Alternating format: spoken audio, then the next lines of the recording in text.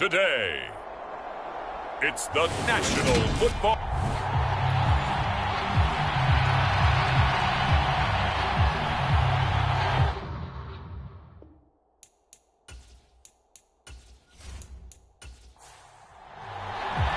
And we are underway from Houston. Fields it right around the goal line. And a nice return sets him up pretty good here right at the 30-yard line.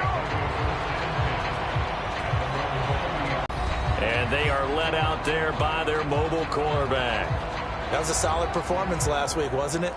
2 touchdowns, no interceptions, ran the team well, won the ball game. Bottom line, may not have been earth-shattering, but it didn't need to be. So 1st and 10 now from the 30. They'll begin on the ground with Akers. The numbers for him from a week ago: 22 carries, 77 yards. And as we discovered in talking with the coaching staff prior to the game, going up against a team that struggled against the run has only emboldened them to run the football more. I expect 40 to 50 carries in this game. Throwing on 2nd and 8. McCoy. And this is caught. First catch for Keenan Allen. A gain of 8 there on the play. And they'll be faced with a 3rd and inches. They'll try and run for this with Akers. And he's going to have a first down as he's brought down at the 44-yard line. 5 yards is the pickup there as that extends this drive. Faced with their first 3rd down conversion opportunity and able to punch it through and pick it up on the ground. And to me, doing it on the ground sends a different type of a message than throwing the football. And, you know, let's face it, we've done a lot of games together. How often have we seen 3rd down turn into an automatic passing down no matter what the yardage? Yeah, and last thing you want, that opening drive to go 3 and out. You got everything scripted, lined up. Let's get some points on the board, and they're able to avoid that 3 and out. And he is going to be stopped cold behind the line of scrimmage. He'll lose a yard there, and it's 2nd and 11. Well, this defense for the Jaguars, they were excellent a week ago in the victory over Arizona. It was a little bit enlightening talking with the defense coordinator about their performance last week, because the feeling was that it was a good, solid performance. They did what they needed to do to get the job done and get the win, but definitely a few lapses that they're looking to correct. Looking at a 2nd and 11 now after the loss. Here's McCoy. Got a man open. It's Tyler Higbee. And they'll get this down to the 42-yard line. So in Jacksonville territory now. Here's a 1st and 10 at the 42-yard line. A give running right is Akers. No gain on the play there. 2nd down.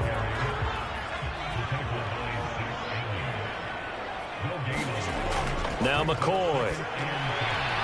And the timing a bit off that time as that one falls to the ground.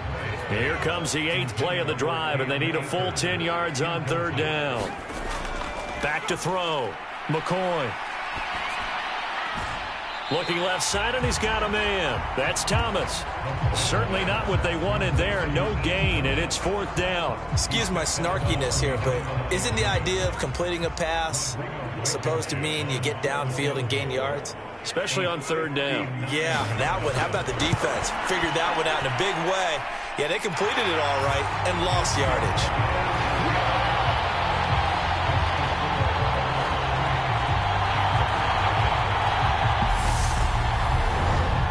They were probably hoping to get him a little bit closer for a shorter field goal, but he was able to get it done from deep. Nice little tester for him to begin things, huh? I think he was hoping for a little bit more of a chip shot. Instead, they made him stretch it out a little bit, but he's got to feel great now that he put it through the pipes. So here's the first drive now for the Jags. And they will be led out by a man in his sophomore campaign as the quarterback. I tell you what, when he is on schedule for that week, secondaries take notice because you've got to stay alert back there on every snap. A truly powerful arm, one that's capable of challenging any level of the defense on any given play. That's why so many scouts preach arm talent when preparing for the NFL draft. A quarterback with arm strength to make every throw in the book, he's an asset to have in any offense. A good gain on first has him set up with second and just a couple of inches now from the 29.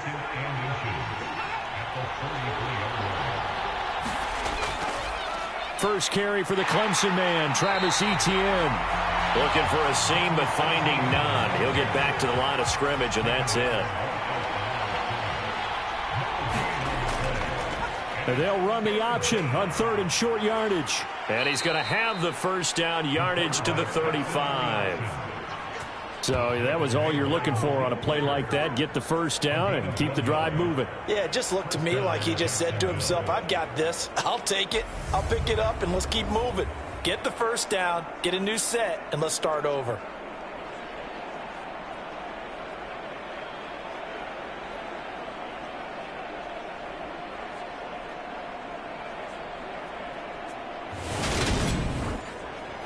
Ball up to the 35 now as they come up on 1st and 10.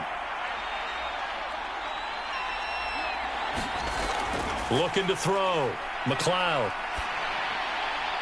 Oh, this one incomplete. The pressure got to him as he released it. And it's 2nd down.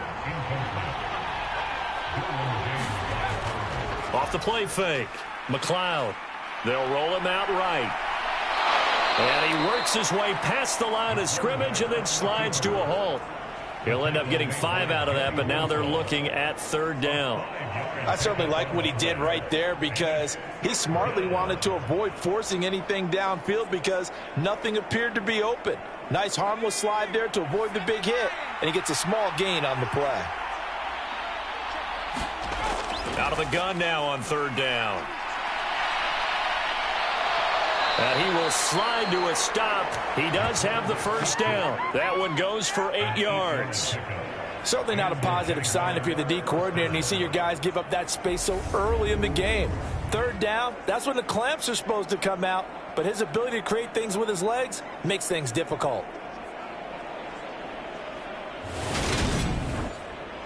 A couple of first downs on the drive already as they'll go from the 47 now on 1st down. Off play action. McLeod in trouble, and he's taken.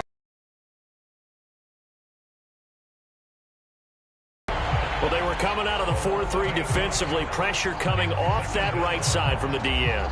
And that's the blind side of most quarterbacks. If you're right-handed, that's the side you don't see quite as well, and that's why you rely on your left tackle, maybe your highest-paid offensive lineman, to take care of you. In this situation, that didn't happen.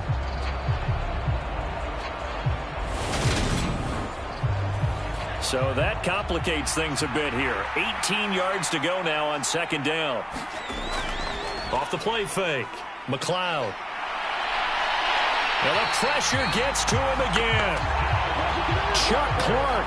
He's the one that drops him this go-around. And that pass rush getting strong here. Back-to-back sacks. Now make that a 2nd sack here on their first drive out defensively. And not to get ahead of ourselves, but they're on pace for double-digit sacks at this point. But they're going to have to find a way to tamp that down, aren't they? So if you're the play caller, you're telling your quarterback maybe some screens, maybe some draws, hard count, use your voice inflection a little bit, anything to try and slow that pressure down.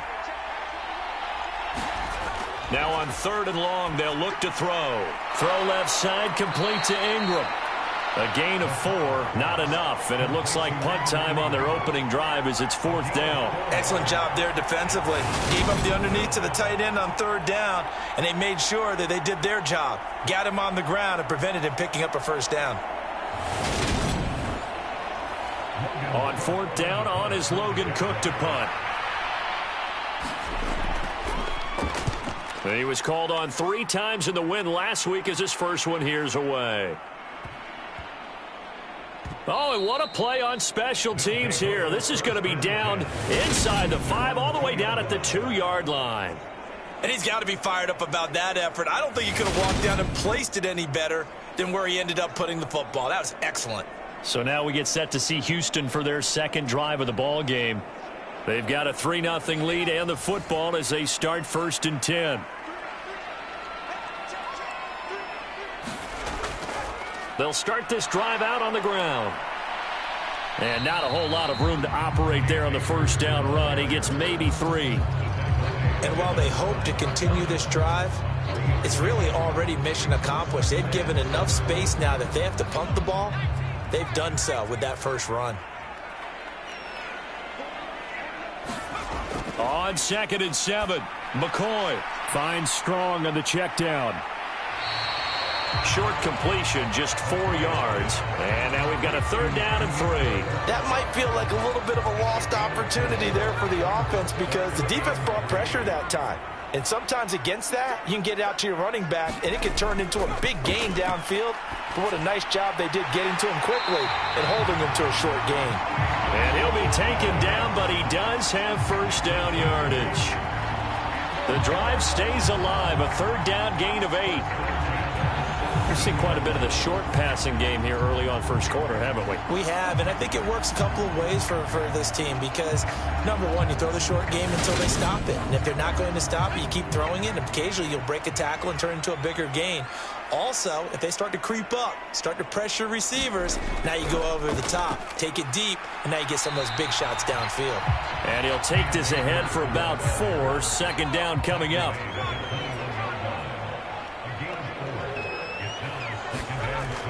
Going right back to Akers. And he'll get this up to the 34-yard line. 12 yards there and a first down. Seemed like a couple sets of eyes were on the quarterback, so he decided, hey, I'm going to hand this off. Got a good gain out of it. And you know you need good blocking up front in order to gain yardage, but every one of these RPOs, if you do it right and they look the same, whether it's handed off inside or the quarterback keeps it, that allows you to fool the defense so often. And in this case, fooled them with the inside run. They'll look to throw here on first down. Open man, Higbee, the tight end. And they'll get it up just short of the 45 at the 44.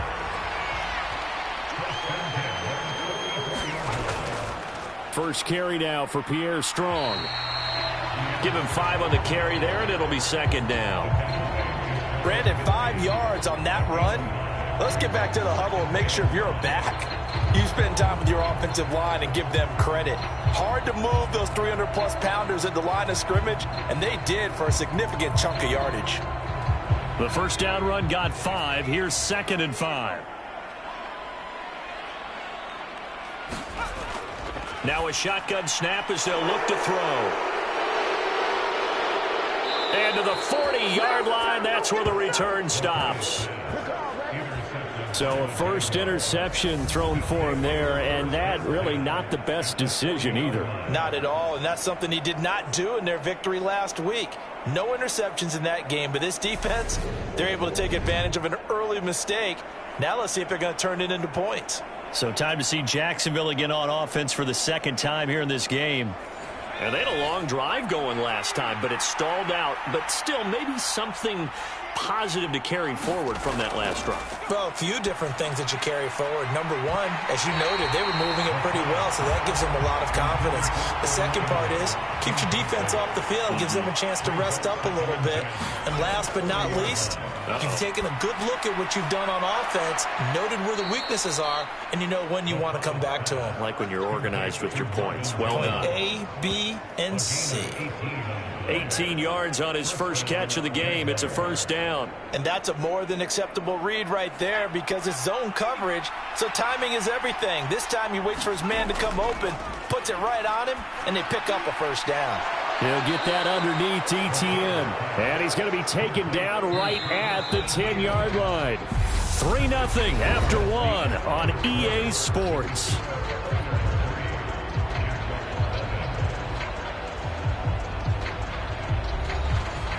So not quite a 1st and goal. It's 1st and 10 from the 10. ETN up the middle. And a short pickup there down to about the 9. Here's 2nd and 9, just a yard on that last run.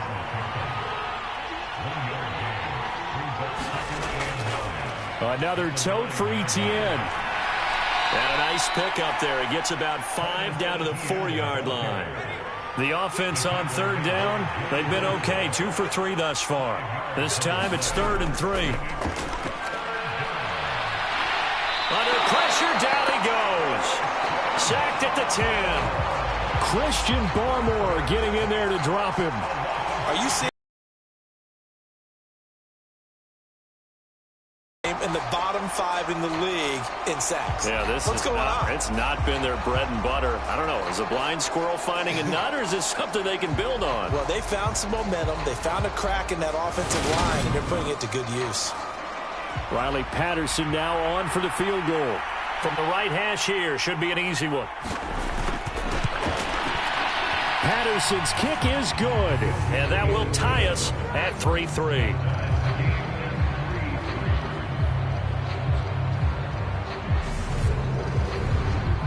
So, Charles, they get to them with their first turnover of the game and then make it hurt a little bit extra with a field goal. And anytime you give the ball up, what's the first thing a coach tells his defense?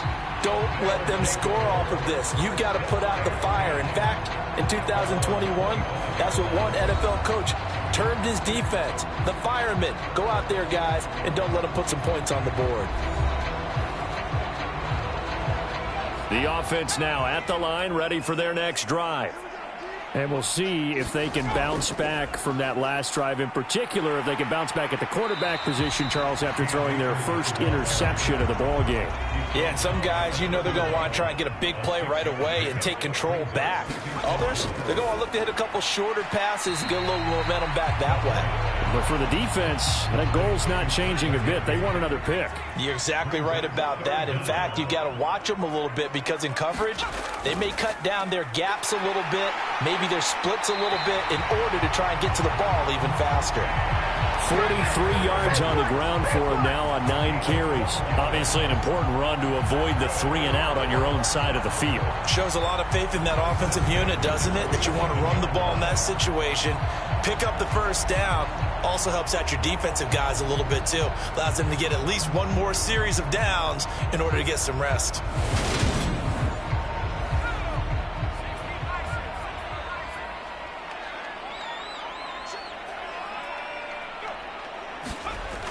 Now a play fake here on first down. That's complete to his tight end, Higbee. And they're going to get this down to about the 37.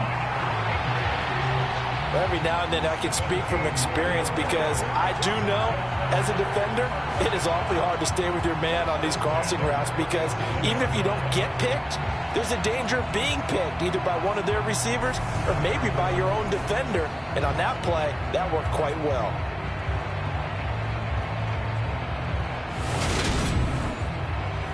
This offense finding its legs now. Here's another 1st and 10. Back to throw.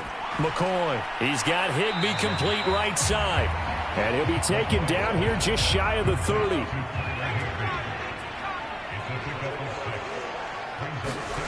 Throwing again on 2nd down. McCoy. He'll find Lazard here over the middle. And he's going to have another 1st down as the tackle's made at the Jaguars' 18. 13 yards as the quick slant keeps the drive moving. That's now 4 completions in a row. A good bounce back following the interception last drive. Certainly not letting it affect him, that's for sure. And we all know interceptions are going to happen. So the big trick, don't let it affect you going forward. Most of the good quarterbacks, they just tell the ball boy, get that one out of the rotation, give me a fresh ball, and let's go. He's got his offense moving again.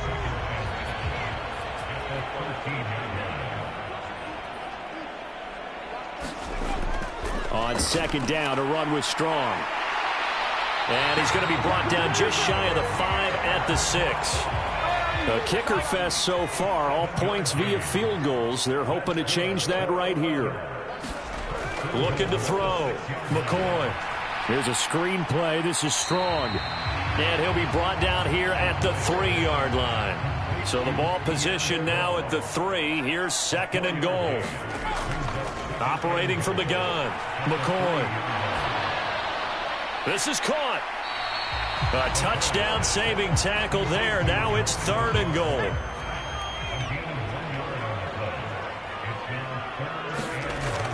Off play action. McCoy. And down he goes. Pressure gets him back at the 14. A very costly sack there on 3rd and goal. Pushes him back big time. And now you'd figure the field goal team coming on 4th. 3rd and goal, they decided to throw for it, but how about the play defensively? Couldn't find anyone open, left him nowhere to go with the football, had to absorb the sack.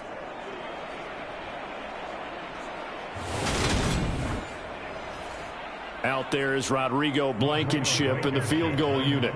From the right hash, this a 31-yard attempt.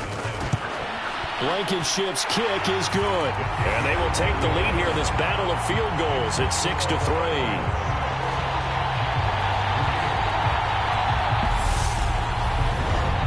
So we're trading first-half field goals. No breakthrough on the touchdown front. Got a 6-3 game. Yeah, and I know so many people look at a game through offensive eyes, right? They want to see how the game's played that way. You know how I'm going to view it, right? The defenses, to me, have responded well in this game. Like what I'm seeing from them, both of them hoping to keep it to field goals and not give up big touchdowns. Jacksonville set to go again offensively. Their drive last time, it stalled out. They were forced to take the short field goal. And the key phrase, you nailed it, forced to, because you know coaches look at these short field goals as a last resort, right? To them, that's not how drives are supposed to end. You're supposed to put 6 on the board. That's a consolation prize, like going to the county fair. You don't get the big stuffed animal on that one, do you? No, you don't go top shelf. That's bottom shelf material. On 1st and 10, it's Etienne. And he puts his head down and gets up to the 42 for a gain of about 6. 6 yards on that last play. Here's 2nd and 4. On the counter, Etienne. And he's dropped just before the line to gain. 4-yard pickup leaves him with 3rd and 1.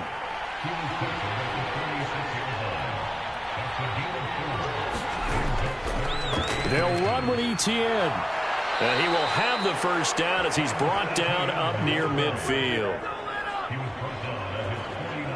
I don't know about you, but that almost felt like old-time football there. 3rd and 2 is not necessarily just a running down anymore. A lot of times they want to throw the ball. They went back to the roots and powered forward and got the first down.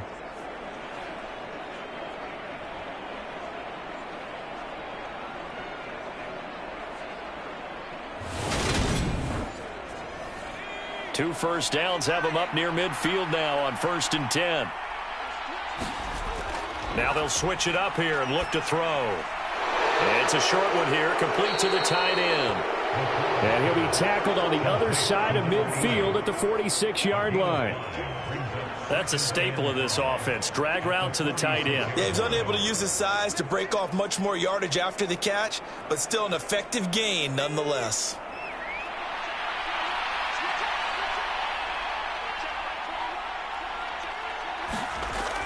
To throw on 2nd down, McLeod. And he's going to be taken down just shy of the 35.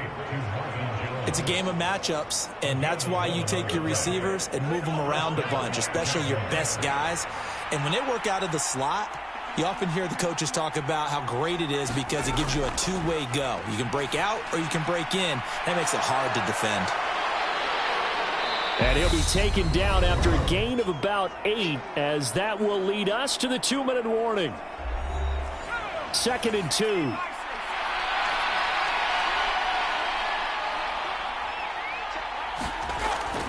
They'll look to throw again. Drive on 3rd and 2. They'll stick with the passing game as he looks to throw. And he gets it inside the 10 to the 9. I guess no need to force it when you can do that instead. First down, 18-yard gain. Oh, man. Just when the D thought they had the answer for him, he went and changed the question. Surprises him by taking off himself. Is able to set up his offense pretty with a 1st and goal.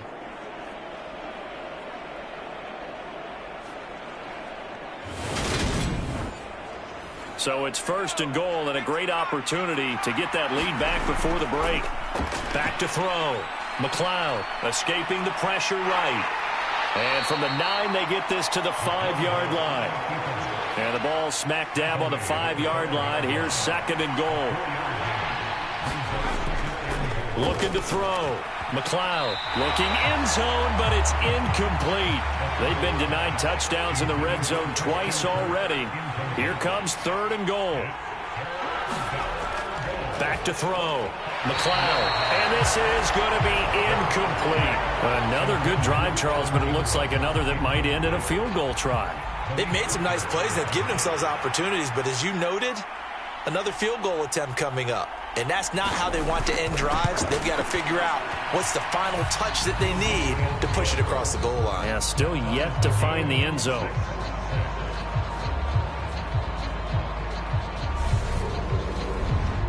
So a long drive gets them down inside the 5, but ultimately they settle for just the field goal. And I have to think that if maybe they were a yard closer, that would have made their decision tougher, and I think they likely would have gone for it. But in this situation, they just decided to take the 3, and I think it was a smart move. Back out comes this offense now late in this first half. And with a little under a minute to play, they may be looking to pick up some yardage here, maybe try and come up with a field goal to seize the lead before intermission.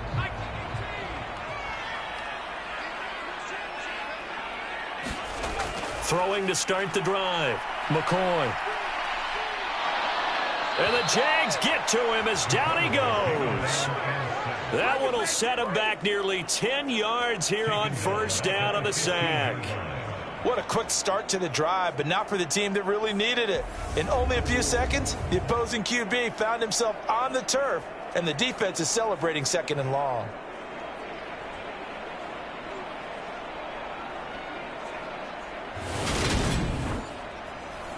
And they need to work to at least get some of this yardage back after the sack. 2nd and 19. Looking to throw. McCoy. Throws left side, complete to Keenan Allen. And he'll take this across the 25 before going out of bounds.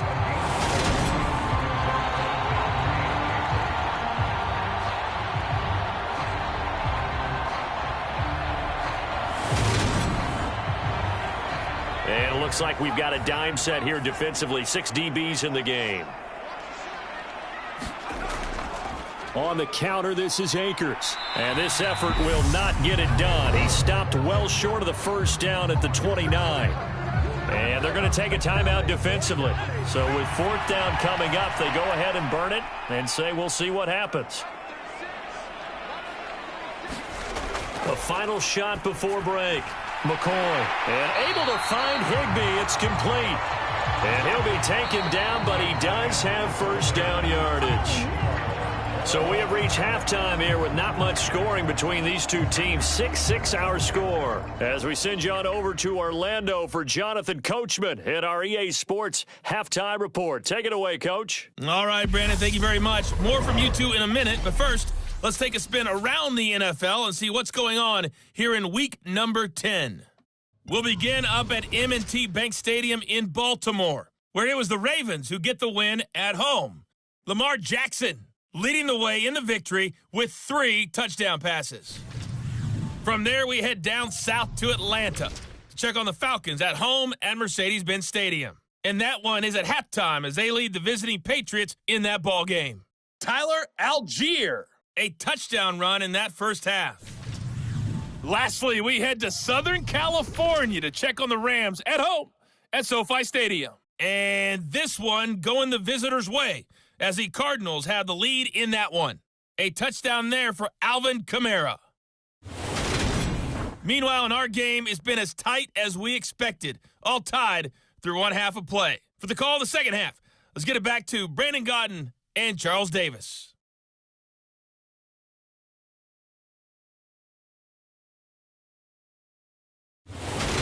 Okay, Coach, adjustments likely going to play a big role in this third quarter in what's been a tight contest so far. Fielded just outside the goal line. And they will wrangle him down a couple yards shy of the 30.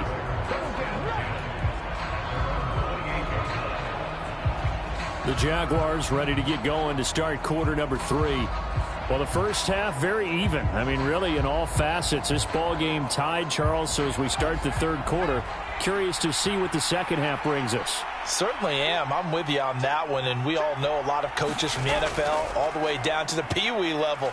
They love to spin it to their teams. Hey, we're starting a brand new, shorter ball game. It's all even. Let's go out and seize it. This is ours. Following the pickup of 4, here's 2nd and 6. ETN once more. And this time he's not going anywhere. They'll get him down right at the line of scrimmage. They'll need 5 on this play to move the sticks. From the gun on 3rd down. McLeod. And Ingram hauls it in. And he will have a Jaguars first down as they're able to get the 3rd down conversion. And that's well executed there on 3rd down. And I love the confidence that they had to let their tight end try and find some space in the middle of the field, right in their quarterback's line of vision.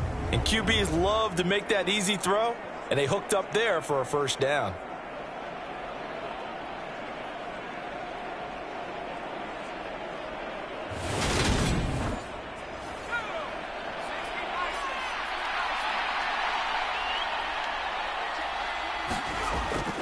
Running out of the gun with ETN. And he can only manage to get a couple.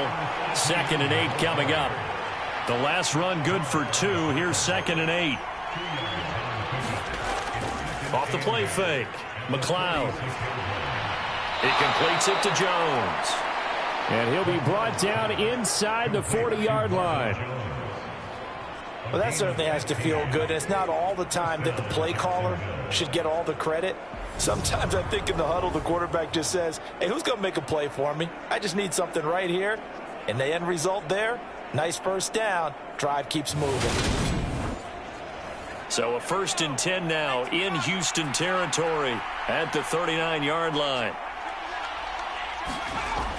Operating from the gun, McLeod.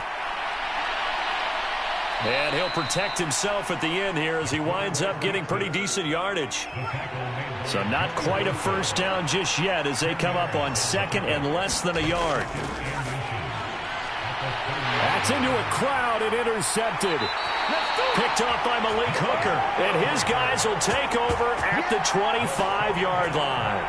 So it was a drive that had real promise here to begin the 3rd quarter, but ultimately derailed by the INT. And that was the position you wanted to be in. Coming out to start this 3rd quarter, get a nice drive going, looking for the end zone.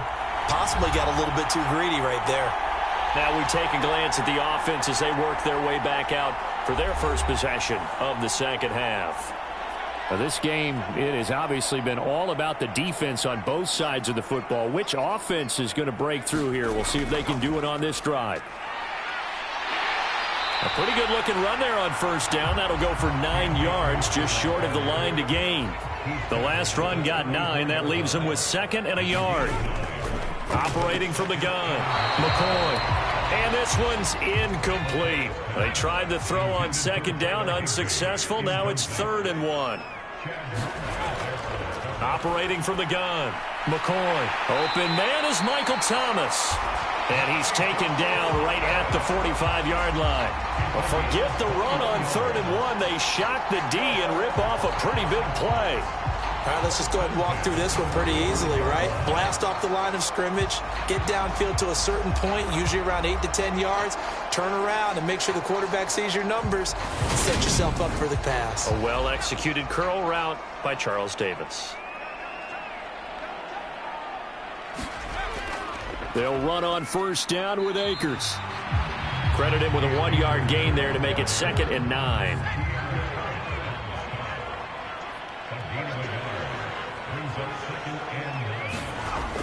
Operating from the gun, McCoy. Open man is Higbee, the tight end.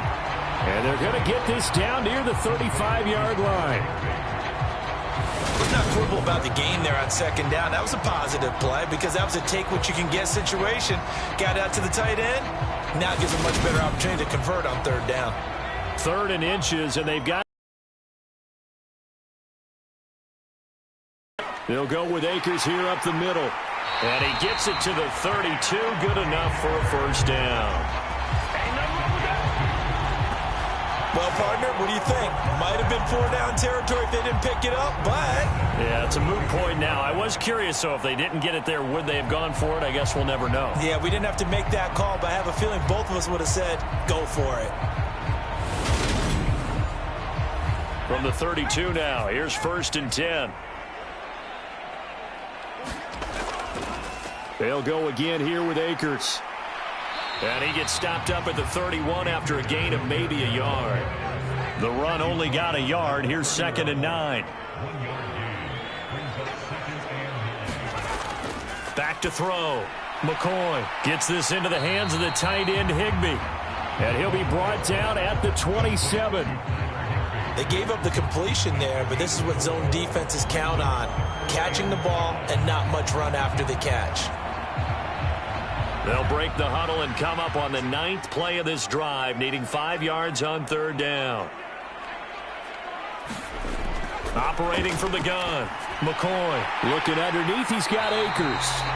And he's brought down here just outside of the 20. I'm not sure that was necessarily a safety valve or a check down throw on 3rd down. Sometimes just try and find the open guy and get him the ball.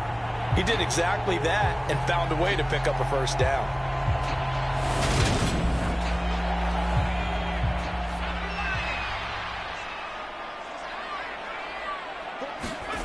On 1st down, McCoy. And this is caught at the 8. And he can't quite get there. Tackled down at the 1. That puts him in excellent position, 1st and goal after a gain of 19. I think he has to be saying to himself, how did that not wind up a touchdown? Remember, he just need the tip of the ball to cross the plane. It's not going to get there, but they're going to be set up in great shape with 1st and goal. Might we see our first touchdown of the game? Here's 1st and goal. Back to throw again. And he's got it. It'll go as a loss on the play. Not what you need down here. It's going to be 2nd and goal. We'll put that one in the win column for the defense. Trying to contain tight ends in the passing game is so difficult nowadays, but they did in a big way there.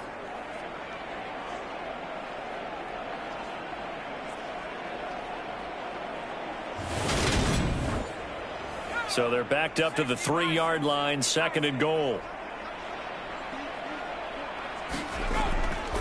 Stevenson will struggle to get to the line of scrimmage as he'll be tackled back at the 4-yard line. That backs him up 1 yard and brings up 3rd down. That's a nice example of good team defense right there. Ball was snapped at the 1-yard line. They knocked them back and caused a loss. But you notice they were trying to find any type of a gap to run through. Wasn't one available, and they stuffed the play right there in the middle of the field. And now can they reverse the trend on 3rd and goal with the last 2 plays having gone backwards? That is knocked away and incomplete, but a penalty flag. In the backfield, this might be a roughing call.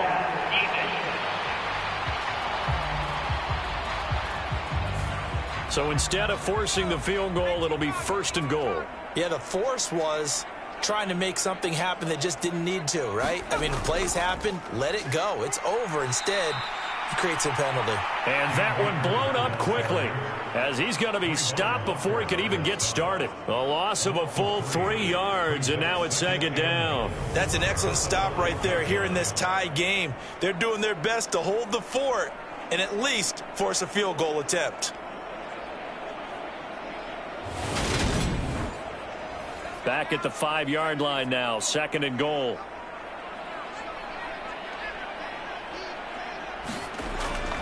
Again, it'll be Akers. Give him right around 4 on the carry. We'll see if they want to keep pounding here on 3rd and goal. They'll try and run. Stevenson. And the reinforcements come in as they're going to stop him behind the line. It's a loss of a full 3 yards, and it brings up 4th down. And I know this quarterback. His instinct, he's going to want to go for it here on 4th and goal.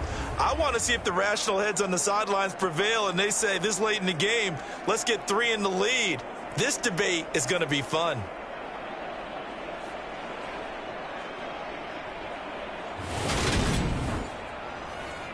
Out there is Rodrigo Blankenship in the field goal unit. From the right hash at a bit of a tight angle. Blankenship's kick is good. And they take the lead here as it's now 9-6.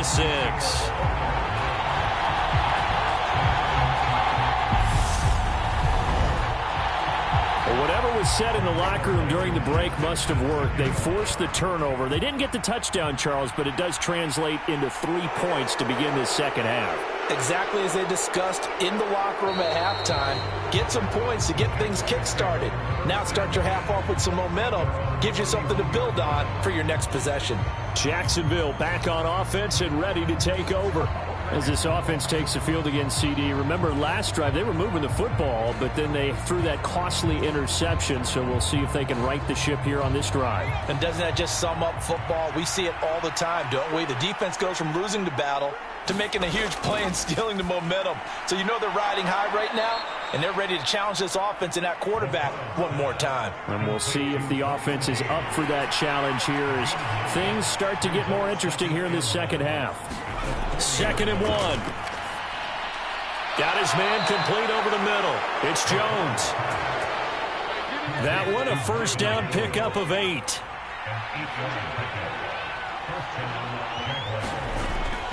Straight ahead, Etienne. And he's down right around midfield after a gain of 2, maybe 3. The last run got a couple. Here's 2nd and 8.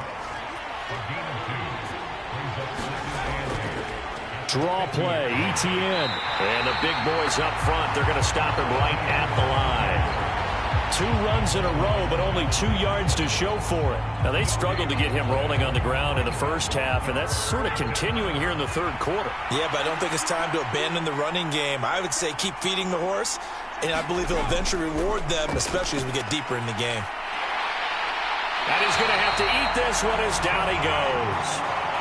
Multiple defenders there to drop him for a loss of 4. And this dominant defensive performance continued on that play. This poor quarterback has now received the protection he needs and has had to pick himself up off the turf far too often.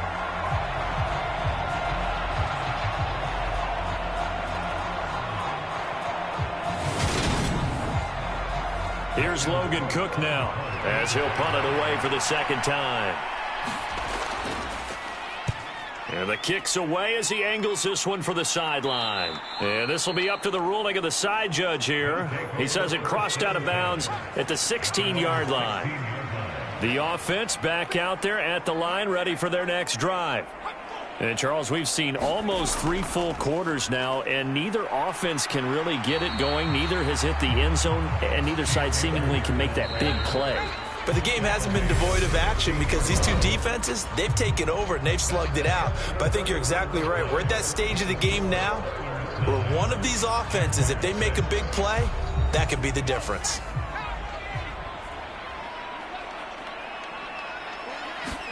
On 2nd and 9, McCoy. They'll set up the screen here to Akers. And he'll lose yardage on this one back to the 13. They'll wind up losing 3 here on the play, and they'll be facing a 3rd and 12. Time to give a little credit here. That was an excellent read by the guys on the defensive side of the ball. Oh, you're crediting your defense. Got to credit them on that one because they tried to fool them, right? Tried to trick them. Ran a screen, and they went to it and smothered it for a loss of yardage. This offense so far on 3rd down, well, they've converted 7 times and could use another right now. This is 3rd down and 12. And he's going to get this one across the 30-yard line. 18 yards, a big pickup there on 3rd down. And that pickup of a first down, that's going to leave a mark because they really needed to stop them there, didn't they? So frustrating. Defensively, you're a play away from getting that football back here down late. Tough. Now they've got to find a way to create a turnover or takeaway. Otherwise, this one will probably get away from them. Line of scrimmage, the 31 now on 1st and 10. A give up the middle to Akers. And nothing much materializing there on the first down run. He'll get a couple, and that's it.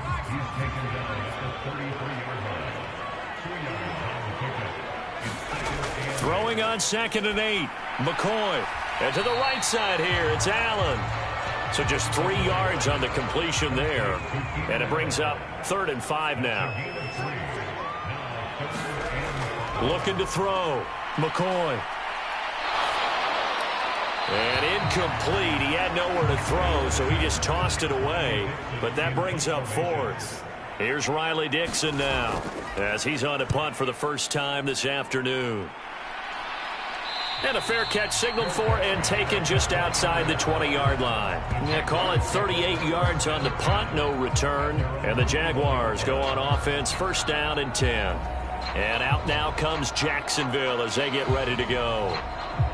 Their defense accomplished step one of the mission. They forced the punt. Now they'll look to erase that deficit and take a fourth-quarter lead. They'll start on the ground. Etienne. And he stopped right at the 25 after a gain of 5. Here's a 2nd and 5 now from the 25. Back to throw. McLeod. They'll get this off to Etienne. And he's upended after a gain of 2 out to the 27. In search of 4 yards here to pick up the first down. Off play action. McLeod. Man open. Here is Jones. And they nearly get 22 there on the 3rd down conversion. And here we are in the 4th quarter, partner, and watch them drive for what would be a go-ahead touchdown. And you and I both know this is where you need a quarterback who can keep his cool back there.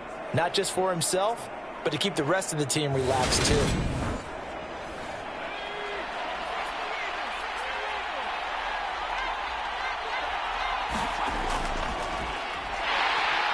Here's a run on first down that won't even get back to the line of scrimmage. He will lose a yard, 2nd and 11. And that's exactly what offenses try to avoid by using motion and throwing different formations up.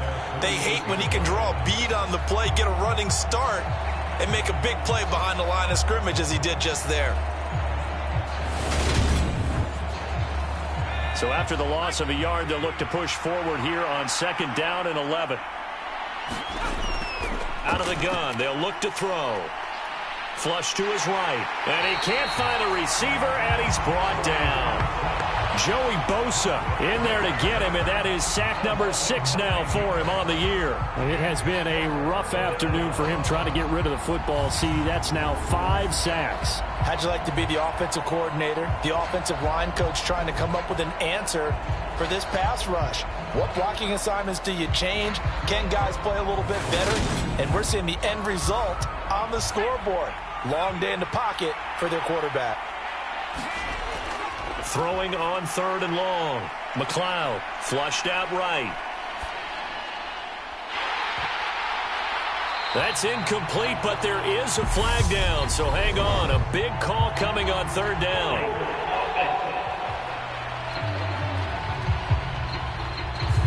So instead of giving them another 3rd down, they'll decline it, brings up 4. Now that's smart football right there. You don't even have to really spend a lot of time considering it. Just know that you're probably going to get the ball back.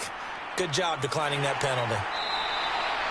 So a change of possession here on the punt. And it will be 1st and 10 as they take over. Now this offense back out and set to go for their next drive.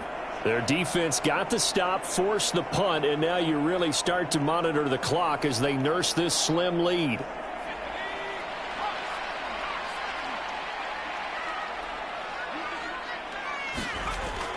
On 1st down, they'll start out with Akers. Trey Greenlaw in there on the tackle. After the pickup of 5, here's 2nd and 5. From the shotgun, he'll look to throw. Oh, the slant complete to Michael Thomas. And he's got it past the 30 before he's hit and dropped. The quick slant, good for a 1st down, a gain of 12.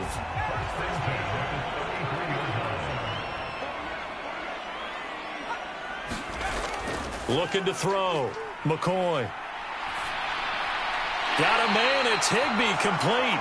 And they get him down, but not before he takes it across the 40-yard line.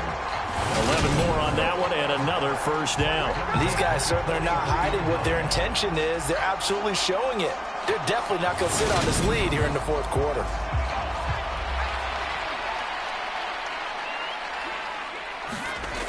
On 1st and 10, McCoy. For Keenan Allen, that's complete. And he'll be taken down, but not before they work this to the 45. So in Jacksonville territory now. Here's a 1st and 10 at the 45-yard line. And he's going to take this ahead for right around 3 yards, but no more than that. Second down. I like a guy who understands the situation. I also like a guy who you look at him and you say, that looks like a guy who knows the coach is going to say, guess what? You drop this one, you'll be carrying around the training facility for an entire week. Maybe flashback to high school or college, carrying it around campus, right? The old gauntlet drill, right? Anyone get the ball out while he's sitting in class and bring it back to the coach, he's in big trouble. It'll be a loss of a full 3 yards there, and it also brings up third down. But sometimes that option can get bogged down before the gears really even get into motion, and I think that's what we saw there. And I think what he saw defensive end right in his face, because he looked up and he was right there. Didn't even have a chance to get going.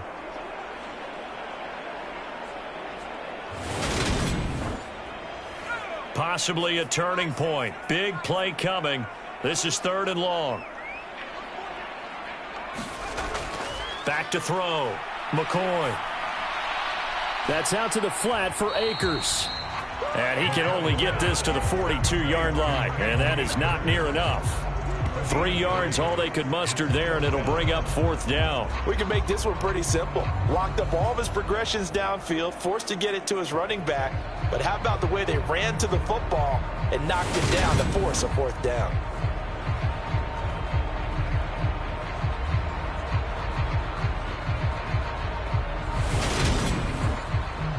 So now one of the biggest kicks of the night is forthcoming.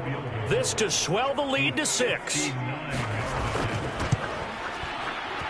And this won't get there. Won't be online either. It's no good. Off to the right, and that will keep this a 3-point game.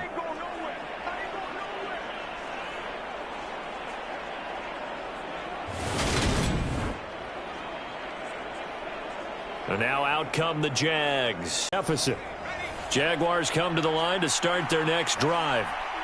Their defense was able to hold serve, albeit with a little help from that missed field goal as they settle in now 1st and 10. Caught by Jones. And they're going to get this down near the 35-yard line. Tell you what, he's been able to put the ball in some tight spots all game long. That throw, no different. Yeah, a lot of people would call it a gutsy type of a throw. I think he looks at it as, I can do it, so it's not that big of a deal to me, and I'm going to keep firing. Ball up to the 35 now as they come up on 1st and 10. Looking to throw. McLeod forced out to his left. And he's going to be taken down at the 28-yard line.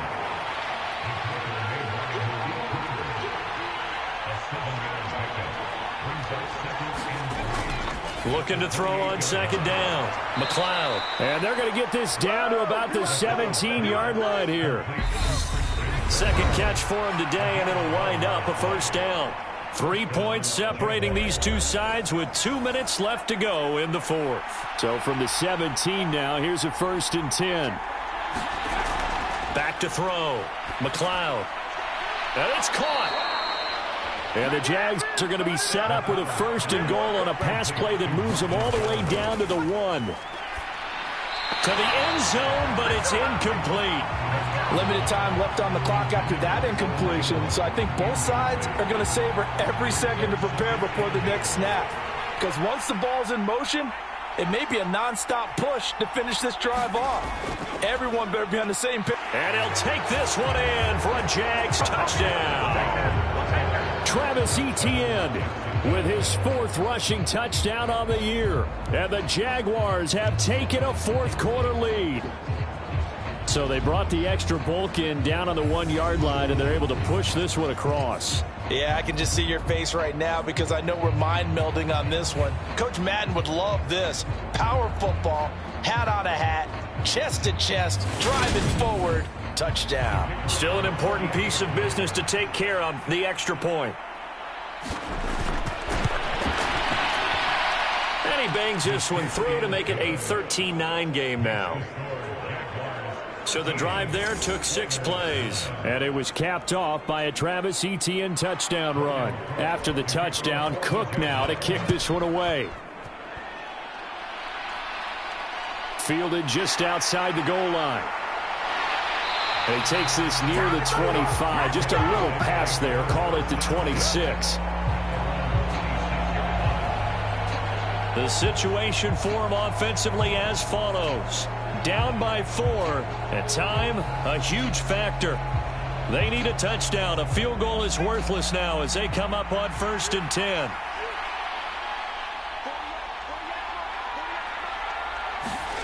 Now McCoy. And this will be incomplete. Physical play on the football there, and it's 2nd down. Once again, they'll come up on the 26-yard line, 2nd and 10. Back to throw. That's into the hands of Akers, complete. Now the offense going to use the first of their timeouts as they'll talk it over here before what will be an important 3rd down. He's back to throw. And this pass broken up. And the contact well timed there, and now 4th down. Got to try it here. He's back to throw. And they bring him to the ground just shy of midfield. 1st down now, but that clock rolling. They'll look to throw. Now he'll dump it underneath to his running back, complete. And they'll get this down to around the 47-yard line. And that falls to the ground, incomplete. A nice job of bodying him up defensively. And now it brings up 3rd down. He'll look to throw. And he'll let this go deep for Lazard. A high throw there as this is knocked away, down to the ground and incomplete. As expected, they're going for it to keep the drive alive. Oh, that's going to be a costly one. It's intercepted. Picked off by Andre Cisco. And the Jaguars have just about sewn up this football game.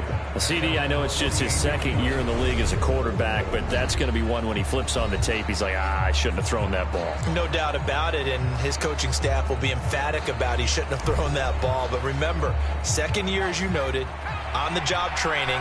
So he's got to take this feedback that he's getting, negative or otherwise, and turn it into positives moving forward. Now a 2nd timeout called for by the defense as they'll stop him with a little over 30 ticks to go in the football game.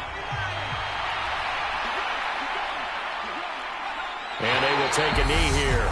Now the defense will burn their 3rd and final timeout. And as the two teams talk it over on their respective sidelines, we take a break.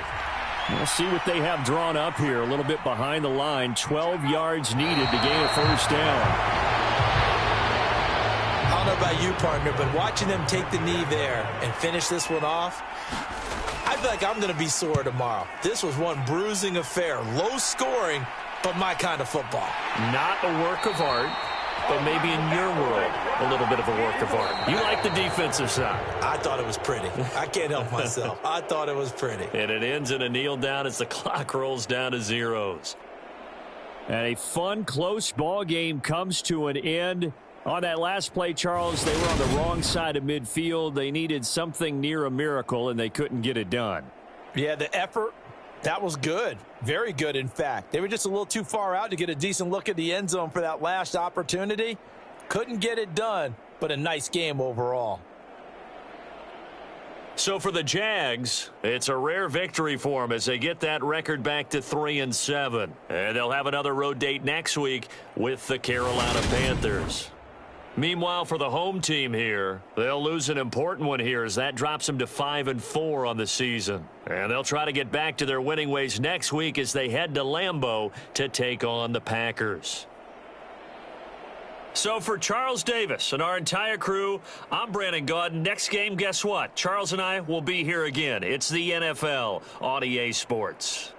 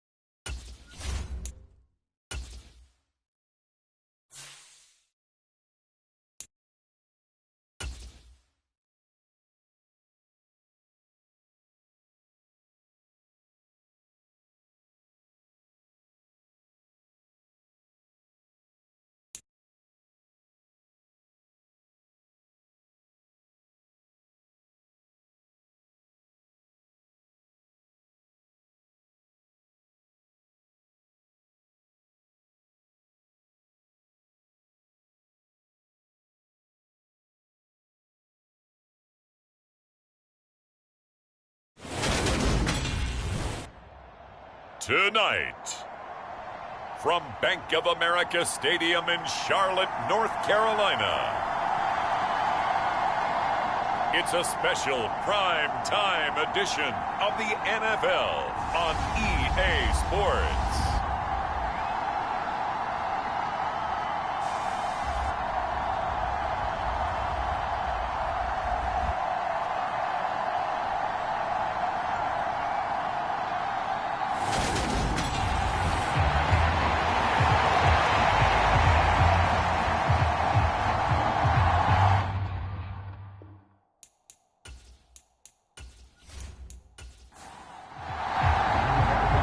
Halfway point of the NFL season. Week 7 is underway on EA Sports.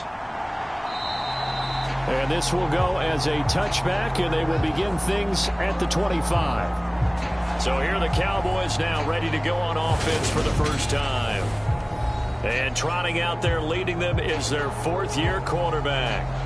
His game last week reminded me of the old song, accentuate the positive, because that's about all he did, right? Yeah. 3 touchdown passes, over 300 yards in the air, receivers happy. And they got the win. Got the win. If you're a running back that likes to catch passes, they're happy as well. Big-time game. And his first look is incomplete.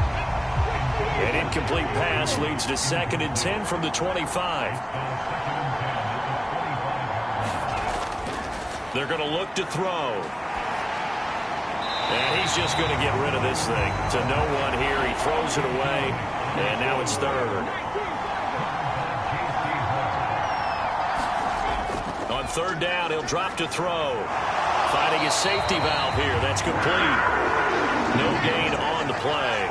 And that'll bring up 4th down. Get down up the blitz on 3rd down, and your worry as a defense that they can hit you with a big play in that situation. Instead, the blitz pays off, able to rally to the football and make the play. On 4th down, A.J. Cole comes on to punt. And the win last week punted 4 times as this one's away. That'll be a 43-yard punt, just a single yard on the return. And the Panthers will take over now, 1st and 10. So here are the Panthers now for their opening drive. And they will be led out by a guy certainly still trying to prove himself here in the league, the young rookie quarterback. And I like his honesty, because when we sat down with him, I mean, he was the first one to say, that was on me last week, a really poor performance. Way too many interceptions, didn't find the end zone throwing the ball, put his defense and his special teams in some real jeopardy, but somehow they won the game. They won. Yeah, what I loved about is when he told us about the defense kind of corralling him in the locker room and said, all right, my man, we're not going to do that again this week, are we? The numbers on the ground for Henry last week.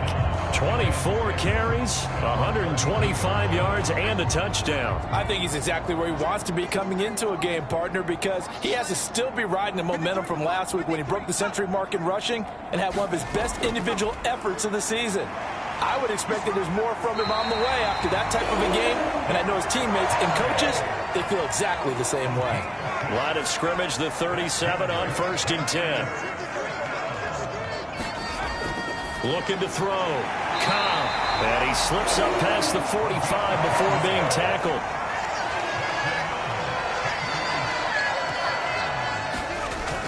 They go play action here on 1st down.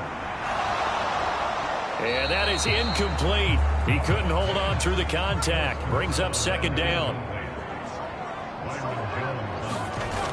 And 2nd and 10. He'll look to throw again. Looking right sideline, but it's incomplete. So back-to-back incompletions, and that has him staring at a 3rd and 10. Again, he'll drop to throw. And he'll be brought down inside the 40-yard line. Brandon, you know I'm all about quarterbacks protecting themselves, but I have to admit it. I liked what I just saw there. That rookie wasn't afraid of absorbing a big hit. Now, you don't want to see him taking those shots all game long, but he picked up the 1st down, kept fighting for yards, and was willing to embrace some contact to keep the play moving. So from Cowboy territory now, here's 1st and 10 at the 39-yard line. A first down carry for Henry. And he'll manage to pick up about 4. It's second down. The run got 4. Now they deal with a 2nd and 6.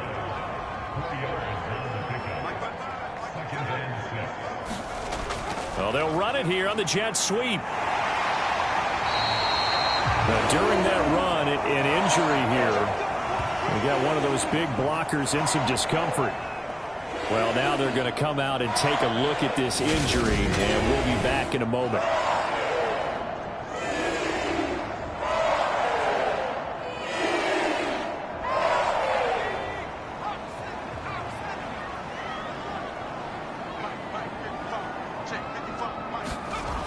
Throwing on first down.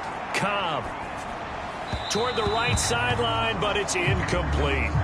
An incomplete pass leads to 2nd and 10 from the 25. Back to throw. Cobb eluding the pressure right.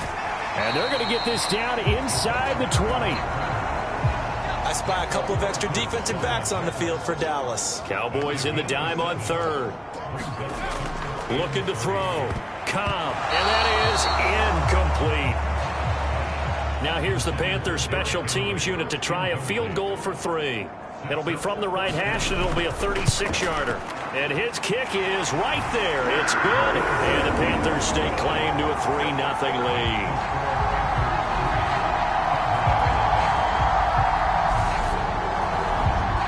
So they're able to end that drive with 3 points in this one-possession ball game. And ideally, you want to end every drive with points. Most quarterbacks would tell you, let's end it with a kick, right? A PAT, that's number 1. Field goal you'll take.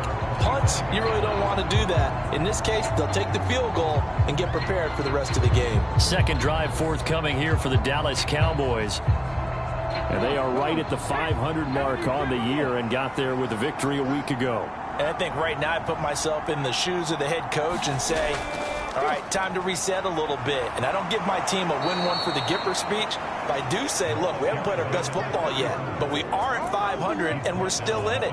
Let's try and string a few of these victories together, and we're capable of doing so. I don't know what this says about me, but I love successful runs up the middle when the blocking is so well executed like that. And it doesn't matter whether it's zone blocking, whether it's a power scheme. When you have a blocker on a defender and then the running back can read it, find the proper hole, and just go, it's sometimes a thing of beauty. Line of scrimmage, the 37 on 1st and 10.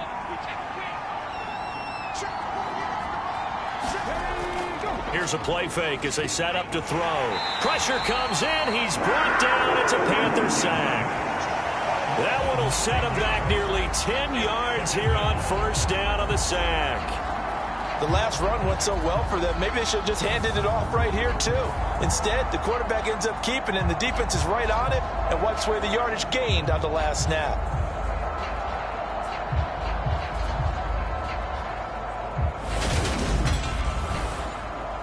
After the sack, it's 2nd and 19, and the road gets a bit tougher from here. He'll look to throw. And he finds his target. It's Schultz.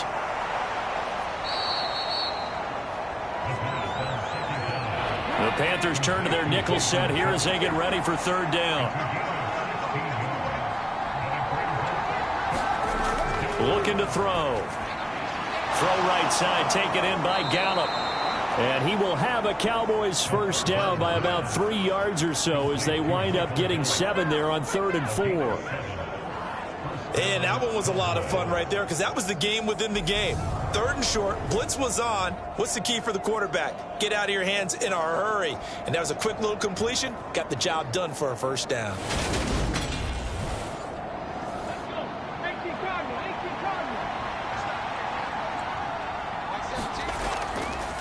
On 1st down, they'll go to the ground attack.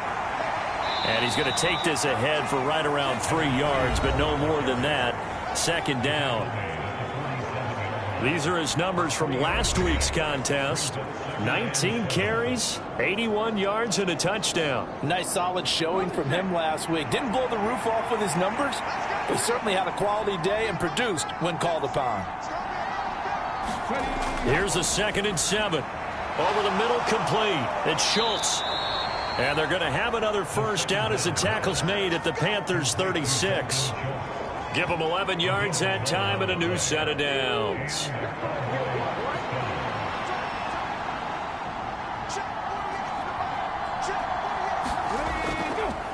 On first down, they'll go to the ground attack. 7 yards on the pickup there, and it'll leave them with a 2nd and 3.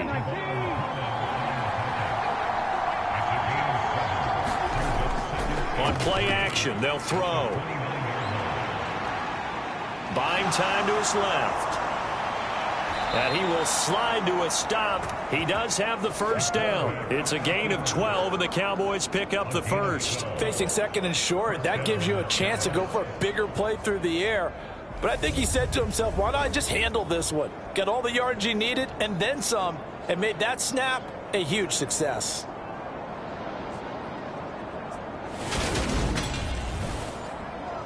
So from the 17 now, here's a 1st and 10. From the red zone now, they'll look to throw. Now they set up the screen. That's complete. Touchdown, Cowboys.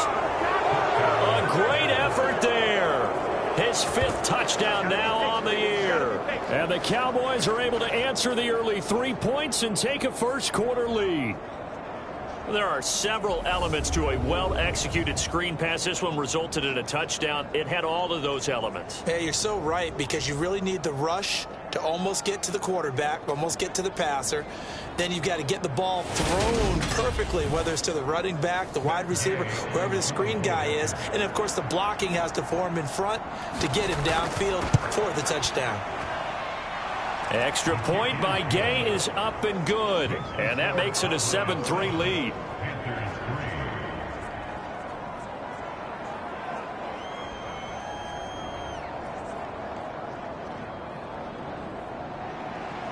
Out is the kickoff unit as they run up and send this one away.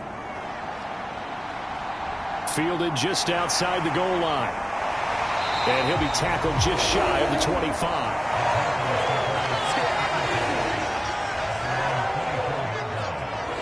The Panthers coming back out onto the field for their 2nd drive. And after the field goal last time, we'll see what they can get here. And at least they got points out of the last drive, Charles. I never met an offensive coach that didn't want to drive to end with a kick. Most of them wanted to end with a PAT, right? In this case, a field goal, they'll take it. Way better than the alternative, which is a punt. Yeah, but you've met fan bases that wanted that, that weren't happy with that field goal. I haven't met a fan base yet that wants to drive to end with a kick, other than the extra point. That's it. Well, for last week's performance, which was so good, he was named NFC Defensive Player of the Week. He got a lot of praise, and understandably so, from national media. Looking pretty good on that play, too. And I love what he told us this week before the game. He talked about how much time they spend working on pass rush moves, every position, because anyone can go after the quarterback in their defense, and you can see how they've all absorbed their lessons. Coming up now on a 2nd. Now a throw here to his running back. This will be a gain of about 8 to the 27-yard line. So 7 yards from the first down here as they come up to the line of scrimmage. On 3rd down, Cobb. And he will slide to a stop. He does have the first down. Give him 7 on the tuck and run, and it'll give him a new set of downs. As we both know, there was a lot that went into why they made him their first-round pick this year. And part of it was what they saw in college, his playmaking ability when things break down. As soon as he saw he wasn't getting a lane to throw, he pivoted and found an alternate way to the marker. Now the result here, a pickup of 8. Leaves him with 2 to go on 2nd down. Back to throw. Cobb. And he'll take this to the other side of midfield before going out of bounds. Nothing open downfield. He keeps it himself for 11 and a first down. There he goes, and for good reason. Running with it has paid dividends earlier in this game and earlier on this drive. And until they prove they can stop him, nobody's going to be shy about continuing to run for first downs instead of airing it out. So from Cowboy territory now, here's 1st and 10 at the 47. Inside handoff, Henry. And he picks up about 6 as he gets this down to the 41.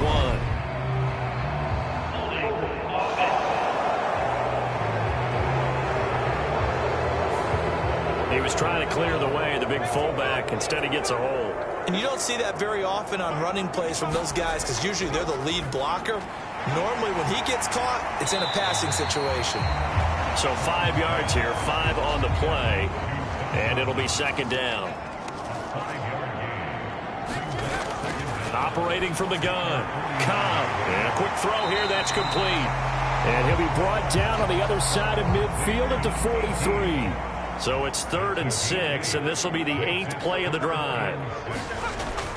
Looking to throw, Cobb, and that's going to be incomplete. The coverage too good there. The contact popped the ball free, and it's 4th down. Against a team coming off a win just as your team did the previous week, you talk about being physical all game long.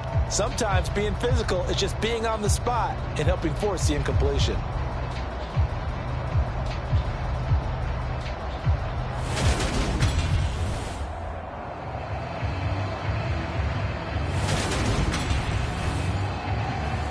So on trots the field goal unit, and wow, this is going to be a challenge here.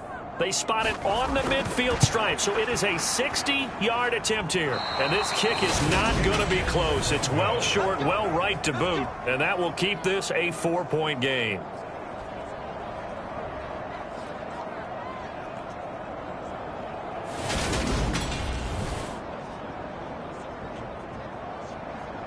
I don't care who you are. 60 yards is a very ambitious attempt. Hard to make even in practice in the best of conditions. And now, worst of all, you give the other guys the ball to start their drive at midfield. And he's out of bounds as he gets this down to the 45. After one, 7-3 the score on EA Sports.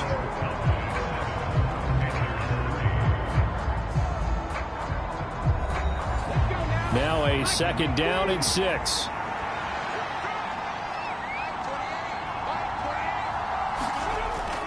He'll look to throw. He's going to find Gallup here complete. And the tackle going to be made at the 38. So here's a 1st and 10 at the 38. Back to throw. Finds his man. It's John Mechie. And they're going to move it down to inside the 25.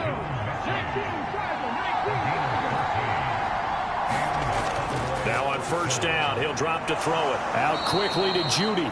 And he'll be marked down right at the 15-yard line. A good position to be in here, 2nd and inches. Hands it off out of the gun. Oh, able to avoid him. And he'll be taken down at the 2-yard line. A solid pickup of 12 yards, and now they're knocking on the door. We use the word relentless a lot with guys who are aggressive on the field. In this case, it really fits, doesn't it? How about his ability to break tackles and his feet never stop moving?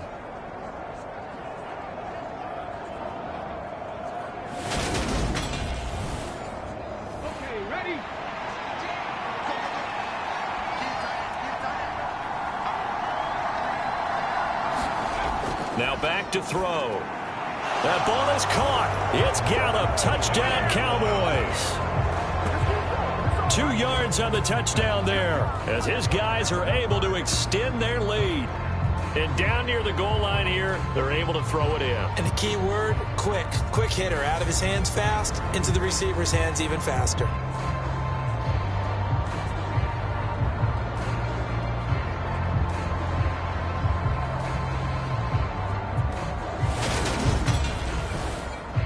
Here's Gay now to add the extra point.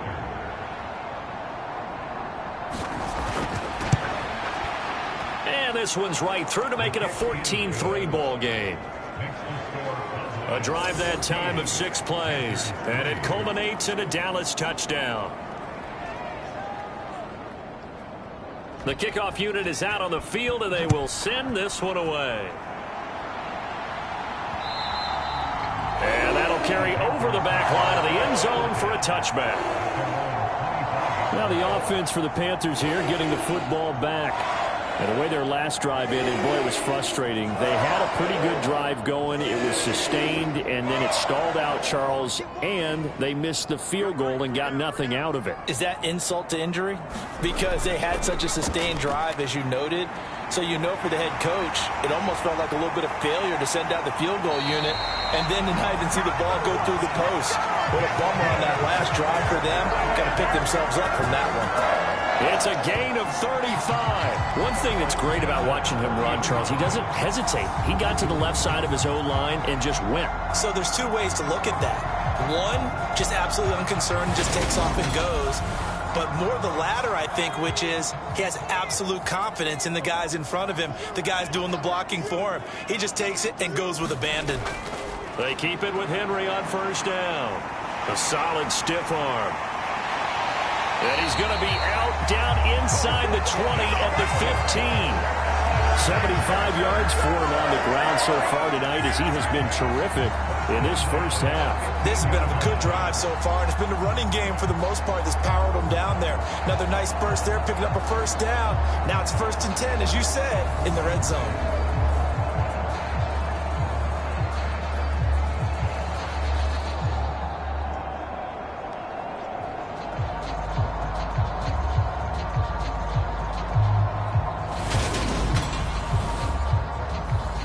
This offense finding its legs now. Here's another 1st and 10.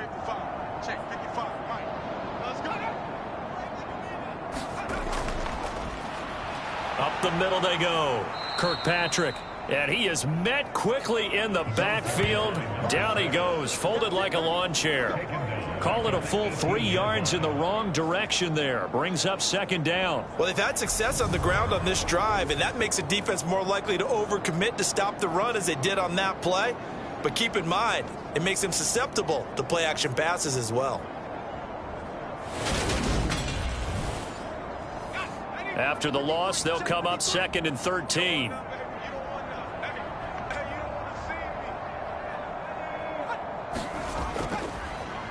They'll keep it on the ground. Kirkpatrick, and he is met in his tracks behind the line of scrimmage.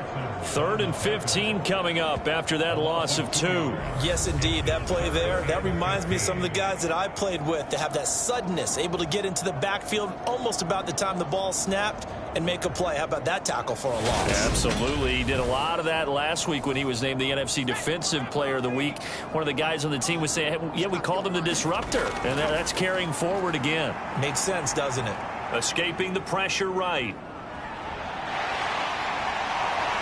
And all the way down inside the 5 to the 4. A nice job there on the escape and scramble. A first down, a 16-yard gain. Brandon, that's a gamer move right there. Facing 3rd down, steps up, calls his own number, and nearly makes the house call. If I'm the coach, I'll let him take another one right here. Give him a chance to be the first one to hit the end zone after that effort he just gave him. 1st and goal, and they got to be thinking a chance to get right back into this football game. Henry will take this one in. Touchdown, Carolina. CD, there didn't seem to be much resistance there down near the goal line. Yeah, partner, from what I saw there, not a real good job of matching up defensively because to me, they looked like they were just in their base 3-4 package. You need bigger bodies in there in a goal line type situation. The 3-4 fine between the 20s, but not down here when you're guarding your end zone.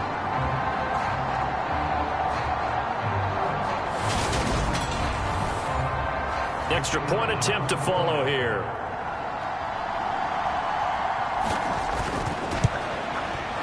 And he's got it. That cuts the lead. It's now 14-10. That time a 6-play drive. And Derrick Henry able to finish it off with a touchdown run. Sanchez now, he'll kick it away following the touchdown. From the 6. And a decent return out to the 27-yard line.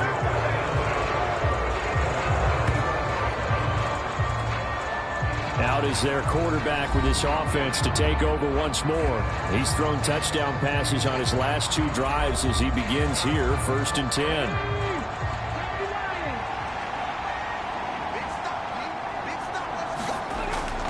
come out throwing here to start the drive. Got his man complete over the middle. That's Schultz. They'll give him 4 yards there, and that'll make it second down. Back to throw here. That's caught again by Schultz. So give him 5 yards there on the pitch and catch, and that will bring up 3rd and 1. They'll drop to throw. Open man Lamb. It's complete. And he will have a Cowboys first down as they're able to get the 3rd down conversion. Those are the kinds of plays right there that show you why he's the number 3 man in the NFL in terms of receiving yards. Also tells you there's a full combination of what he's got going in his game. You name it from...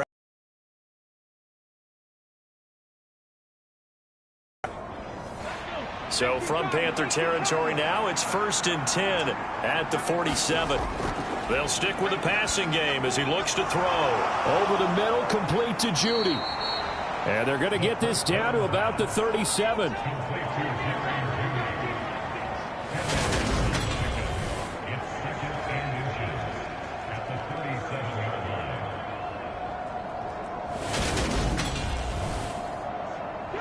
They still need about the length of the football here, maybe a little less as they come up on 2nd and inches. Here's a handoff out of the gun. And he gets it down to the 32. 4 yards the pickup, 1st down. They'll set up a throw. Able to hit his target, Lamb. And they're going to move it down to inside the 25. Only needing 2 yards on 2nd down. Now they'll run the end around here with Judy. 4 yards the pickup, 1st down.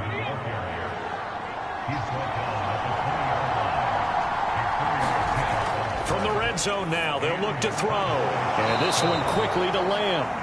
And the Cowboys are going to be set up with a 1st and goal coming up as they get him down at the 6-yard line. That's the 3rd time on this drive that these two have connected with each other. They've got a real rapport going. And right now, it's paying off with big chunks of yardage as shown by that last play.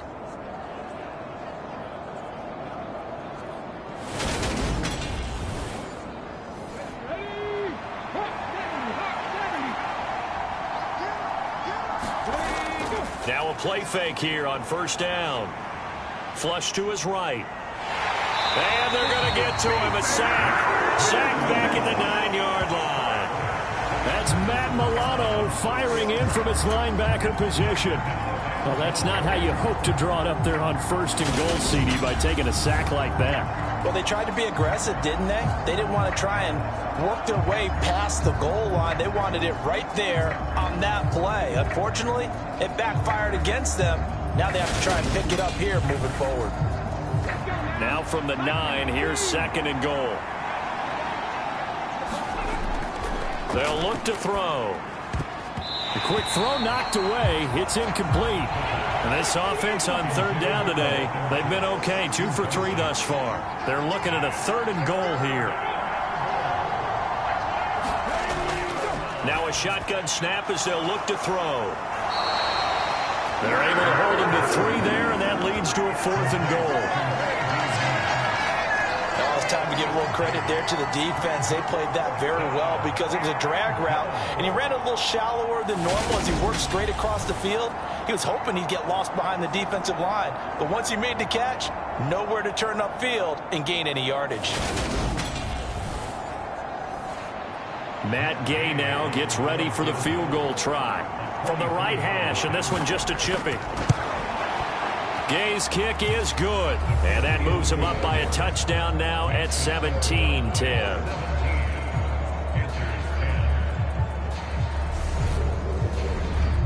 So a nice kick there as they add 3 to the lead. And from what I've seen so far, Brandon, I think they've been the better of the two teams here in the first half. So even though you want the touchdown, I think that's a nice job there to put 3 points on the board. Derrick Henry trots back out there and gets ready to go. Those are his numbers through roughly the first half of the season, and given that, you'd have to think he's on pace for a 1,000-yard campaign. Steady as he goes. Steady goes the offense. But you know what else is happening, too? Because they are a team now recognized with the ability to run the football. You've got to be able to throw it better now, right? Better throwing lanes, better opportunities for the guys downfield, maybe more one-on-one coverage, which you should be able to beat easier. Yeah, he's establishing not just a tone, but an identity for his team. And that's a discussion we had a couple days ago in the team meetings, talking about this running game opening up the passing game. We'll see if that continues to happen. Again, it's Henry. Second quarter action with 1:59 remaining. Coming up at halftime, I'll go from one personality, that's you, Charles Davis, to another one in Orlando, the coach. He'll have stats and scores from around the NFL. You and Jonathan Coachman, both larger than life. No doubt about it. But you're stuck with me in this booth, yes, and he's miles away and smiling. And happy. This will go to Henry out wide. And he's dropped just before the line to gain. 4-yard pickup leaves him with 3rd and 1. And he'll be brought down on the other side of midfield at the 43. First down now, but that clock rolling. Back to throw. Cobb.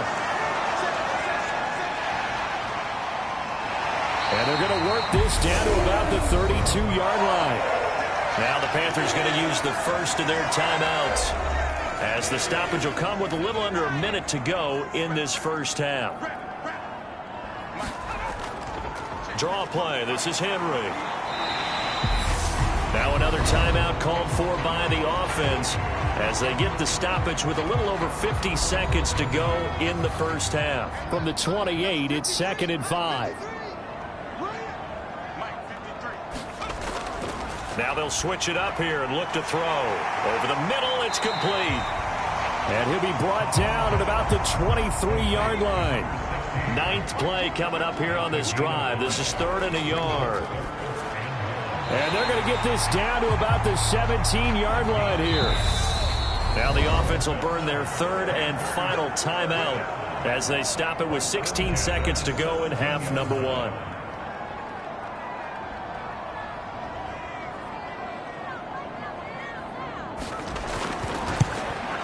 And his kick here is good. And that will cut this lead back down to 4 now. It's 17-13.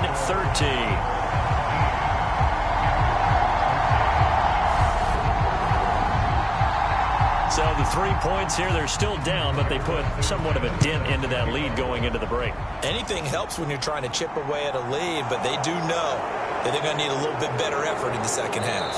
And a good return as he'll be stopped just shy of the 30-yard line. About set for this next drive by the Cowboys offense. They'll try and start this drive in the air.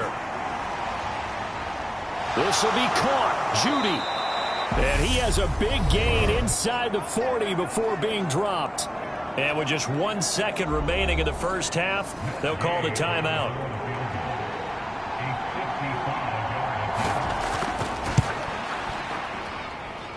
And he has got it from 55 yards away. That was never in doubt. So we have reached halftime with a touchdown. That's the difference on the scoreboard. As we'll send you down the coast now to Orlando, that's where we find Jonathan Coachman, ready with our EA Sports Halftime Report. Coach. All right, Brandon, thanks very much. We'll get back to you and Charles in a minute. But first, time to give the folks at home a look at what's going on around the NFL.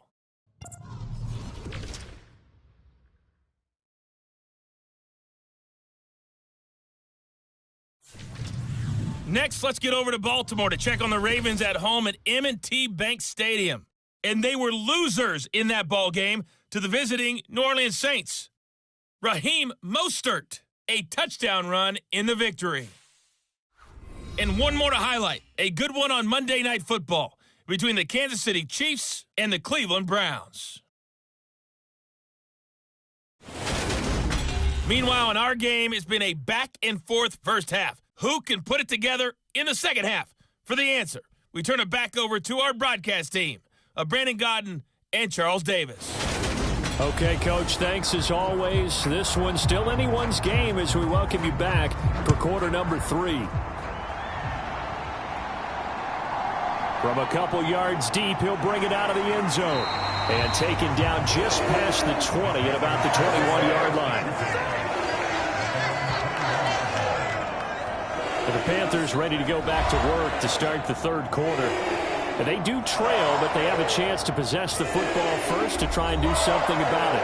And that certainly makes it something of an important drive for them, because is it going to win the game? No, but you have to do something to bring some life to your sideline. Throwing to start the drive. Cobb. And this throw a bit late as he couldn't reach back for it. From the 21, it's 2nd and 10.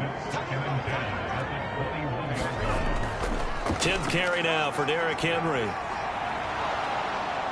And that didn't fool anybody. He's going to be dropped in the backfield. 2 yards the loss, and now 3rd and 12. With his size, he's a tough man to bring down, but they do a nice job there stopping his progress and not allowing him to get back to the line of scrimmage.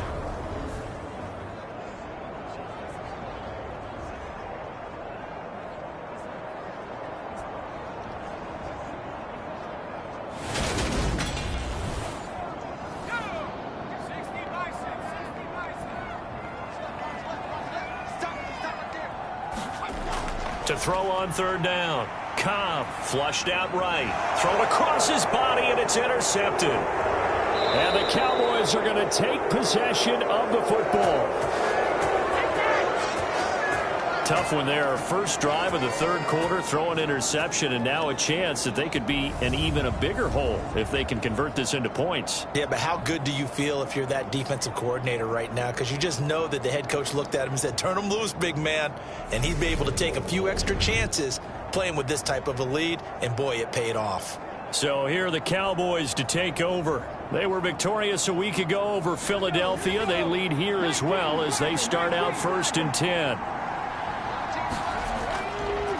One back in the backfield, he'll get the carry.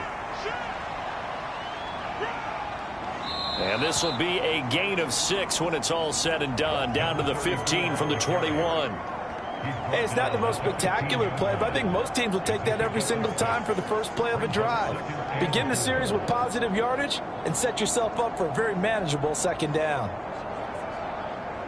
The last run got 6, now 2nd and 4. He'll drop to throw. Pass complete to Judy on the out route.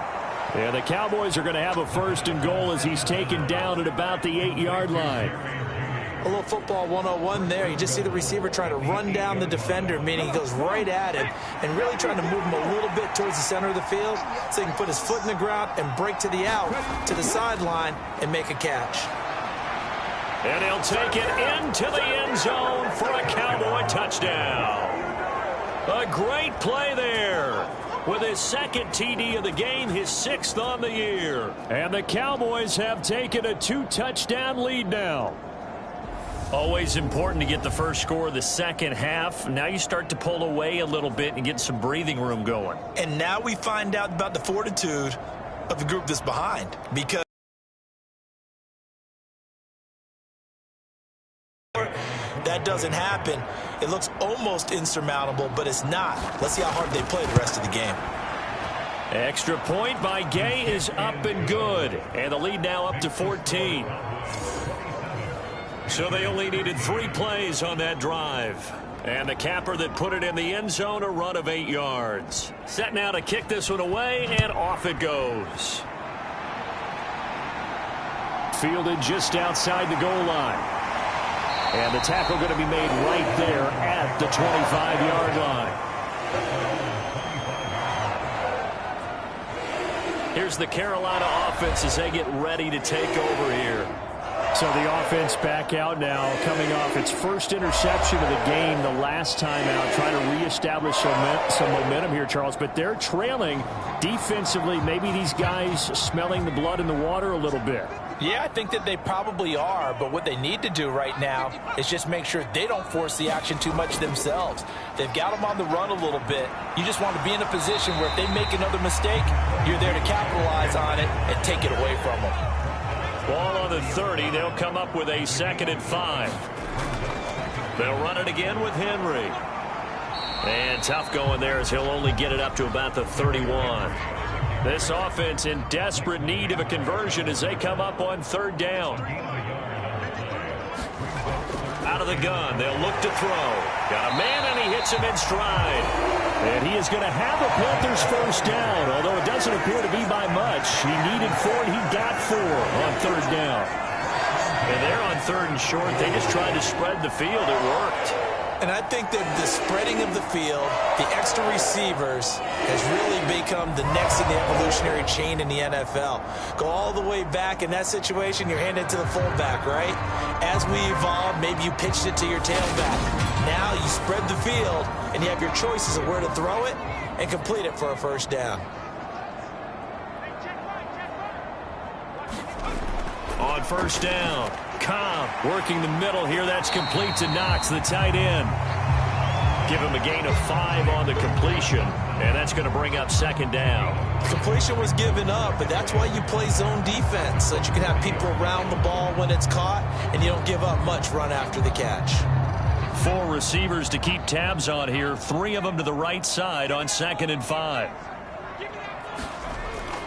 Looking to throw. Cobb. They set up the screen for Henry. And he'll lose yardage on the play back at the 37-yard line. It'll be a loss of 2, maybe 3 on the play. And 3rd and 8 now. Now that screen there on 2nd down certainly didn't develop how they had hoped. Is that one they should have even tried, or is that one the quarterback sticks in his pocket? I think the latter. I like what you said there, because trying it is one thing. We can second guess just about every call. But in this case, when you realize it is broken down, just throw it at the feet of your intended receiver so that no one can pick it off, right? You don't have the ball tipped up in the air, and you come back and try and pick up the first down on 3rd down. That way you don't lose any yardage. And that is incomplete. Oh, he had a defender right there with him to force that to the ground. And 4th down now coming up. Sanchez on to punt here as he sends this one away. So possession goes over here on the punt. And the Cowboys will take over the football with a 1st and 10. And now Dallas gets set to take the field.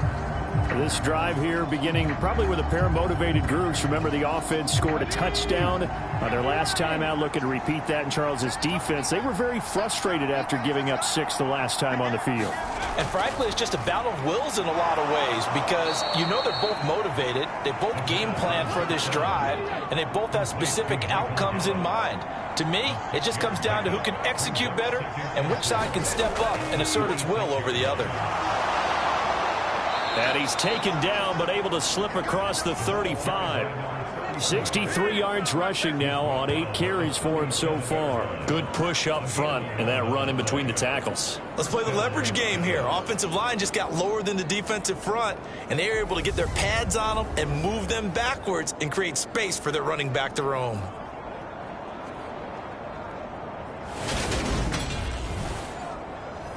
Line of scrimmage, the 37 on 1st and 10. They'll set up to throw. He finds his man, complete. It's Schultz. And this will be good for a pickup of 9 to the 46. Nice rhythm throw there on 1st down. He located his tight end, made a nice easy pitch and catch. Hoping he can break a tackle or two. Wasn't able to do that there, but still good yardage.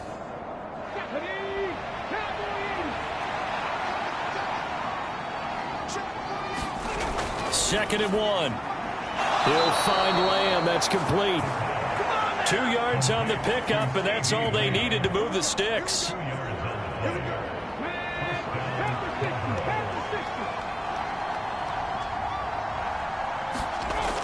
They'll look to throw here. Into heavy traffic, and it's intercepted. Picked up by Javon Holland. And the Panthers are going to have great field position here as this is returned just shy of midfield. He's at it again, Charles. He had the pick 6 last week. Not a pick 6 here, but an interception. That's another Oski, because that's the word we use when we intercept a pass. Oski tells your team to rally around and block for you. Well, that worked really well last week because he made it all the way to the end zone. This week he got Bioski, maybe not a touchdown, but boy, he's playing really well. And we spotlight Derrick Henry now. He is knocking on the door for 100 yards in this ball game. And it's so important. It doesn't seem like it's that big of a deal. Just short of it, a little bit over. A little bit over feels better to everyone. Offensive line, running back, team totals, just something magical about breaking that barrier. He's right there on the doorstep now. Second down, they go again with Henry. And maybe a measure of revenge there. He's had his way in this one, but this time they get him behind the line. Now they're staring at a 3rd and 8. That last play, backwards a yard. Well, that was one of the few times they've been able to contain him thus far. He's over 100 yards for the game, but he lost a bit off his total on that carry.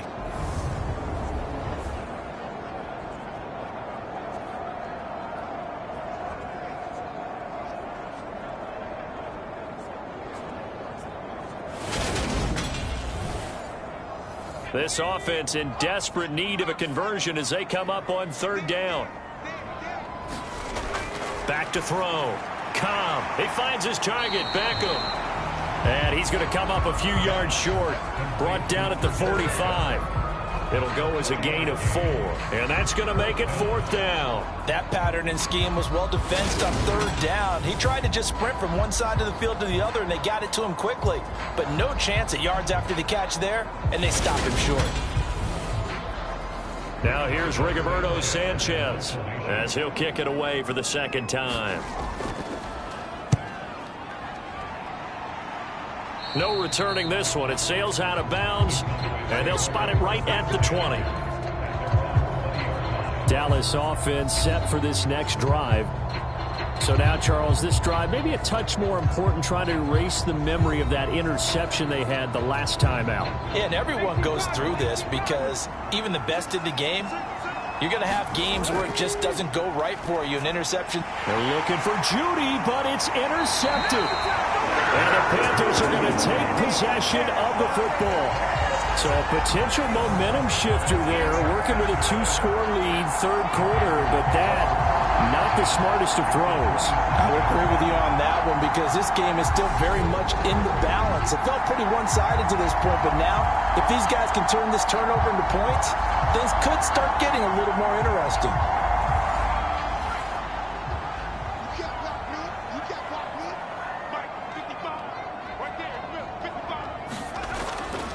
They'll try the right side with Henry.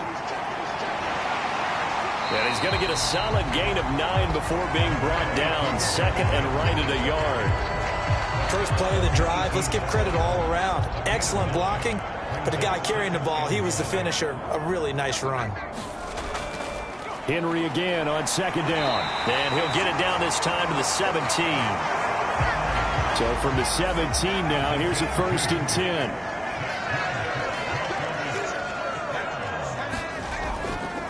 And the busy night for Henry continues. And he's eaten up at the line of scrimmage. Might have gotten a yard down to the 16.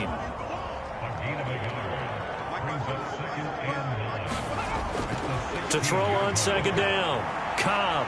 And he can't find anywhere to go with it. And he goes down.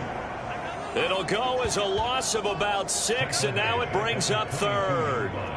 That time, finally, a measure of revenge as they get him down behind the line. It almost felt like relief, didn't it? Because with the success he's had throughout this game, you'd almost expect him to get free and pick up 10 to 15 every time he takes off. Not in that case. That has to feel good for the defense.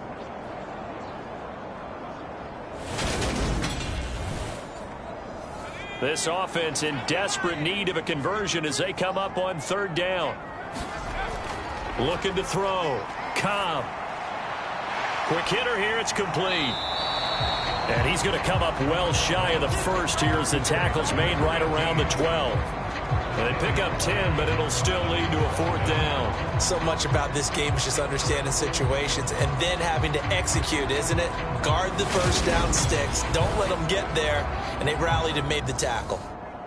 Now here's the Panthers special teams unit to try a field goal for 3.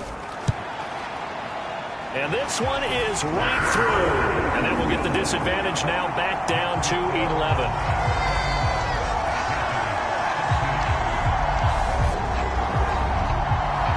So the response to that touchdown on the other side to begin the third quarter. Look, just 3 points, but still a response nonetheless. You're exactly right about that, because I think you needed to answer back with something, even though it's not 6.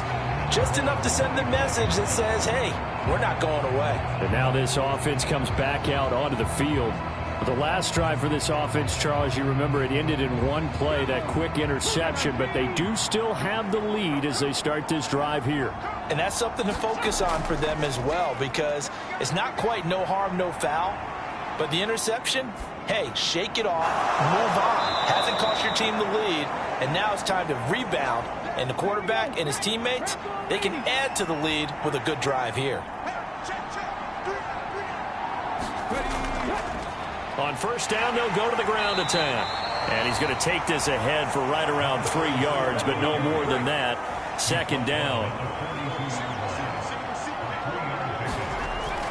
From the shotgun, he'll look to throw. That is caught by Lamb. And they're going to have another first down as the tackle's made at the Panthers' 35. 23 yards the pickup there. So from Panther territory now, it's 1st and 10 at the 35-yard line. They're going to look to throw.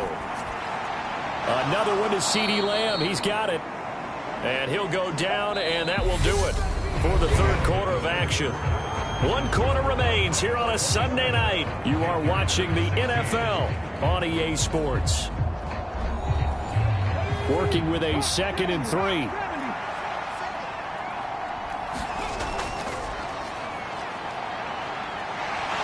And he's going to go down. And Burns. Credit him with a sack, and it goes as a loss of 6. If we go back to the last series, remember, their coverage allowed them to get a turnover in the last drive, a takeaway, and that helped contribute to a sack on this one. I think maybe his quarterback's a little bit hesitant. Last time he turned it over, now he sees his zone coverage a little bit slow to get rid of the football. The offense on third down tonight, they've hit 2 for 4 thus far. This is 3rd and 9.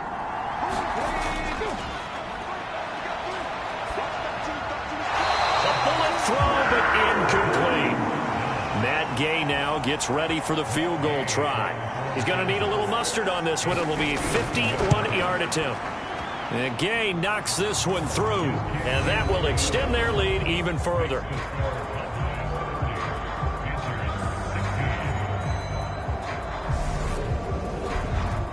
So that maybe not a knockout blow, but I suppose certainly every little bit helps when you're trying to salt one away in the fourth. Well, the possibility of being beaten by 2 late touchdowns or at least sent to overtime does exist. But time, definitely a big factor at this stage of the game, is in their favor. Now the Panthers offense, they get set to come back onto the field. And tough to win games if you're going field goal, field goal, field goal here. They got field goal last time. Now they'll be looking for a touchdown. They're looking for the big chunk now because, as you noted, the field goal way of doing it. And now this is intercepted. My goodness.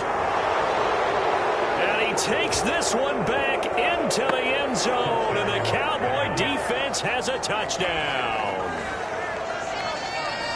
So a fourth quarter pick 6 here, and that one might put this game out of reach, CD. I certainly agree with that, partner, and I know one thing, though. That team that just got the pick 6, they're going to keep playing until this one's over. Better be careful. They're looking to get another one.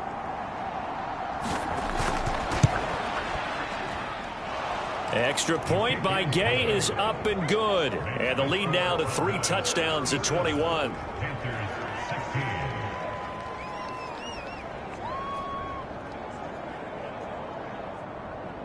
So they throw the pick 6. They'll get another shot at it now as this one's in the air. And there will not be a return here. It's a touchback, and it'll come out to the 25-yard line. Here are the Panthers now as their offense comes back out onto the field.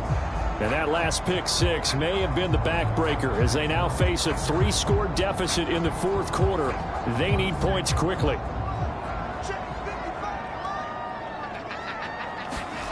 Throwing after the interception. Cobb, a check down here for Henry. And he'll be upended at the 28-yard line. Just a 3-yard gain there. Here's 2nd and 7 now from the 28. Back to throw. Cobb steps away to his left. Now he's going to throw deep back over the middle. And that's going to be incomplete. Good effort there trying to take a shot, but it's third down.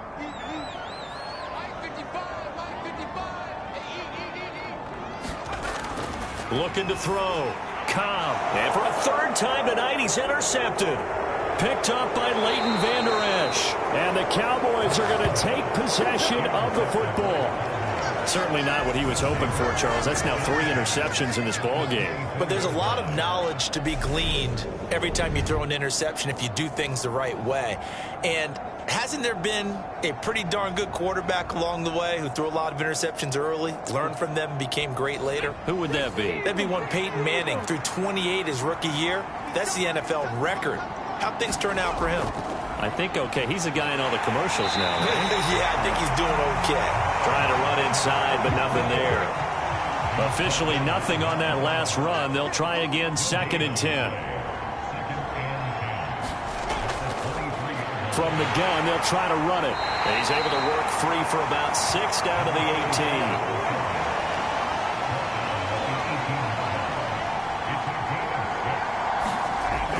Out of the gun now on 3rd down. And he's got his man out of the backfield. That's complete. And he'll be out of bounds, taking it just shy of the 10 at the 11 or the 12. He gets 7 out of it, and he also gets a first. Here we go. 19 Tiger.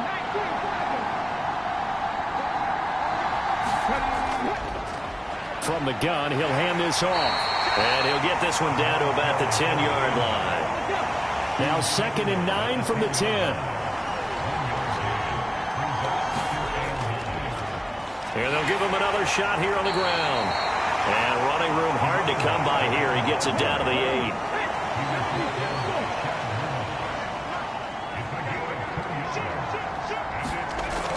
On 3rd down, he'll drop to throw.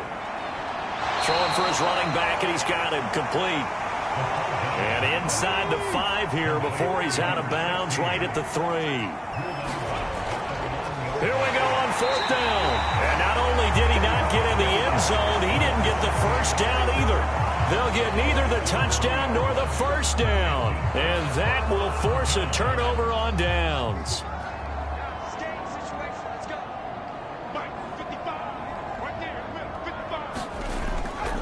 They'll start on the ground. It's Derrick Henry.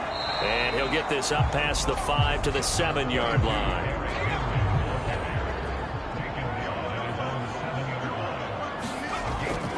Second down, they go again with Henry. And he's going to be taken down shy of the 10, right around the 9-yard line.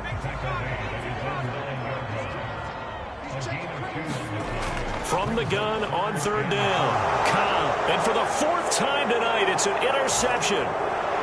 Picked up by Leighton Vander Esch. And he takes this one back into the end zone. And the Cowboy defense has a touchdown.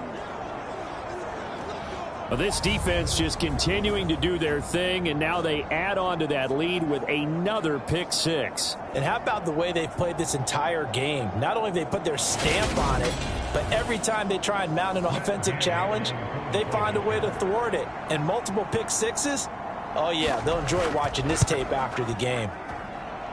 Extra point by Gay is up and good. And that'll increase their lead to 28.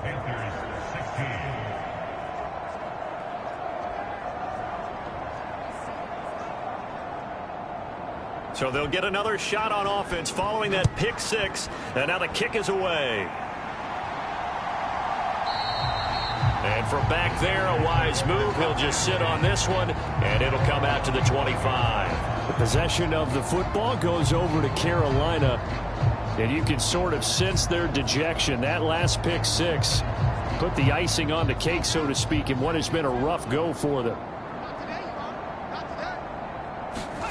Throwing after the interception. Cobb. It's caught by OBJ. And he's taken down, but able to slip across the 35. Solid way to start the drive. 13 yards, picking up the first. So here's a 1st and 10 at the 38. Back to throw. Cobb. And the Cowboys' pressure gets there this time for the sack. Micah Parsons has now recorded 10 sacks on the season. Well, someone's closing in on the league lead in sacks. He came into the game in the top 5. Now you add 2 more to his total.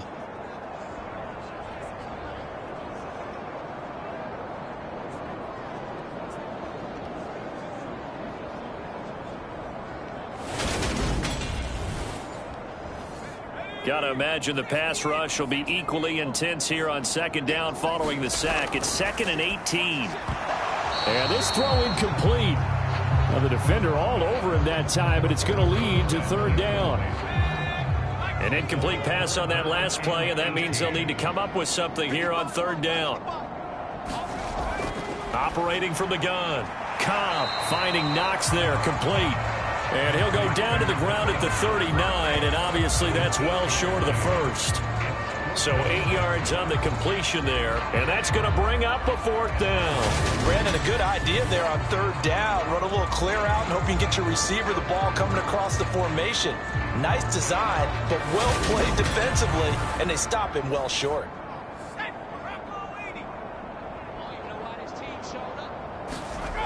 Got to try it here. He's back to throw. And my goodness, another interception. And the Cowboys are going to take possession of the football.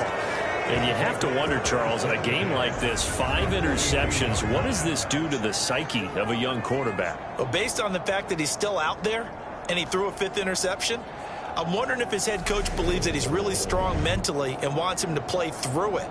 Because otherwise, you need to get him out and fight another day, because this could leave lasting damage if he keeps throwing interceptions.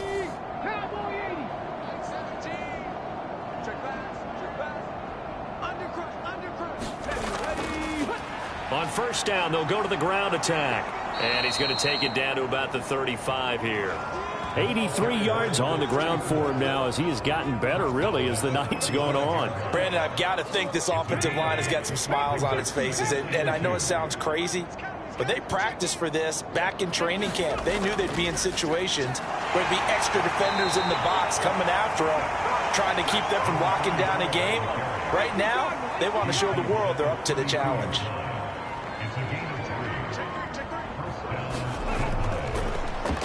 They'll try and run some clock here as they keep it on the ground. And some strong running there as he's down just shy of the 20 on the edge of the red zone.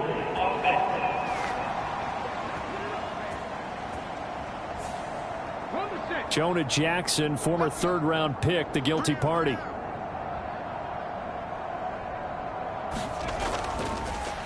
And they'll run on the inside handoff. And he'll be taken down at the 33, a pickup of about 4.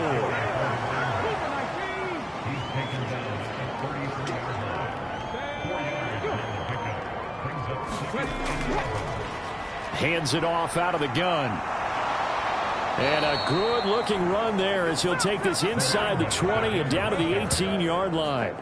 Give them 15 there, and the Cowboys have a 1st. No doubt those are the types of carries they're looking for here, Charles. The lead in the 4th quarter. This is when coaches that have a reliable running game, they breathe a little easier on the sideline. Yeah, they love the idea that they can take the air out of the football at this point of the game.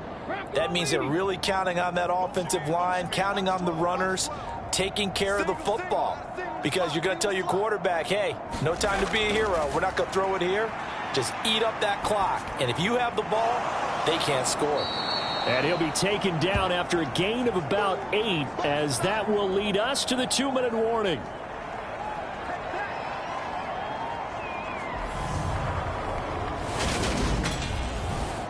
So the Cowboys in possession of the football here as we get you reset. They've got a 2nd down now as they look to salt this one away. And here he'll get it down to the 7. It's a 3-yard pickup, and that sets up a 1st and goal.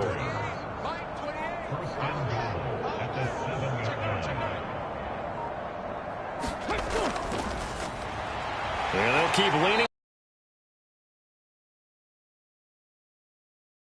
his way in this one, but this time they get him behind the line. It's a loss of 2 there, bringing up 2nd down. That was a good illustration of setting the edge as a defensive end, being able to make sure that you stay on your feet no matter what type of block, and you're not going to get pushed inside stayed home, skated to the outside, and made the play. It's 2nd and goal, back to the 8-yard line now.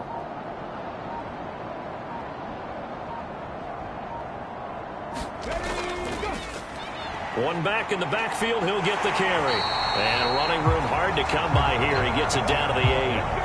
3rd and goal as they look to pour some more salt in the wound.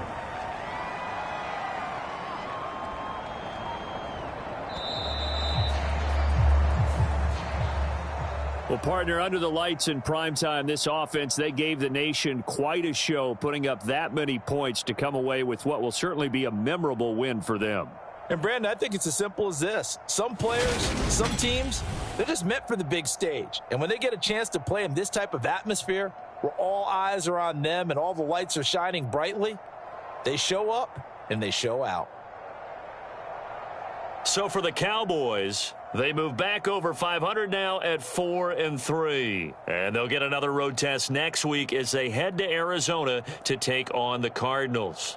Meanwhile, for the Panthers, they dipped to 2-5 now with the loss. And they'll try to get back on the beam next week as they'll head to Cleveland to take on the Browns.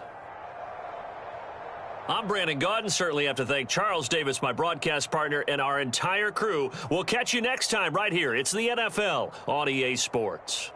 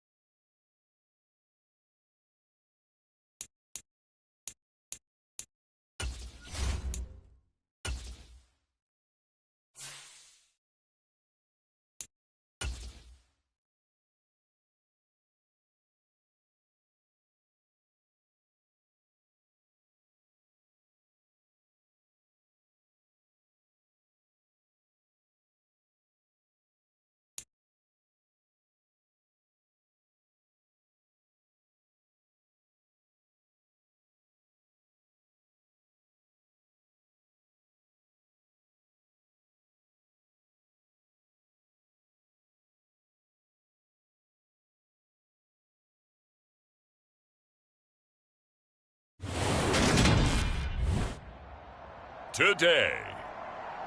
From Lincoln Financial Field in Philadelphia, it's Week 2 of the NFL on EA Sports.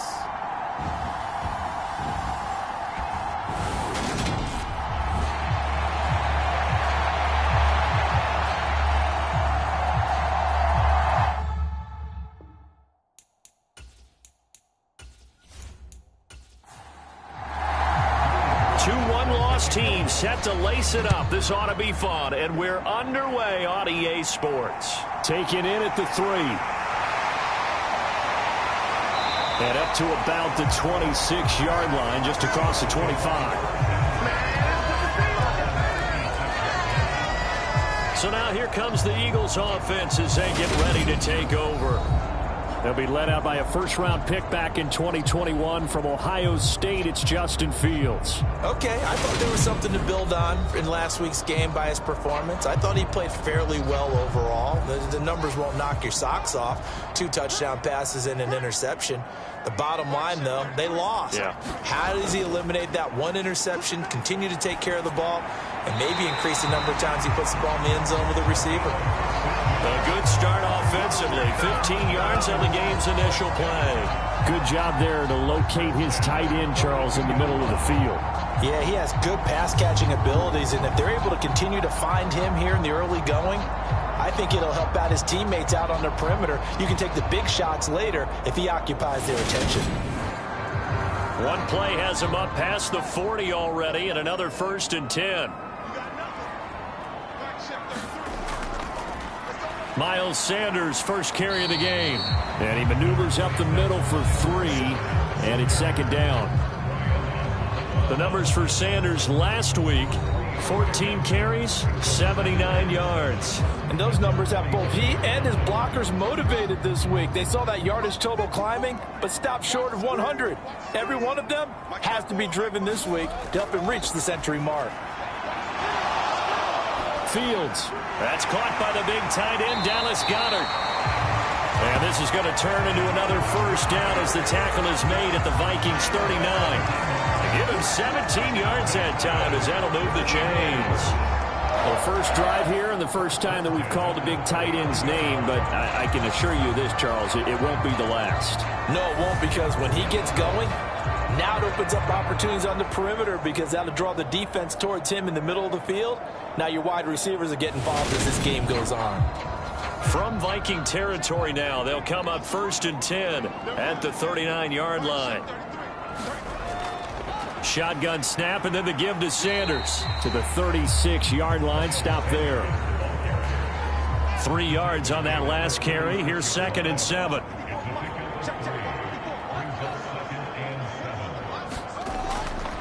They'll go again with Sanders.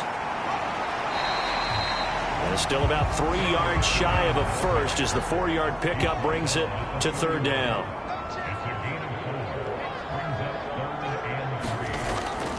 They'll try and run for it with Sanders. And he'll be tackled about 2 yards shy of the line to gain. A 1-yard pickup leads to 4th down. Well, that call makes sense because they've been throwing it well on this drive, and once again they show passing formation, showing the shotgun. Then they ran out of it. That's a nice play by them defensively.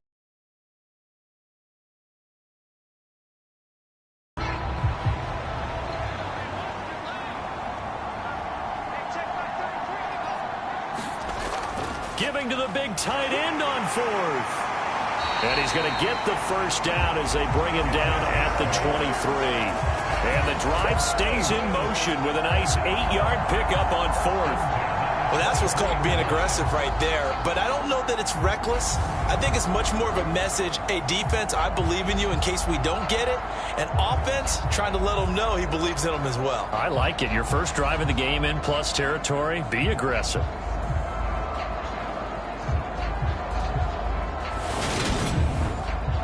So after the 4th down conversion, now 1st and 10 inside the 25. Fields. This is caught. And he'll take it into the end zone for an Eagles touchdown. Miles Sanders, his first touchdown of the new season. And the Eagles are on the board first here this afternoon. Well, forget about the weapons out wide. He knows he's got another weapon in the backfield in the passing game, Charles, and he utilized him perfectly on that play. And the offense coordinator showed me something on that play, Brandon, because so often during a game, our cameras find them looking down at their play sheets, and you wonder if they're absorbing anything. He had something specific in mind, and he went to it, and it worked well. Extra point by Gay is up and good. And it's now a 7-0 game.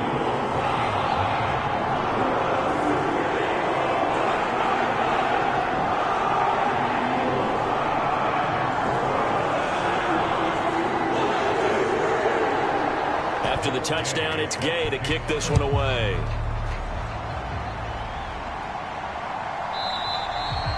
And it'll come out to the 25 as he will not attempt to return. So here's the Viking offense making their way out. And they will be led out by their second-year quarterback. And no excitement unless you're on the defensive team of last week in his numbers, because the only excitement he really generated was the one interception he threw. Yeah, no touchdown passes. Yeah, and his team wasn't real thrilled about that. And they lost the game. So I know this week has been tough on him because he's been working hard. Fundamentals, footwork, finding the right targets. And bottom line, how do they get a win? There are the numbers for Cook from a week ago. Pretty good as he found himself in the end zone on 2 separate occasions. And those are the most important numbers, because no matter what you pile up prior to the goal line, getting in is all that matters. Putting those numbers up on the board, and they love them when they're 6s. Looking to throw on second down. Graff. Right side, it's the tight end, Hockenson. And now they'll stop play here, at least momentarily. A member of the Vikings in some discomfort after that last play. Hopefully, obviously nothing serious here. Medical staff, though, going to take a peek, and we'll take a break. The Eagles call on the extra defensive back here as they prepare for a stop on third down. Looking to throw. Graff. And he's got his man in stride, complete. And he will have a Vikings first down as they're able to get the third down conversion. I know at the end of games, coaches always tell us that no one play won or lost a game. But this seems pretty important early, doesn't it? Their ability to pick up that first down on third down, I thought that was key. Well, you're already in the hole after the touchdown on the other side. How will you respond? We talk about that a lot, and they responded pretty well there. You go 3 and out, I think you give up a lot of momentum. You get down 2 scores, could be an entirely different game. So they've got a nice drive going now. They're in good shape. What's interesting to me is they're also in that spot of the field where you would take a shot. Do you change that up just because you're down a touchdown?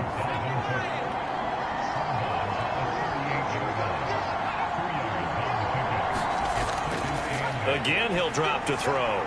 Firing quickly here, and that's complete. That'll go for a gain of 7, and that'll leave him with a third and just a yard. They'll look to throw again. And he will not be able to hang on through the contact. It's incomplete. The coverage strong, and now it's 4th down.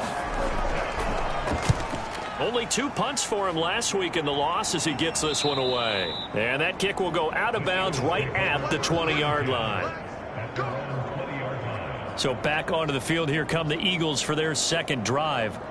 They've got a 7-0 lead in the football as well as they start out 1st and 10.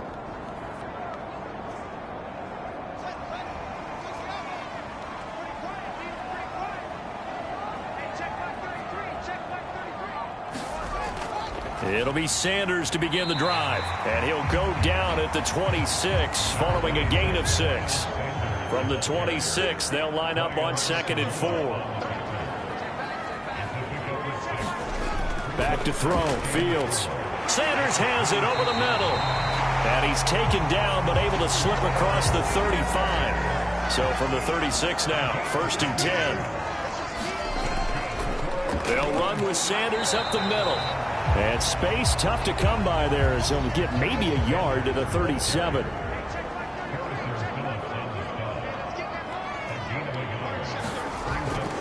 Second down, back to Sanders. And this will be stopped at the 44. That one good for 7 yards. They'll come to the line, needing only 2 yards to gain the first here. 3rd and 2, Fields. And he's got his man. It's the tight end, Goddard. And he'll take this to the other side of midfield before going out of bounds. Second catch for him today, and it'll wind up a first down. The Eagles had 0-1 on the year following the loss in the opener, and they were given a gift of 2 straight home games to start the campaign. Dropped one of them already. You have to figure a split of these two probably imperative. And they did talk about that with us prior to the game, about how important it is to start the season 1-1, especially with 2 games at home. Because if you go 0-2, hard to make those up on the road as the season progresses. And he slides and covers up at the end as he's going to be able to pick up decent yardage.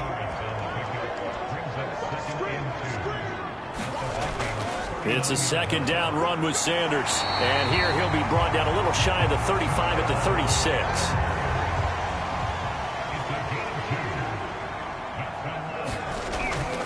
Right back to Sanders on first down. Trying to get out wide, but he's going to be tackled right near the line of scrimmage. So after the run for no gain, here's 2nd and 10. Here's Fields. And he can't get rid of it. He's taken down. It'll go as a loss of 3 on the sack, and it brings up 3rd down. I spent a lot of extra time preparing for this game, watching this offensive line, because they gave up 5 sacks last week in their loss. They just gave up another one now. They don't seem to be working together as a cohesive unit. Right? 4 guys might have it right, but the 5th guy is giving something up. They've got to find a way to all get on the same page. And not an easy spot here. They'll be in search of 13 yards to try to pick up the first. Now on 3rd and long, they'll look to throw. He's got Dallas Goedert, his tight end, over the middle. And this is going to turn into another first down as the tackle is made at the Vikings' 20-yard line. A big play there as they get the conversion on 3rd and 13. Someone sharp in this game. I mean, a touchdown pass on the first drive and comes right back, and he's flinging it around really well here. Really nice throw there to pick up the first down. You kind of just feel a laser focus and confidence about him, and I think we saw that this week, didn't we? Talking to him and the coaches, they felt good about his performance coming up. Yeah, I was really impressed with that last practice we saw when they went through 2-minute drill, when they went through all the different situations. Ball hardly hit the ground, and I thought, yeah, he might be locked in for this one. Another run here with Sanders. And tackled down after a gain of 3. Leaves him with 1 yard to go on 3rd down.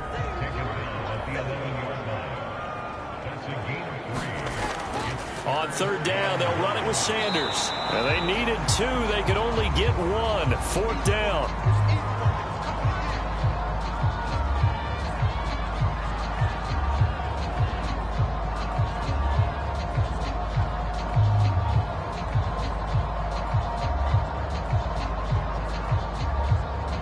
After 1, 7-0 on EA Sports.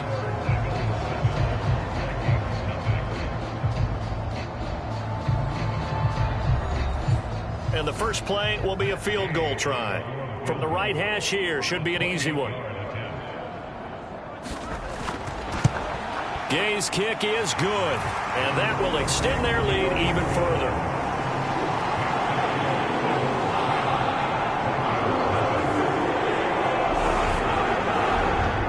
So another scoring drive there, Charles, and an early 2-score lead. You'd like the 6 there, partner, but you'll take the 3, and I think they have to be happy about the way they moved the ball in these first 2 drives. They have to feel good about their opportunities the rest of the game. And able to get this across the 20, but not much further as he's dropped at the 23-yard line. The Vikings taking the field here for their 2nd drive of the game. Nothing for them yet from an offensive standpoint, down 10-zip as they come up 1st and 10.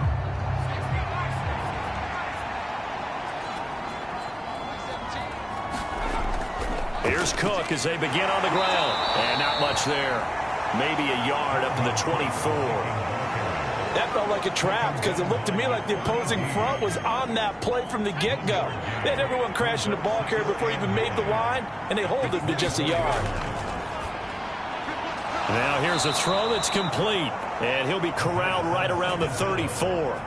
That'll be a pickup of 10 as they try to recover from this 10-point deficit. From the 34 now, here's 1st and 10. Back to throw. Graf. Throw left side complete. That's Cook. And he goes out right around the 39.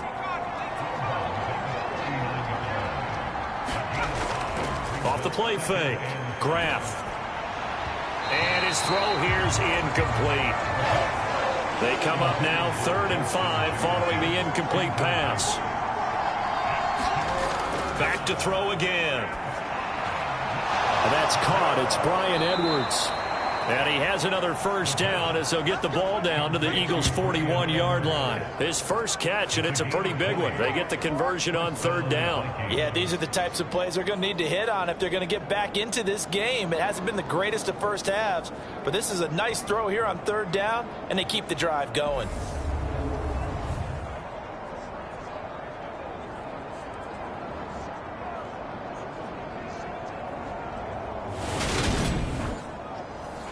So from Philadelphia territory now, here's a 1st and 10 at the 41. Off play action. Graf.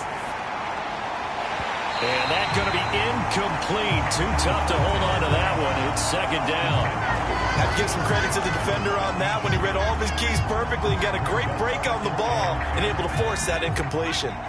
So after the incompletion on 1st, now 2nd and 10. Looking to throw. Graf. And he finds Parker here, complete. And the tackle going to be made at the 38. The offense on 3rd down, they've been okay. 2 for 3 thus far. This will be 3rd and 6.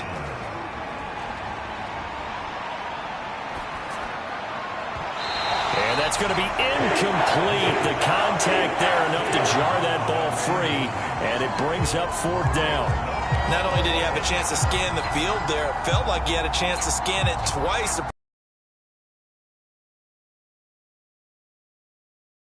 Equally good. So coming on now is the field goal unit. They're going to try for 3, and he'll need all the leg he's got here. And this one is no good. He missed it, and they will not cut into that 10-point lead.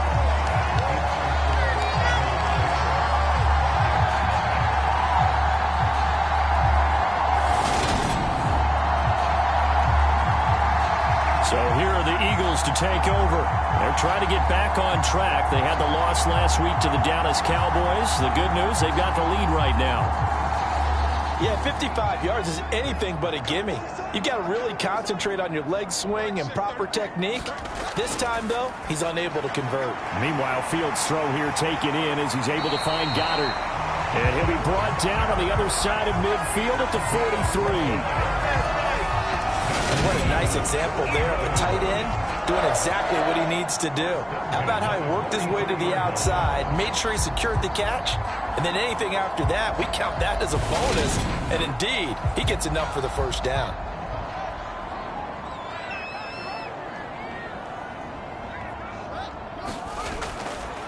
On 1st and 10, it's Sanders. And he is swallowed up right at the line of scrimmage.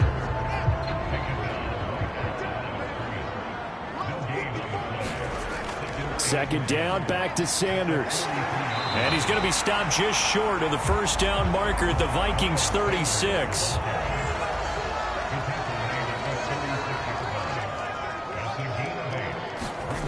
Fields on 3rd down. He'll get this one complete. That's A.J. Brown. And he is going to have an Eagles 1st down. They needed 3. He doubled that. He got 6. I like the fact that they didn't overcomplicate things on that call. 3rd and 2. Just run the quick little hitch, which they did. Ball's out of quarterback's hands. And yes, indeed, they pick up the 1st down.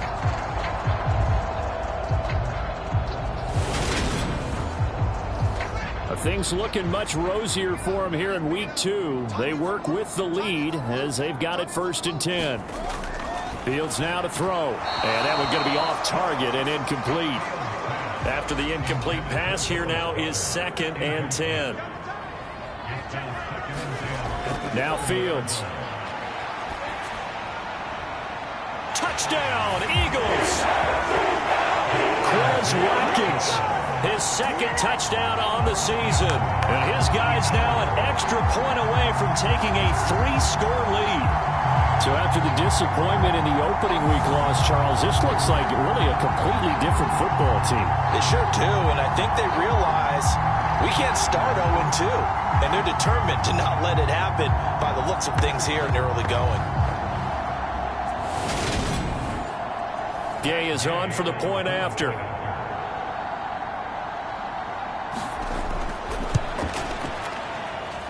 He's got it, and it's 17-0. So the drive there took 6 plays, and it was capped off by an Eagles touchdown. Following the touchdown, here's Gay to kick it away. Taken in at the 3. And he'll take it up past the 25 to the 26-yard line. The Vikings ready to go again on offense. And we don't want to call this desperation time, especially in the second quarter, but you're down. You don't want to. No, but let me finish. Okay, my bad. You're down 3 scores already. You've done nothing offensively, nothing on the scoreboard. That's not a good combination. I think you just called it desperation time. I think you did. But let's face it, you mentioned this to me in a break earlier in the game. The energy level hasn't been there right from the start. We've noticed that. They've got to find a way to get on their toes and start punching instead of retreating, to use a boxing analogy. First down, here's the run with Cook. And he works his way forward to pick up 4 yards there. Second down.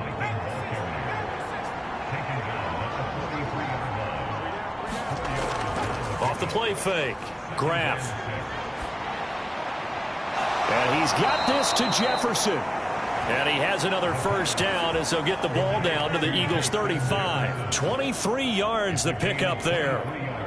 Now, that's the kind of big play you'd like to see. This first half, it hasn't gone their way, and they could use a shot in the arm, something to perk them up a bit. And they get one here in the passing game.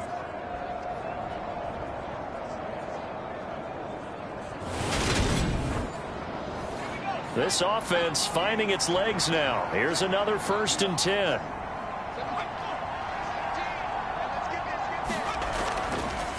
They'll try the middle with Cook. And he is going to lose yardage here. Officially, it's a 1-yard loss. That's going to bring up 2nd and 11. I have a feeling they'll stay committed to running the football, especially on the early downs. They just haven't had a whole lot of success just yet.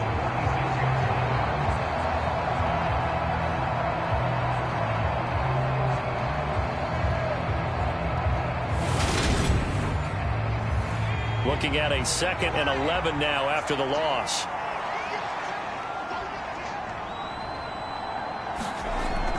Back to throw. Graff. He's got his tight end over the middle. T.J. Hockenson. And he'll be brought down at the 27. They missed a field goal on their last drive. Here they need something to even get into field goal range on 3rd down. A battle for it, and it's intercepted. It's Nakobe Dean with a pick. And the Eagles are going to get the football here at their own 23. Well, we've seen a lot of mistakes here in this first half, and another there on the interception. Yeah, they're certainly starting to pile up, aren't they? Because, let's face it, we expect a miscue here and there, but they're already down 3 scores and still giving the ball away. If they want to get back into this one, they've got to take care of the ball, because right now the way they're playing doesn't say a whole lot for their chances.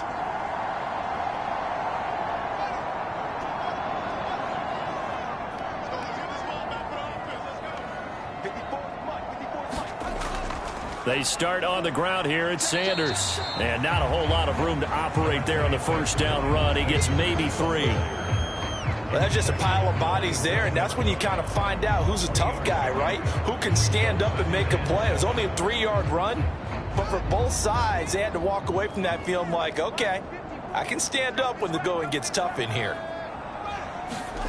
They'll fake the handoff. Now Fields. And this is incomplete. I see the surprise in your face there, partner. That is a rare incompletion from him. He's been on point this entire game. He has percentage completion-wise way up. Not that time. Throwing on 3rd down, Fields. And he will slide to a stop. He does have the first down. A strong 8 yards offense will keep this drive rolling.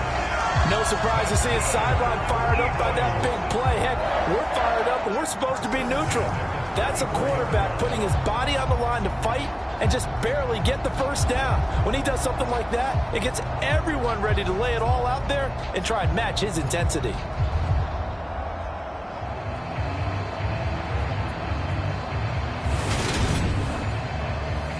From the 34 now, here's 1st and 10.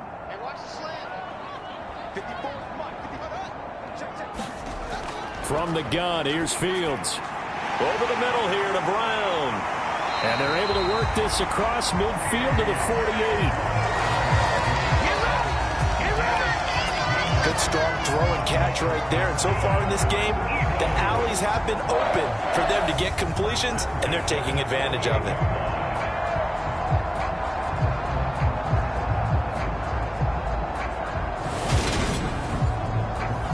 From Viking territory now, they'll come up 1st and 10 at the 48-yard line.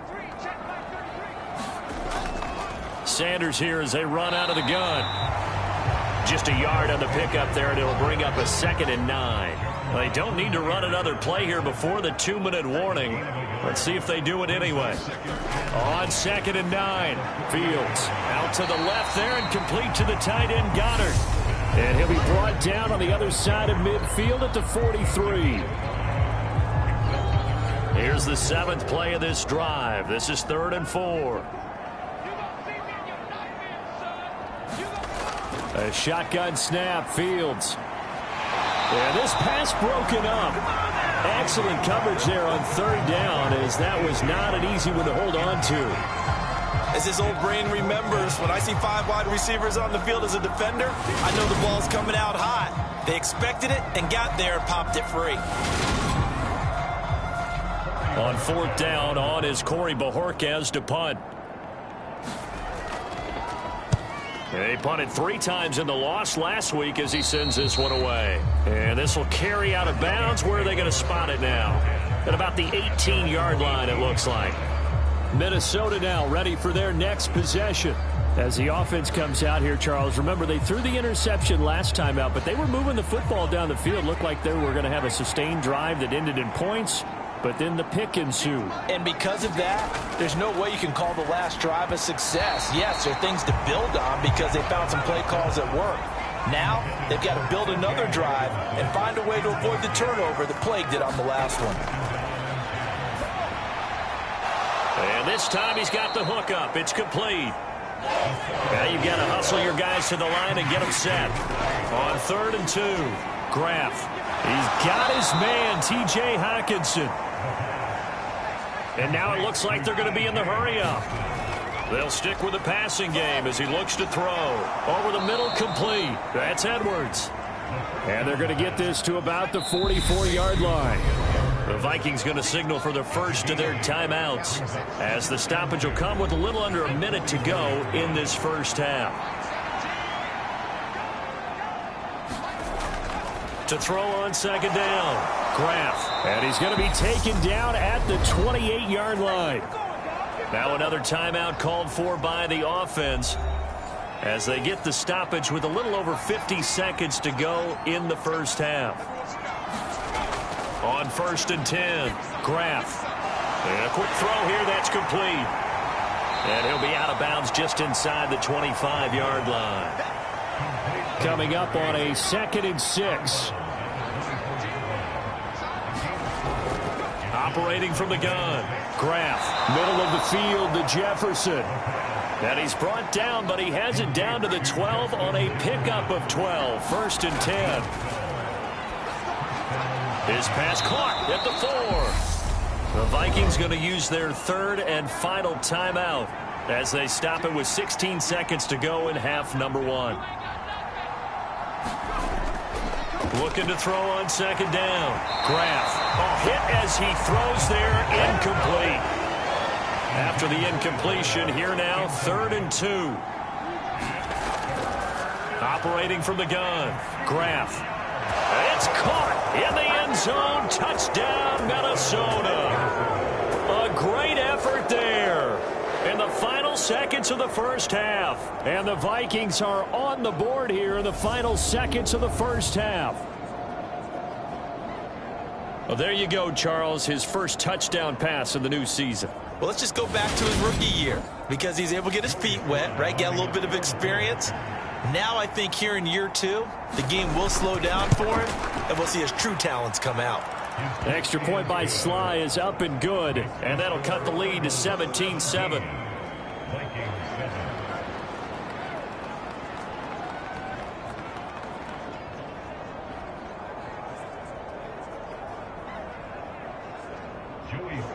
So not much time to work with here. 9 seconds remain in the half as this one is away. And not wanting to risk anything here late in the half, he'll just take a knee, and they'll bring the football out to the 25. The Eagles offense set to begin their next drive. And with only 9 seconds remaining, well, not much time, we'll see how they play this. And he'll work this back to right around the line of scrimmage and surrender there. So we've come to halftime here in Philly with the Eagles on top. As we'll get you down the coast to Orlando for Jonathan Coachman at our EA Sports Halftime Report. Coach. Okay, Brandon, we'll get you back to you and Charles in a bit. But first, it's time for a trip around the NFL following an eventful opening weekend. Let's see what's happening in Week 2. We'll begin out in Houston, and it's the Texans who've got the lead in the second quarter. Dameon Pierce with a touchdown run.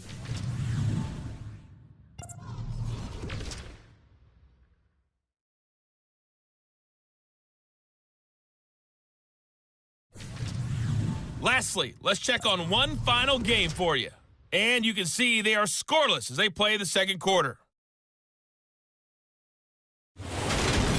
Meanwhile, in our game, it's been a back-and-forth first half. Who can put it together in the second half? For the answer, we turn it back over to our broadcast team of Brandon Godden and Charles Davis. All right, Coach, thank you, and we welcome everyone back for quarter number 3.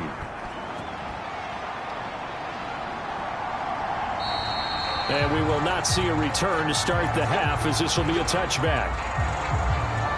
And the Vikings set to go on offense to begin the third quarter. This offense, Charles, had a strong first half throwing the football, at least in terms of yardage, but that hasn't translated so far on the scoreboard as they begin the third quarter here, trailing and looking for a little momentum.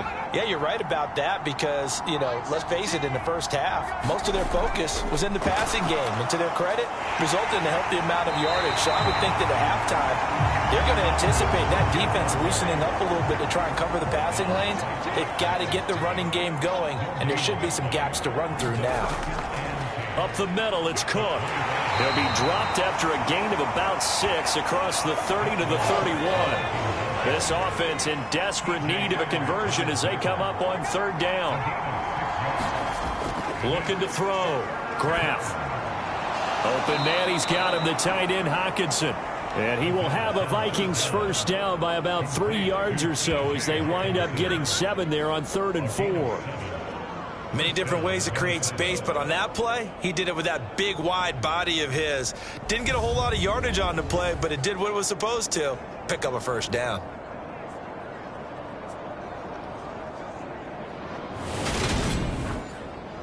So here's a 1st and 10 at the 38.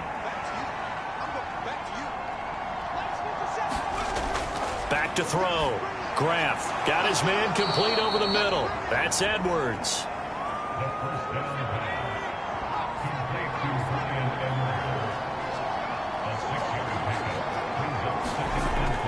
Off play action.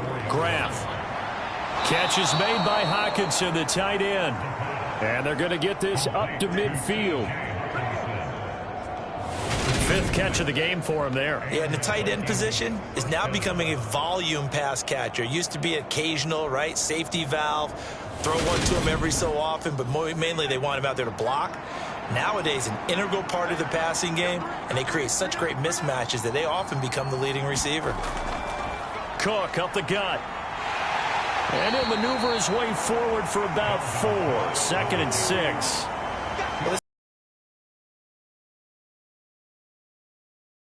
Got to get quickly in and out of the huddle and run off a bunch more plays. 6 yards left on 2nd down.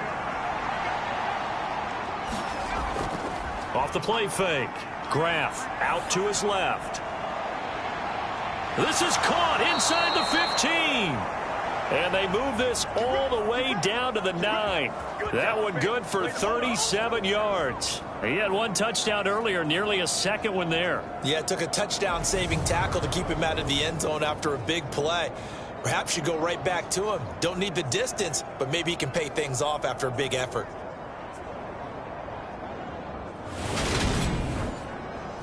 The chain gang hustling to catch up. Here's 1st and goal from just inside the 10. Looking to throw. Graff. And this will be incomplete. Physical play on the football there, and it's 2nd down. At this point in the game, in the situation they're in, partner, these incompletions that we're seeing, they need to turn into positive snaps, and soon. On 2nd down, Cook. And they'll get this from the 8 to the 5. Pickup of 3. This has been a long drive. You got to figure a field goal would be a letdown. Can they convert now on 3rd and goal? Back to throw. Graff. Touchdown! T.J. Hawkinson. A 5-yard touchdown. And the Vikings have cut it back within a score.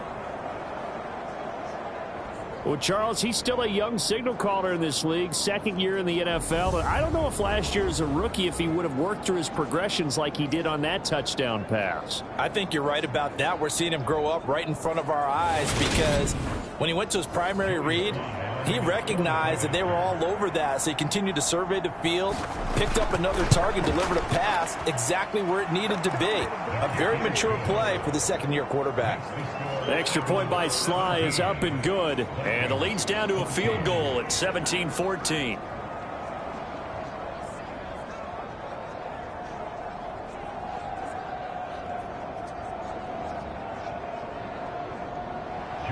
Joey Sly now to kick off after the touchdown. This will be fielded inside the 5. And makes it across the 20 as his guys will set up shop at the 23-yard line. So here are the Eagles now as they get set for their first possession of the 2nd half. But Charles, they still have the lead despite their defense giving up a touchdown on the previous possession. And even though they have that lead, it feels like a back-and-forth ball game where to try to get momentum back, maybe they need at least 3 here on this drive. I think you're right about that, Brandon, because your game plan doesn't change. But I do believe your urgency does because of the last score that went against your team. So what you want to do now is have your own drive and try and make sure that that momentum stays in your camp. And he'll get it up to the 33-yard line. 6 yards to pick up, and that's a 1st down. They certainly had success throughout this contest, getting him the ball in the passing game, and there he picks up another 1st down. Whatever they saw going into this one, they've been able to capitalize on it, and no adjustment has been made to take it away. A quick throw knocked away and incomplete. 2nd and 10 from the 33-yard line. Now it's Fields. A quick throw there going to be batted away and incomplete. Now they face a 3rd and 10 after back-to-back incompletions. Out of the gun, Fields. This is complete to Watkins on the slant. And he is going to have an Eagles 1st down as they're able to get the 3rd down conversion. Whenever we talk about moving the sticks and controlling the football, there's a great example right there. Those are the 3rd downs you need to convert to win football games. We're in the 3rd quarter of this one, and this is a tight one. In order to maintain pace, keep the ball away from the other team, and put points on the board, those are the plays they need to continue to convert. Fields throwing again. Open man is Goddard, the tight end. And they'll get this down to the 42-yard line.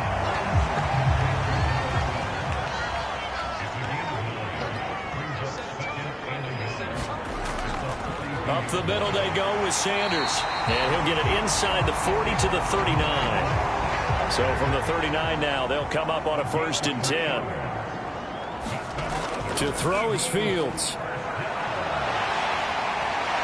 And he'll be taken down here just shy of the 30.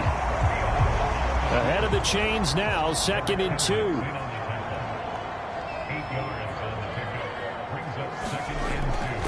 On the counter now, it's Sanders, and he'll be brought down at the 27-yard line.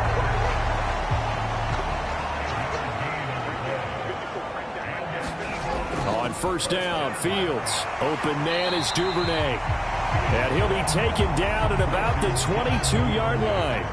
Here's 2nd and 5 now from the 22.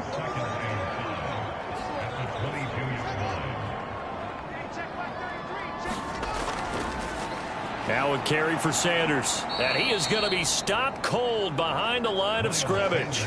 Now they're going to be dealing with a 3rd and 7. Is that one officially a loss of 1? That was well played there defensively. 2 tight ends in the formation, which essentially gave them 7 blockers up front. Hard to imagine with all that size and beef that they could let a tackler through. But that's exactly what happened. A loss resulted. And the Vikings are going to beef up their secondary here. 6 DBs on 3rd. Here's Fields. Into double coverage, and it's intercepted. Picked off by the linebacker, Eric Kendricks. And the Vikings are going to get the football here at their own 23. So, my goodness, I wouldn't have thought this possible not too long ago, but that turnover there means we have a game again. Yeah, it's been a completely different team here in the second half. I just wonder on the other side of the field, where the starters telling the backups, get ready, you're going to get some playing time. And now guess what? Hope they didn't cut the tape off of their wrists and ankles. They've got to go back out there and play.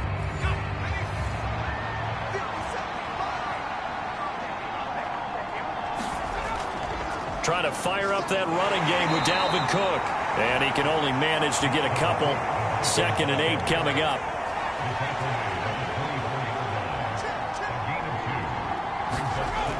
To throw on 2nd down.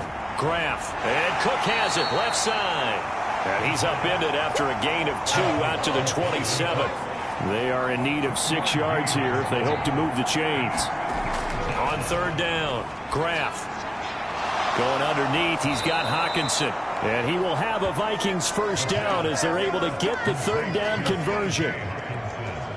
When the offense reads blitz, doesn't matter where it's coming from, tight ends know that they become a big part of the passing game because they should be an easy outlet when all those extra bodies are trying to get to the quarterback. A hot route, so to speak. Now this offense hoping to avoid the 0-2 start. They trail, but they've got a 1st and 10 here.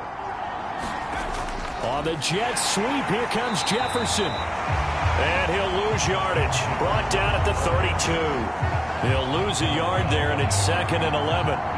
That's the danger, Charles, of running plays like this for your wide receiver. They can hit big or they can be duds. Yeah, you're exactly right about that, because if they're forced to try and go around defenders behind the line of scrimmage, sometimes you can give yardage in order to gain it.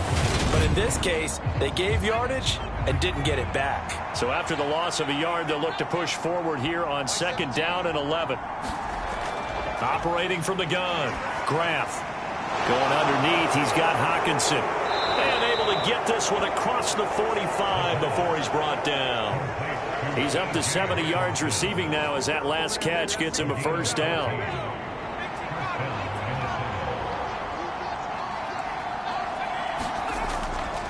Handoff comes to Cook. And nothing much materializing there on the 1st down run. He'll get a couple, and that's it.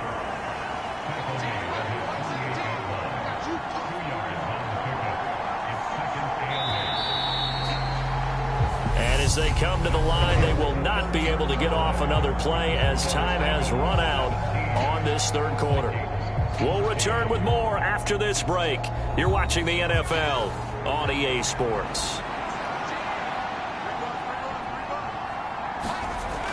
Looking to throw on 2nd down. Graff throwing middle, and it's complete. And he has another 1st down as they'll get the ball down to the Eagles' 38-yard line. They give him 14 yards that time and a fresh set of downs. So from Philadelphia territory now, here's a 1st and 10 at the 38. A 10th carry in the game for Cook. And they're going to stop him right at the line of scrimmage. Just no cutback lane to be found whatsoever. 2nd and 10.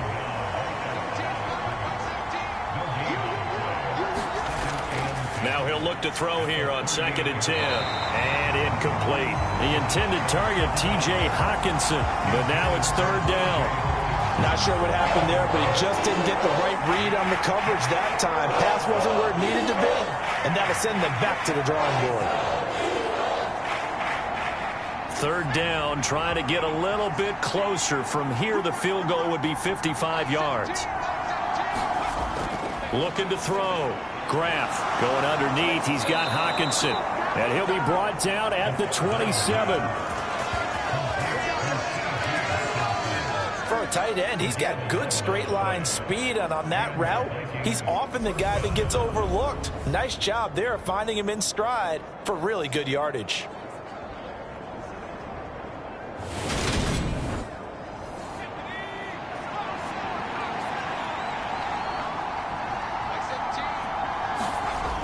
Now a play fake here on first down. Blitz coming, and down he goes.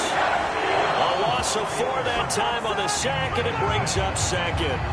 One thing that I liked about this guy during the draft process was his motor. Of course, I loved his skills, but he plays hard on every down. And that motor on full display there as he gets his first NFL sack.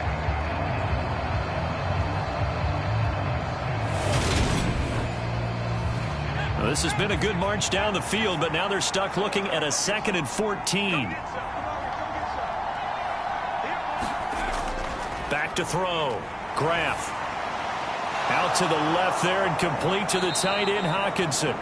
And he'll be brought down at about the 23-yard line. Ran a perfect defense in this situation would have meant that there was an incompletion that would have picked it off. Okay, so they gave up the completion. But I really enjoyed watching how the defense stayed in sync, stayed in great communication, and as he dragged across each zone, you see him pointing, communicating. There he is, and they passed him off to each defender. Ended up making a nice play, even though it was complete. So the field goal unit is on the field as this is a big spot right here. This is a 40-yard attempt from the left hash. Sly able to put this one through. And in the fourth quarter, this game is tied.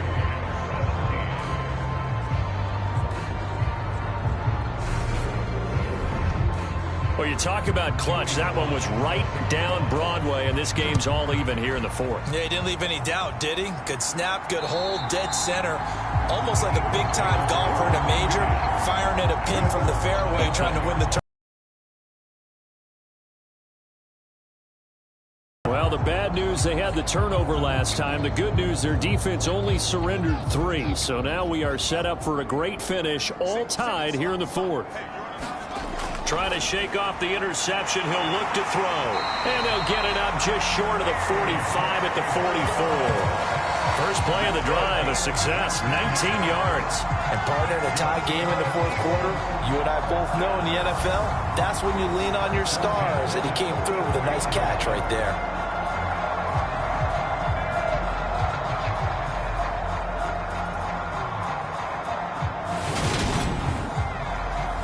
Took just one play to move all the way to the 44 as they try again on first down.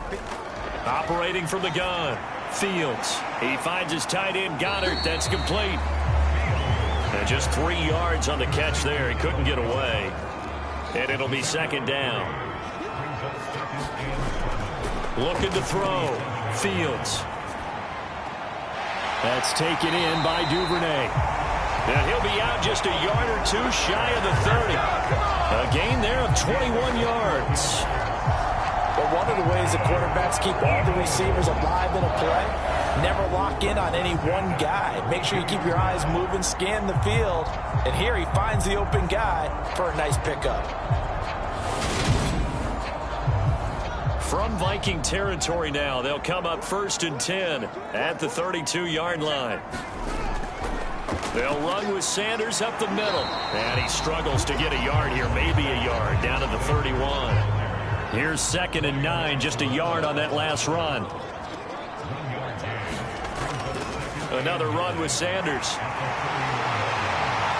And a strong run there as he'll maneuver his way down inside the 15.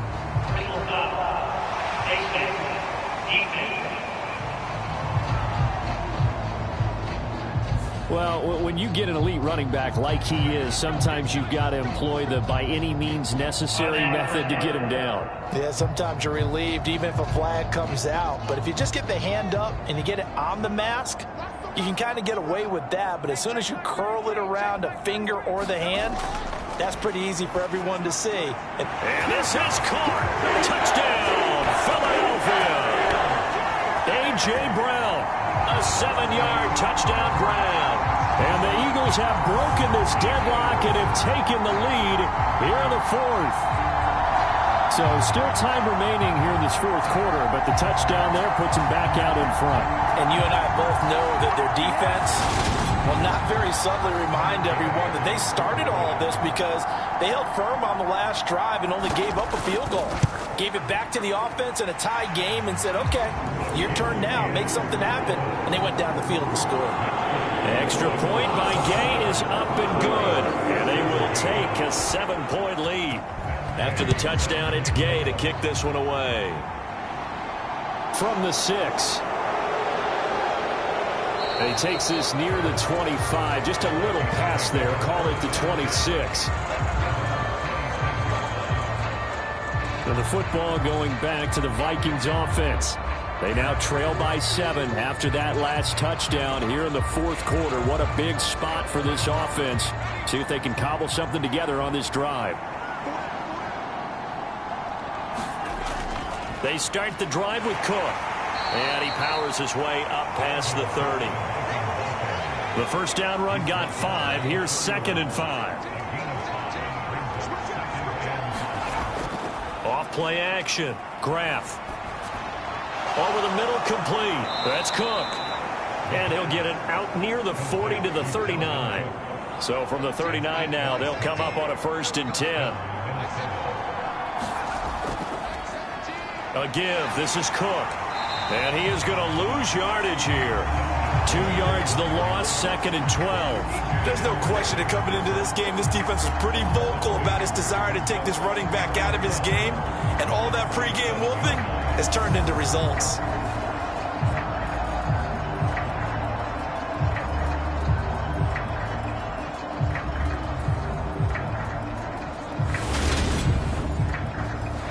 Now they contend with a 2nd and 12 after the loss.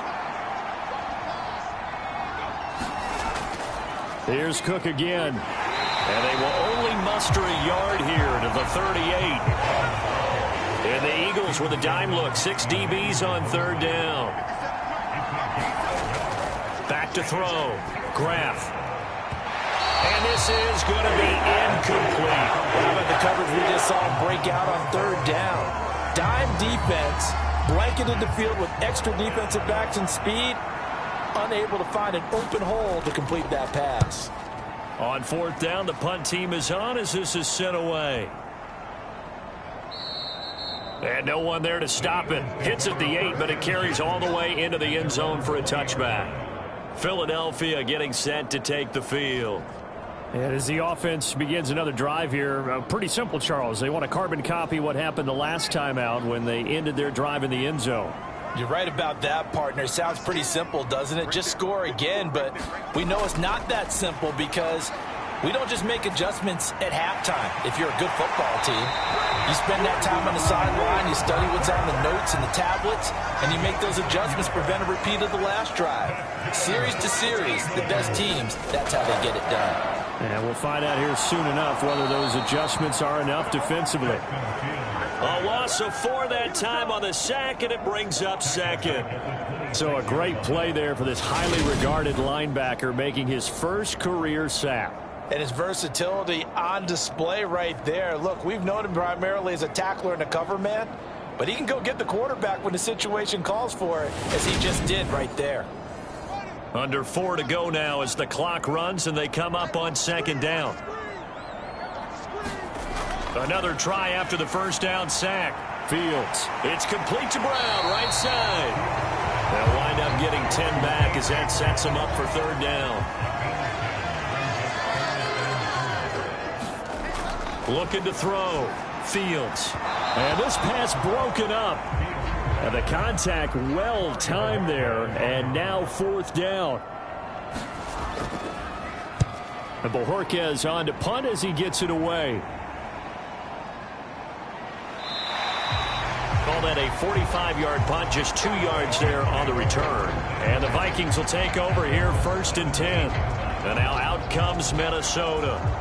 Over on the sideline, hoping to hit that reset button between possessions. Last time out, they had to punt it away. This time, hoping to finish this thing off in the end zone.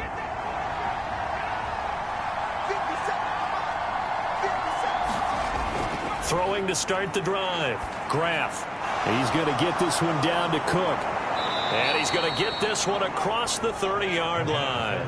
The catch and run there, good for 16 and a first. I got the sense that the defense created a little momentum for them there, didn't they? Did their job, forced the punt. Now, nice start to the drive. Offense has to do their part. Yeah, they certainly do, but what a great start for them. They've got to go thank the guys on D. So they'll come up 1st and 10 now from the 33.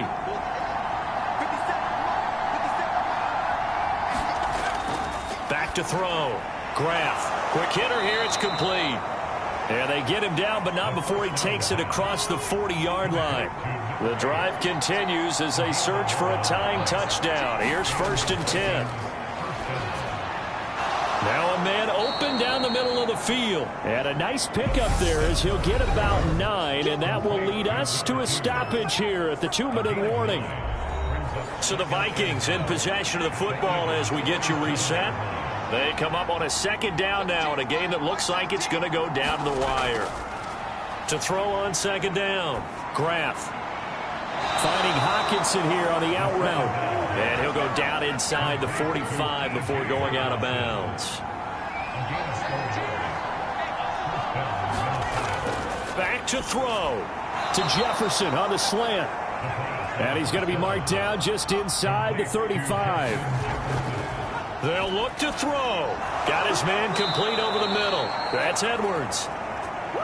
And they'll work this down inside the 30. He'll look to throw. And he can't get a throw off. He's taken down. What a huge play at this point in the game. Oh, no, he lost the football. And the offense will get this one back. Boy, that could have been catastrophic at this late stage of the game, but they avoid disaster.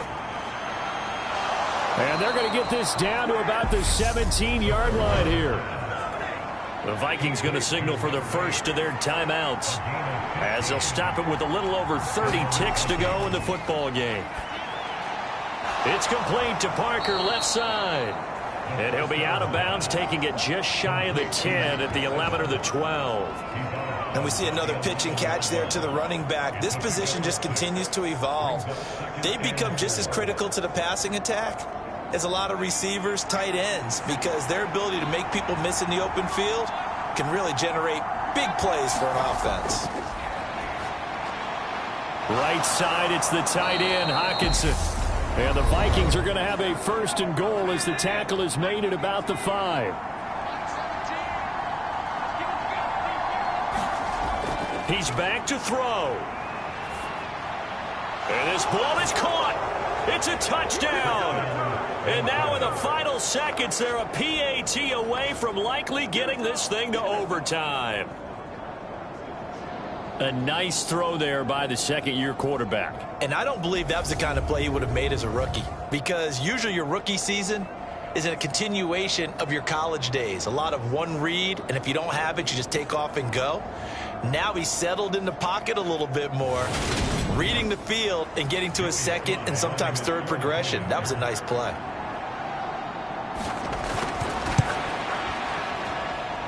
Don't forget the extra point. It's up and good, and we may very well be headed to overtime.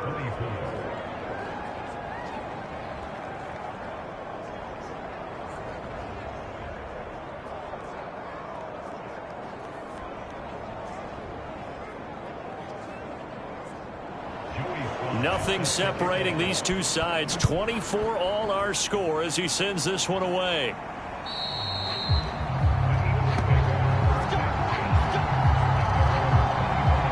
Here's the Philadelphia offensive unit now as they head out to take over possession. And Charles, obviously not much time left. I'm curious to see if there's enough for them to get into field goal range and try to win this thing. And partner, you and I both know the safe calls to kneel and just take it into overtime. But it's also very tough to pass up a chance to win it right now as well.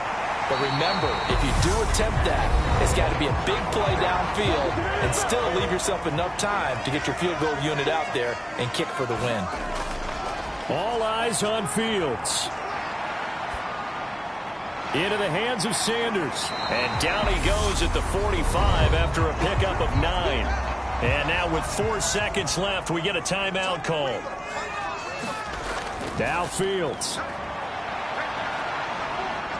He's going to float this over the middle deep. And that will be incomplete. And here in overtime, if the team that receives the ball scores a touchdown, it's over. If they don't, we can still have some more football. That's exactly right. If they go down and kick a field goal, the other team gets a possession to either match it or score a touchdown to win the ball game. If both teams kick field goals, the next team to score wins. But if the receiving team throws a pick six or fumbles the ball and it gets picked up by the defense and they score, the game is over at that point. So it's the Eagles who will get the first chance to go down and find a winner as they'll get it here, and we are back underway. This will be fielded inside the 5. And they'll get him down inside the 30 at the 27.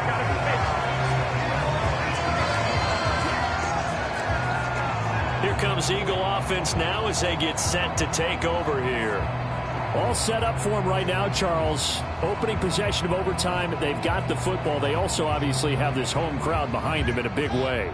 They get that extra energy from them, but they've got to be careful not to let that adrenaline get away from them and play too fast or create errors of their own making. Use that energy, embrace it, but make sure they channel it the right way. They've got a chance to go downfield, score a touchdown, and end this game. That one goes for 30 yards. And how about that? So many times the big play is what does it in overtime. They got one there, move the ball past midfield, and now you know they're on the move, looking to score the game-winning touchdown because a field goal won't finish the game. So the big play gets him across midfield now for 1st and 10. One play action. Fields. He's going deep for Brown. And incomplete on the deep ball. An incomplete pass on 1st down. That leads to a 2nd and 10. Play action. It's Fields. Open man downfield is Duvernay. And they'll wind up getting this one all the way down inside the 20. 27 yards there, a 1st down. And this has been a nice answer to the touchdown drive against them a few minutes ago because they've come out and reestablished the tempo. A nice throw there, and they're putting together a very strong drive as a response.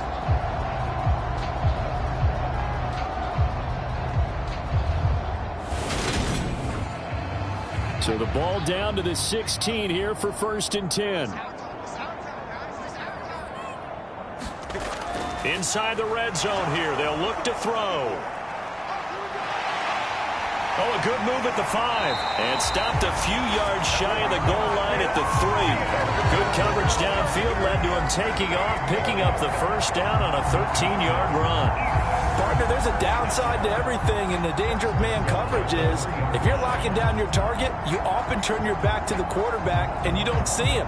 Sometimes you open up a big lane for him to hit you for big yardage, and that was an astute play by him to scramble out, see that lane, and burn them for a 1st down. Sanders. Give him 2 yards on that one. 2nd and goal now. I don't want to overhype it, but this is a big early season game, especially an overtime win. That could give you a big boost going forward in the season. It certainly can, and I don't think you're overhyping it because cliches go out the window when you start to play overtime. And you're right, the winner of this game now, that's an extra boost moving forward, and it actually is an extra hurt for the team that loses because normally you shake it off, but in this situation, it lingers a little bit longer. And he will not get away. He's sacked back around the 3-yard line. And while all of that was going on with a sack, it appears, unfortunately, we have an injured player. So the medical staff is going to come out here and take a look, and we will take a short break. Another chance to maybe end it right here. This is 3rd and goal. And now a first chance for the backup here to throw. And he's going to go down again. Brian Asamoah working his way in to pick up the sack. And it appears to me that someone's defensive coordinator is jockeying for a raise. A sack on 2nd and goal, a sack on 3rd and goal, now brings up a decision on 4th down.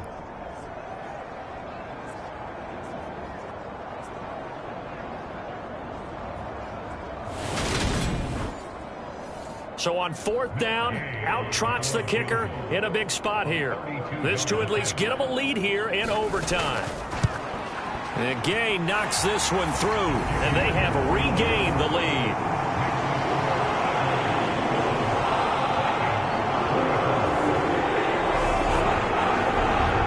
So they do get the short field goal here to get them the all-important overtime lead. But, Charles, you wonder if they'll wind up ruining the fact that they were able to get down into the red zone, yet not able to find the touchdown that would have won them the game. Brandon, you're absolutely right. In overtime, when you get the ball first, the hope is your opponents never see the football. But now they're going to get a drive to try and win it, or at least keep the game alive with a field goal. And I'm getting a dictionary out to look up ruin.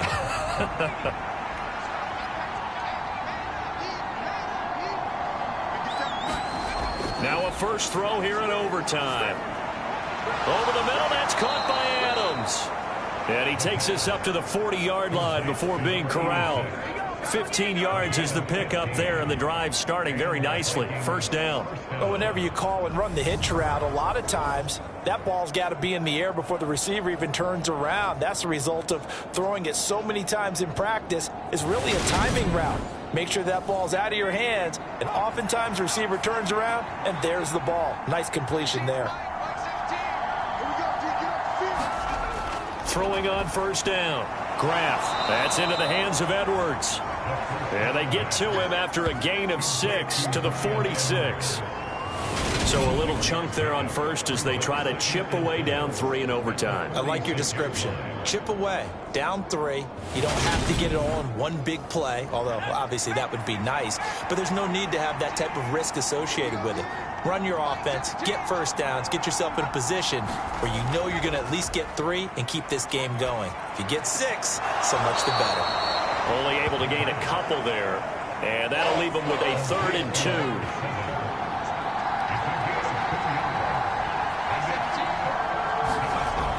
Again, he'll drop to throw. Got Edwards now on the slant. And he's going to be taken down just shy of the 35. They wanted to avoid the dreaded 4th down and having to get a conversion or it being the final play. They picked it up, though, on 3rd. I love how you described that because we've been in those situations and seen it. If you get to 4th down, especially in overtime, things get a little shakier, don't they? The hands get shaky, right? The throw, if you're going to throw the ball, being able to run it, all of that coming down to one big play. Very nice of them and nice for them to pick it up on 3rd.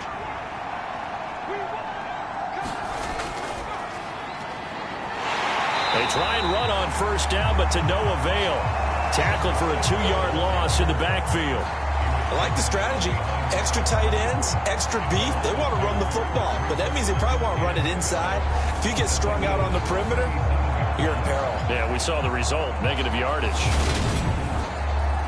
So the first down run lost a couple. Now they come up 2nd and 12.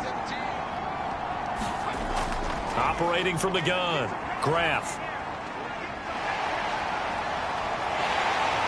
Eagle pressure, too much this time. Down he goes.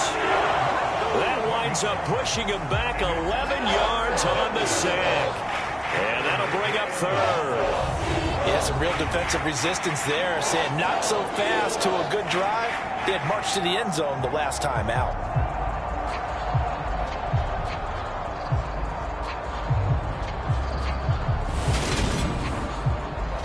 Need something from deep in the bag of tricks here after 1st and 2nd down went backwards. It's 3rd and very long. Looking to throw. Graff. And that's going to be incomplete. The coverage too good there. The contact popped the ball free, and it's 4th down.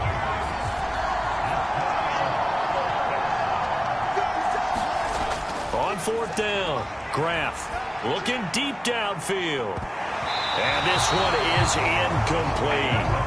The Vikings unable to convert here on 4th. And this defense is going to get the football back near midfield, right at the 48.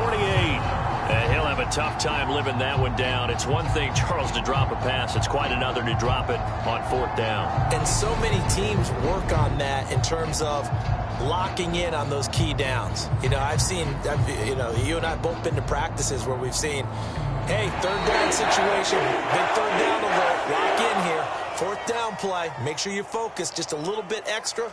It didn't pay off in that situation. Another one in the books for his partner. Always great to be by your side. And both defenses had some moments in this one, but I think you would agree these coaching staffs are also going to have some stuff to clean up on film. Absolutely, partner. And let's face it, any game we get to watch from up here, it's going to be a blast. Do we want to get a real job? Absolutely not. Let's keep watching the NFL all season long. So for the Eagles, they at least get the win here to earn a split of their first 2 home games. And they will hit the road next week to take on the Kansas City Chiefs. Meanwhile, for the Vikings, they'll drop to 0-2. And they'll be at home next week for a date with the Arizona Cardinals. Thanks for tuning in, everybody. Alongside Charles Davis, we thank our entire crew. I'm Brandon Gaudin. This is the NFL on EA Sports.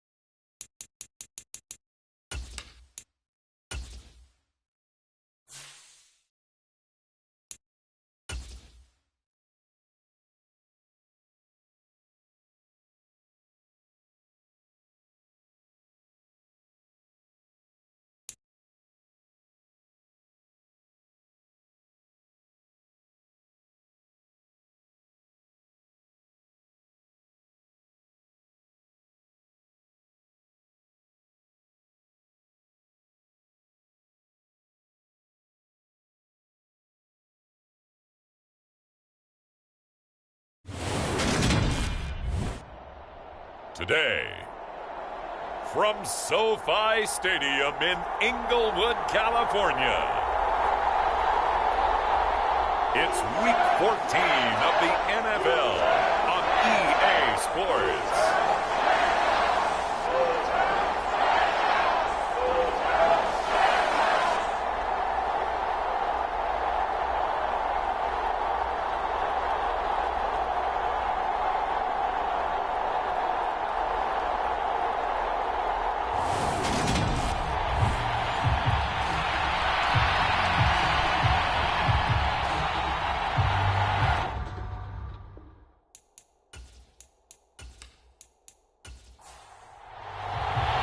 And we are underway from SoFi Stadium.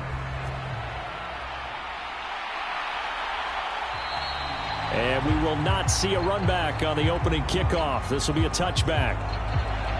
So out come the Rams now for their first possession.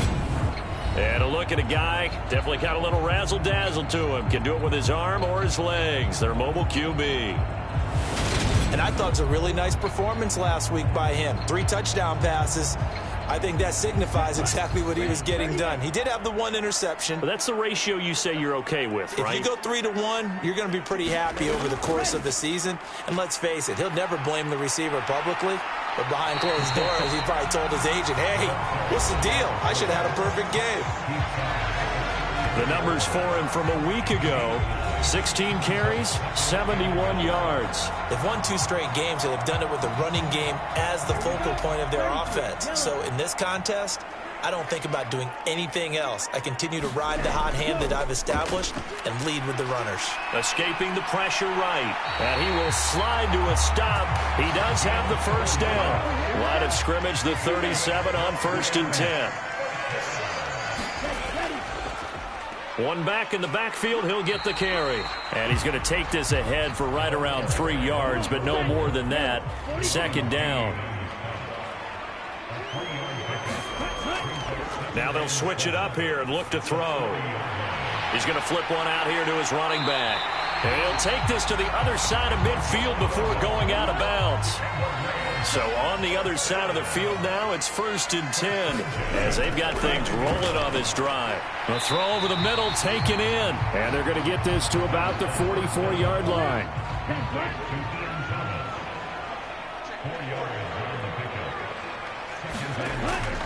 Off the play fake, he'll look to throw. Now he'll dump it underneath to his running back, complete. And he'll be hauled down at about the 30-yard line.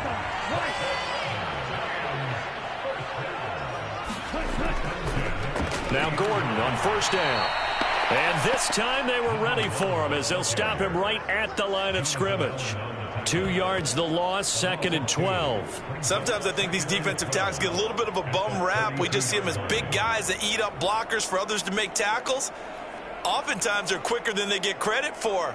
And this time he uses quickness to make a play.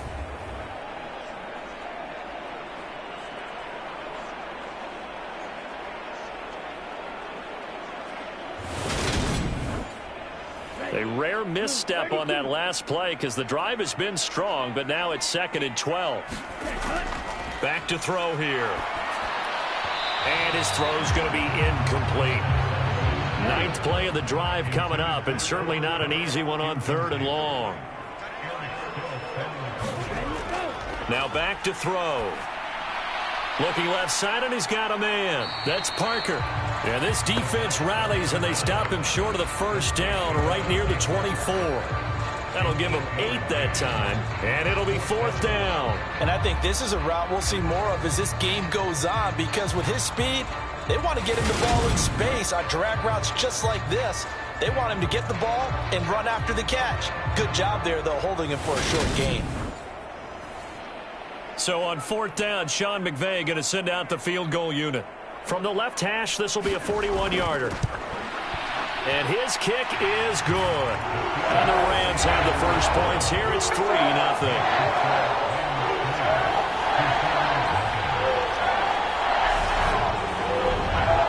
No touchdown there, but if that first drive is any indication, looks like they're going to have a pretty good day passing the football. I would say confidence would have to be pretty high after that first drive, able to throw it almost at will. Now a hit and a loose football. And now the Rams have got it, going the other way. And he will score. Touchdown, L.A.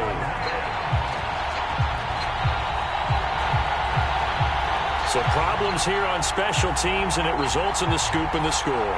They talk all the time on special teams about keeping your head on a swivel, trying to see the whole field. Hard to do when things are going that fast, bodies all over the place. You're just trying to find the right guy to align yourself with. On that play, wow. Now the extra point.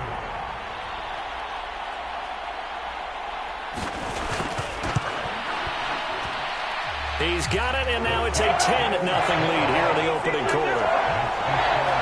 So not only the cough up, but then the pickup on the other side, the scoop, and the score the other way. The fumble return for a touchdown. So an early 10-0 lead for them now as they kick it away. And here comes a return from just beyond the goal line. And ultimately cannot get this out to the 25-yard line as he's dropped at the 23. So out comes this offense to take over for the first time. And they will be led out by their rookie quarterback. Now, the meeting we had with him this week, that's one of the briefer ones we've ever had, isn't it? He wasn't too happy after last week. Not happy. Really determined to play a whole lot better, and he really can't play a whole lot worse. He's got to go out and show the team that the goods that he exhibited early are still there. Otherwise, he could lose the confidence that they have in him. And hoping to get rid of that interception bug. A good gain on first has him set up with second and just a couple of inches now from the 29. They run once more with Stevenson. And he'll bring it up here to right at the 40-yard line. That one, a first down pickup of 8. Now, look, that wasn't a huge gain, but those are the types of carries I think they were missing in their loss last week. They couldn't get him going on the ground. Did you get the same feeling I did during our meetings, that they kind of regretted that he didn't touch the ball? Absolutely. You know, hey, he should have touched it more last week. They weren't going to make that same mistake, and they've taken care of that early.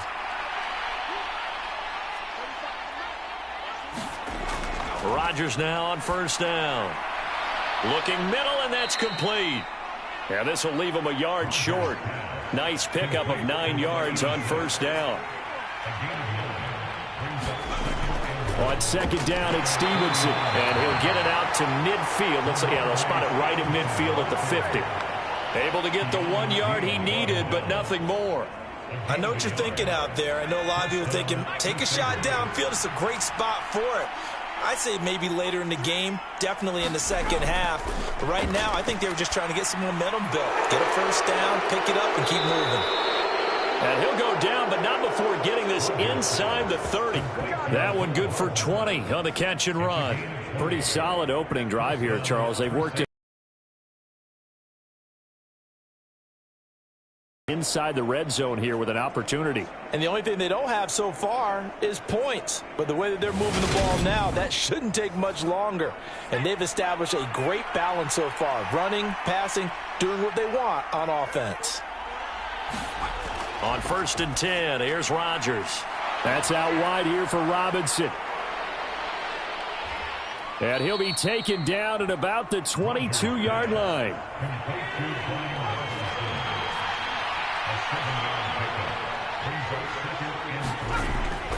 From the gun, it's Stevenson. And a couple of yards as they move it from the 21 to the 19. This will be the 8th play of the drive, and it's 3rd and inches. They fake the give. Now Rodgers. And he's got it. Touchdown. A great play there. His 4th touchdown on the year. And the Crusaders have got it back to within a score. The big fella was the recipient there for that touchdown pass, and it seems like more and more the tight end is the guy you have to worry about most in the passing game. It's Tyler Bass on for the extra point attempt. And they're back within a field goal. It's 10-7 now. So that drive in total 8 plays.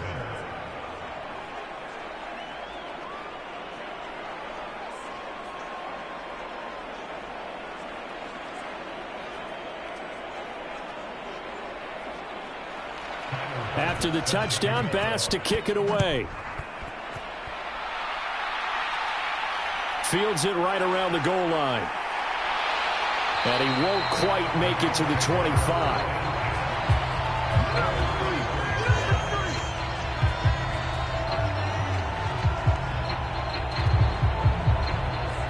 As the Rams offense comes back out, here is the NFC playoff picture coming into the weekend. Now, the current playoff picture, and you can see they are one of those 3 wild card teams, at least for the moment, but they have not clinched that spot, Charles. And look, their message has been clear. We're keeping our foot on the gas to the very end. And how about the theater and the drama that's involved, partner? The best part, we've got a front row seat to it all.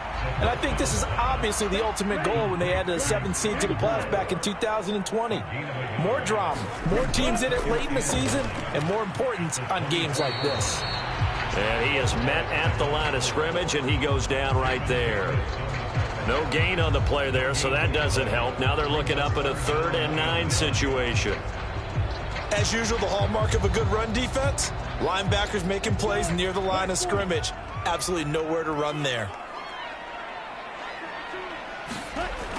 On 3rd down, he'll drop to throw. And over the middle, this is Parker.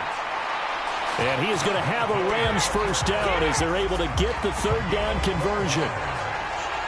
So he turned to a trusted, familiar face in that 3rd down situation. It paid off. Yeah, you go to your veteran receiver in that spot, so you can't underestimate him when he's on the field defensively. Make sure you know where he is because he understands how to get open in key situations. Line of scrimmage, the 37 on 1st and 10. The play-action fake. They'll look to throw. Finding a safety valve here. That's complete. 2nd and 8 coming up.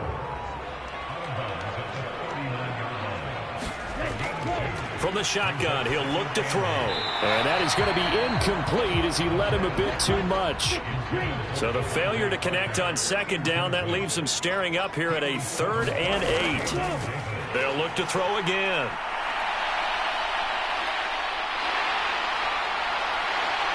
And he'll have it past midfield almost to the 40 before being taken down. That one a broken play, but it ends up being a good play. The scramble goes for 20. He's a talented runner, and that means he's always looking for bigger and bigger gains when he takes off. Certainly found some bonus yards there beyond the 1st down marker, and his early drive will continue with that extra jolt from his legs. So on the other side of the field now, it's 1st and 10 as they've got things rolling on this drive. Nowhere to go here. He lost the football. But it looked like a Rams player was able to get his hands on it, yes. So they will hold on to the football indeed.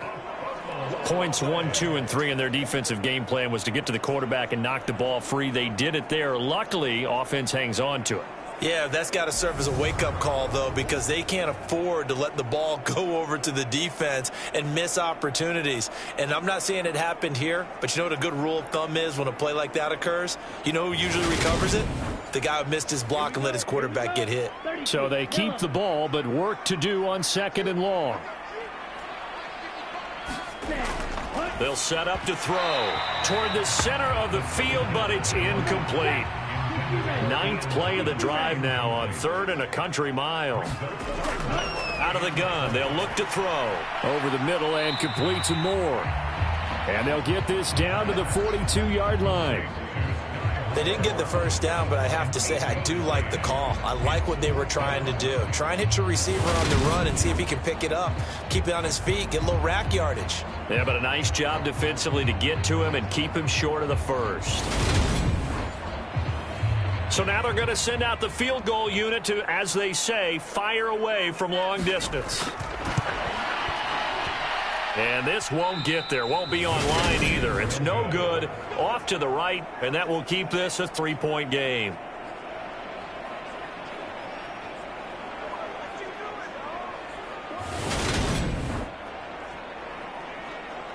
Back onto the field comes this offense, ready for their 2nd drive. And they are back down to 500 following the loss last week. Consistency has been a real issue for them so far. Brandon, you almost don't know what team is going to show up every week. I mean, there's no consistency with this ball club at all, and if we feel that way, I know it frustrates the coaching staff, and it also has to frustrate the key leaders in the locker room. They got to figure out how to get coordinated. Stevenson gets it again on second down. And this time not as successful as he'll get back to the line of scrimmage and no more. 10-7 our score after one right here on EA Sports.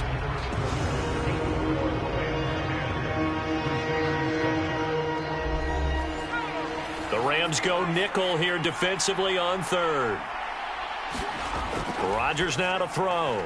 And that is incomplete. Oh, he had a defender right there with him to force that to the ground. And fourth down now coming up. The kick by Bass is good. And that will knot us up at 10.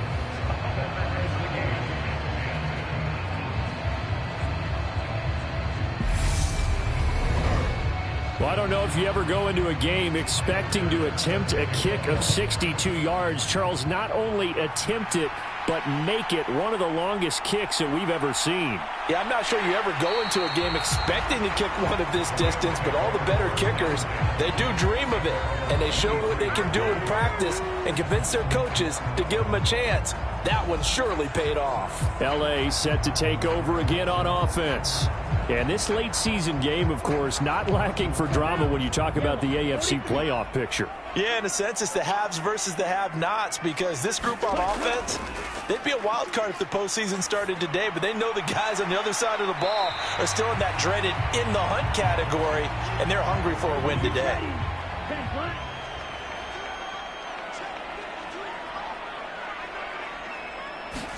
Second and 6.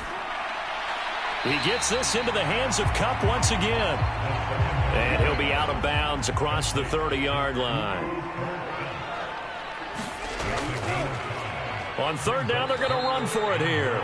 Boy, no chance as he was met and dropped behind the line there. Fourth down now after a loss of 2. Just a simple run play there on 3rd and 1, but this D was up to the challenge and stopped him, bringing up 4th down.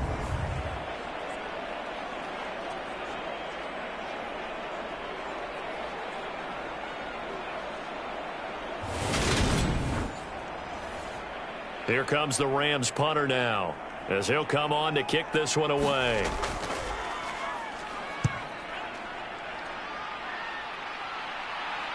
And here's a fair catch taken at about the 24-yard line. Now this offense back out and set to go for their next drive. Last time out, you remember their drive stalled, but thanks to their kicker, booted a long field goal to at least get them 3. Now here they'll try to do better and find the end zone. And in our experience, how much fun is it for coaches to know that they've got a kicker who can nail it from long distance? Now the hard part is, as an offensive play caller, you don't want that in your head too much where you're relying on it, and he goes out and gets the job done for them. But I'm quite sure he would be content to just kick extra points from here on out. Yeah, absolutely no question. I think his teammates would be okay with him just kicking the extra points as well. And he'll lose yardage. Brought down at the 32. That'll be a loss of a yard, and it leads to a 3rd down. Part of the thinking when you bring in extra tight ends, you're hoping that each of your guys gets those one-on-one blocks and creates a crease for your runner. You know what the converse is, though? You've got to win those one-on-one blocks, and when you don't, that's the result you end up with. So they just need 1 yard here to pick up the first down. Rodgers to throw on 3rd and 1. Got this complete to Jahan Dotson.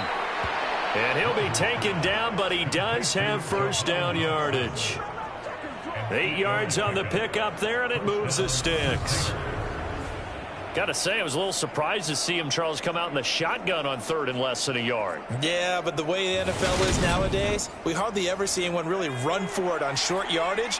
So they're going to throw the football more times than not. That was a nice, easy rhythm throw right there, and they pick up the first down. Rodgers' throw complete to Dotson. And they'll get this down to around the 47-yard line. So on the other side of the field now, it's 1st and 10 as they've got things rolling on this drive. A give for Stevenson, running right. He's got it to the 43 here. Following the pickup of 4, here's 2nd and 6. play fake. Rodgers. Across the formation, Hardman gets a completion. And he's going to be taken down just shy of the 35. So from the 36 now, 1st and 10. To throw, it's Rodgers. Looking for Dotson, and he's got him. And they're going to get this down to about the 17-yard line here.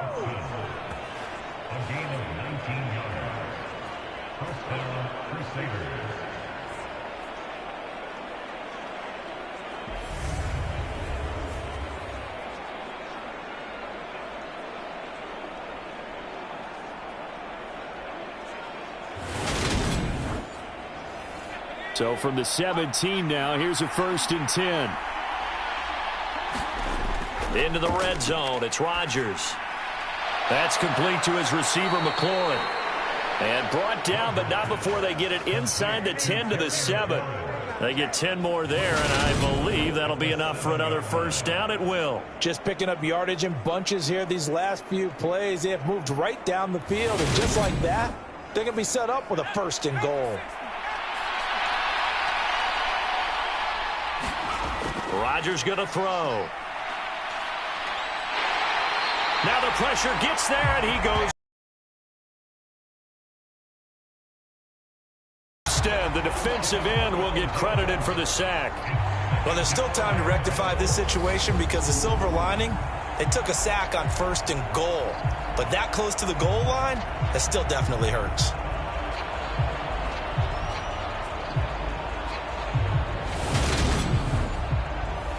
First down, a bit of a disaster, and now on 2nd and goal, back even further. Now Rodgers. And this one incomplete. Too much contact to hold on to that one, and it's 3rd down. Well, partner, guaranteed they approach this play with the idea of making up ground to make 3rd down manageable. Unfortunately, with that incompletion, right back where they started on the last snap. Now they need a big 3rd down. Touchdown! Mecole Hardman from 19 yards away. And the Crusaders have taken the lead. I think if you polled defensive backs, they would say the corner route, take that out, make it illegal, because that is so hard to recognize and so hard to adjust, because your first move is to not get beat in the middle of the field, and that's how they move you first before they break off to the corner. But then as the wide receiver, great job. It's tough to turn those upfield and go, but he did a great job with it there. Really good balance, really good body control, and how about the end result? A touchdown. Extra point by Bass, up and good. And that makes it a 17-10 score. So that one a long 11-play drive.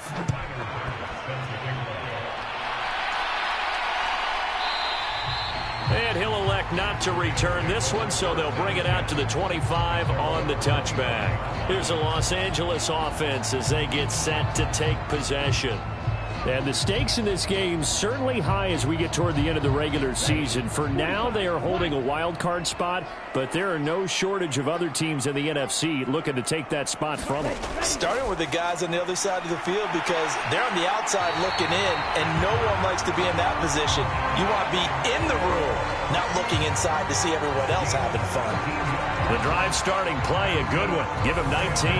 Certainly no settling into the drive there. They came right out on the first play and attacked the middle of the field for a big gainer and a 1st down. Took just one play to move all the way to the 44 as they try again on 1st down. One back in the backfield, he'll get the carry. It's a 6-yard gain on the ground, and that'll make it 2nd and 4.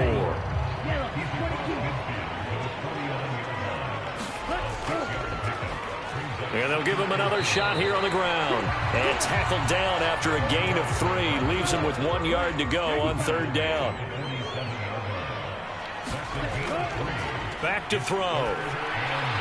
Man open, it's Kupp. He's got it.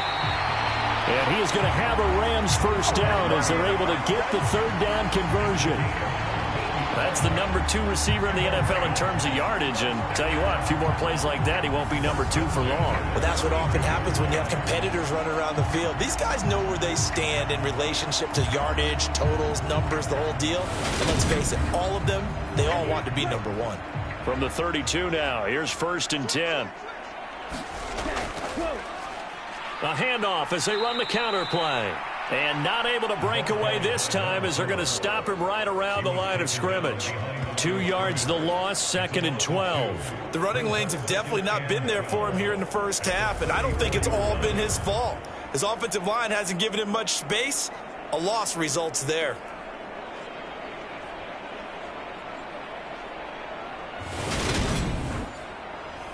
A rare misstep on that last play because the drive has been strong, but now it's 2nd and 12. They'll drop to throw. To the right side and complete to Thomas. And he'll maybe get back to the line of scrimmage, but no more than that. So back-to-back plays, each get nothing. And that's going to lead to a 3rd and 12.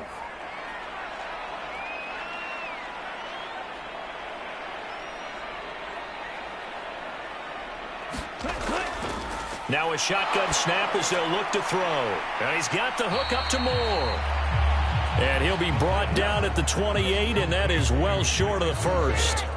Call it a gain of 6 on the play, and that'll bring up 4th down. Never make the mistake that the slot receivers, especially the little guys like we're watching here, are just quicker than fast. A lot of them combine quickness and speed, and they catch a lot of footballs, as we just saw there. So on 4th down, Sean McVay going to send out the field goal unit. From the right hash, this from 45 yards away. And his kick is indeed good. And that will cut this lead back down to 4 now. It's 17-13. Maybe a little bit of an anxious moment there as that ball got closer and closer, but it does curl in. Yeah, actually did a little bit of a slow dance there with the left upright, didn't it? But had just enough space, as you said, for it to curl in. And able to get this out to the 25. And now this offense comes back out onto the field.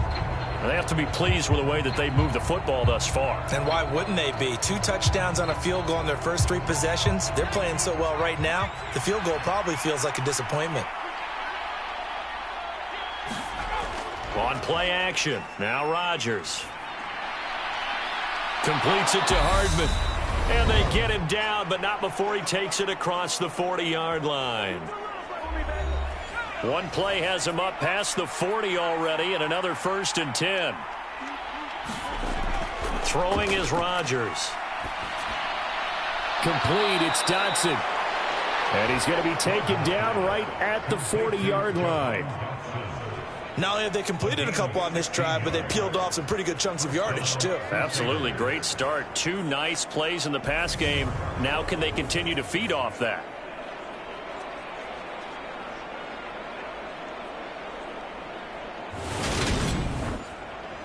Back-to-back good plays have them on the move on 1st down. From the gun, it's Rodgers.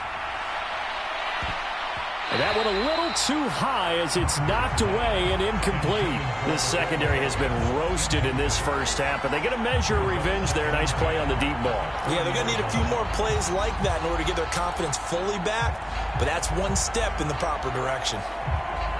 So now 2nd and 10 after the incompletion on 1st down. Now it's Rodgers. This pass hauled in by Dotson. And they'll work this down inside the 30.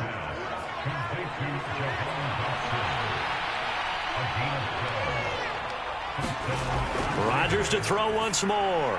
Going right back to Dotson. Now the offense going to use the first of their timeouts as they'll stop it with just over a minute to go before halftime. 4 yards remain for 2nd down. Throwing now is Rodgers. And this one taken in on the right sideline, but not in the field of play. They say it's incomplete. The throw led him a little too far. It brings up 3rd down. Here's Rodgers. Able to connect with Dotson.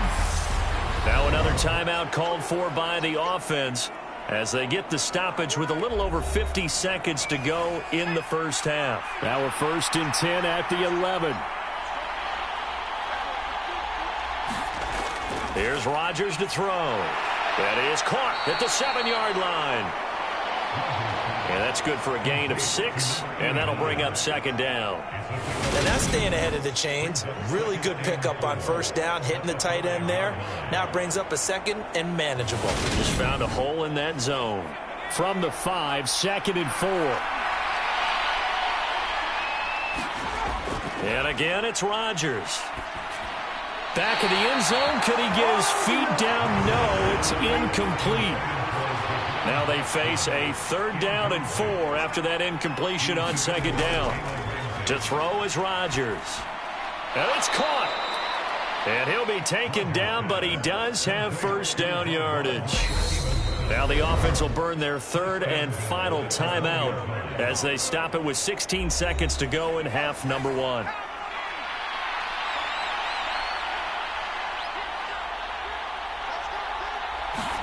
Now Rodgers. This to McLaurin out on the left side. So we've reached halftime here in a 4-point game. As we send you to our EA studios in Orlando, here's Jonathan Coachman with our EA Sports Halftime Report. All right, Brandon, we'll get back to you and Charles in a bit. But first, let's get to some of these scores around the NFL here in a busy Week 14. We'll begin up north at MetLife Stadium over in New Jersey, where it was the visiting Lions who come in and get the road victory. Trevor Lawrence, a strong performance there, over 300 yards passing with 3 touchdowns in the victory. From there, we'll head down to Charlotte to check on the Panthers at home at Bank of America Stadium, and they were winners in that one over the visiting Tampa Bay Bucks. Van Jefferson, 2 touchdown catches in the victory. Finally, let's get down to the Bayou. Check in on the Saints at home at the Caesars Superdome. And they have the lead in that one over the visiting Indianapolis Colts. The Saints locked in a tight one, but this is a game you feel they've got to have. Meanwhile, in our game, it's been a back-and-forth first half. Who can put it together in the second half? For the answer, we turn it back over to our broadcast team of Brandon Godden and Charles Davis.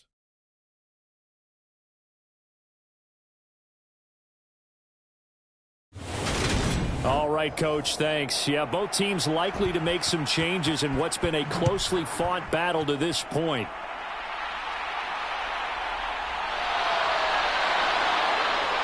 And he brings us out past the 20 to the 24.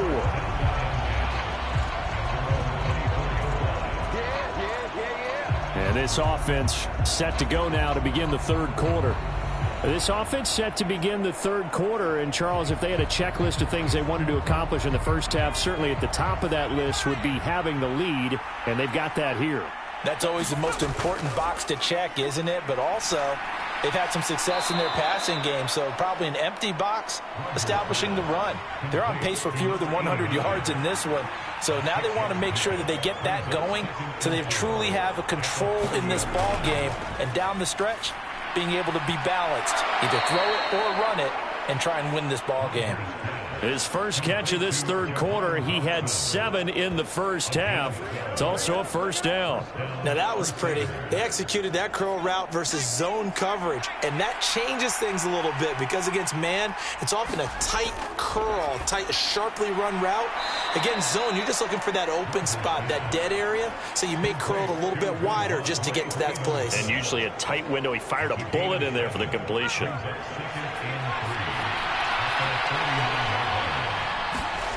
Rodgers again now. This is complete to Watkins on the slant. And he'll be brought down on the other side of midfield at the 43. Stevenson now on 1st and 10. And he got blown up. Losing yardage on the play back at the 44. Officially, it's a 1-yard loss. That's going to bring up 2nd and 11. And that's what this defense is going to need to do more in the second half. Good pressure that time, forces some indecision in the backfield. He's going to wind up being taken down for a nice loss.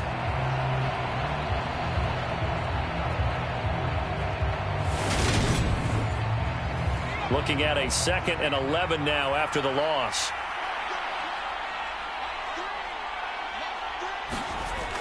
Shotgun now for Rodgers.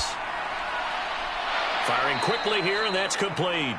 And to the 36-yard line, taken down there after getting 8 yards. Rodgers going to try and throw on 3rd down. And he's going to have to eat this one as down he goes. He couldn't get away there on 3rd down. The pressure too much, and he's sacked for a loss of 12. Now that was a passer's nightmare. The front door totally shut down by the defense, so he kept going backwards, hoping to find another avenue of escape. It didn't exist. They bring their punter out there now, as he should be able to pin him back deep here with his first punt.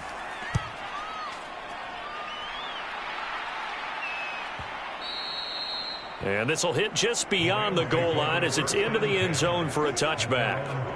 Out come the Rams. They'll have it first here to begin the 3rd quarter. And their defense did its job by forcing the punt to start things out. And now, Charles, can the offense get in gear? I think, partner, you can sense them saying, okay, the first half was theirs, but now let's get the momentum back on our side. We forced a punt. Now let's go downfield and score. If we do that, we'll be set up well for this second half. 6 yards on that last play. Here's 2nd and 4.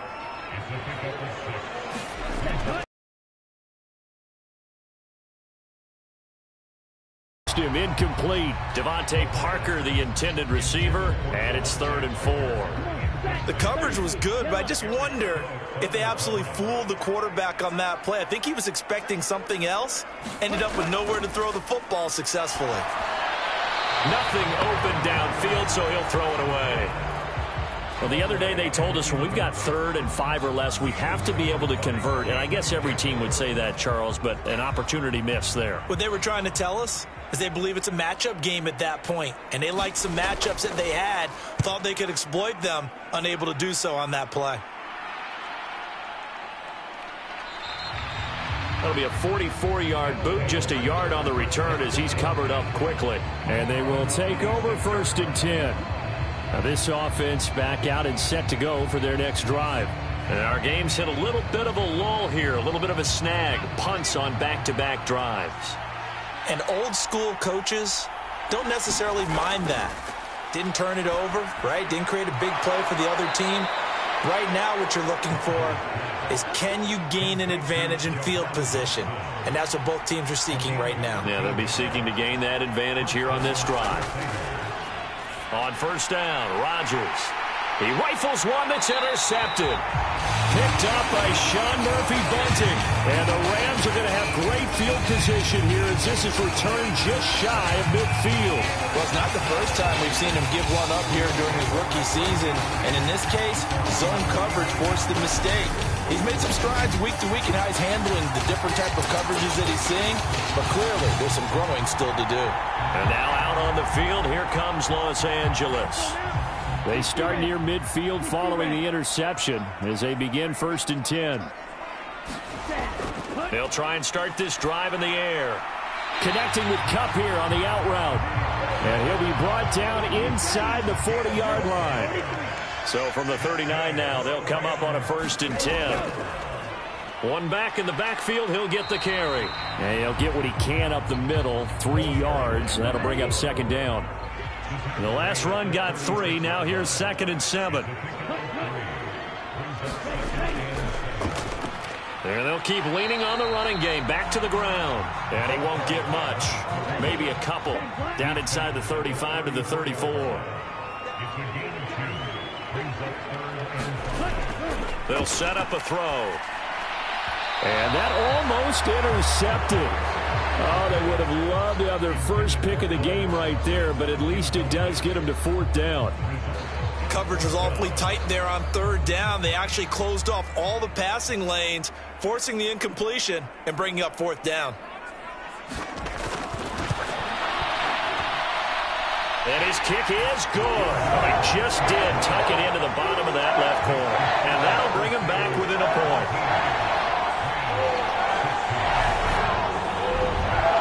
So that, Charles, a season long right there. And you know who's really excited about that? The special teams coordinator, because he's the one who has to tell the head coach in pregame, this is where we trust him from. This distance, he can hit it, and he repaid that trust by knocking that one right through. And now this offense comes back out onto the field. Here comes another drive from this unit, and Charles, they're coming off a costly mistake on the last possession, an interception in a game that is very close right now. Well, as we know, they all sting no matter what the situation, but in a one-possession game, that'll hurt a little bit more. But this is an excellent opportunity to make up for it on this drive. I just don't expect them to try and take huge gambles to make up that momentum in a hurry. A nice run there, 9 yards, and it'll be second down.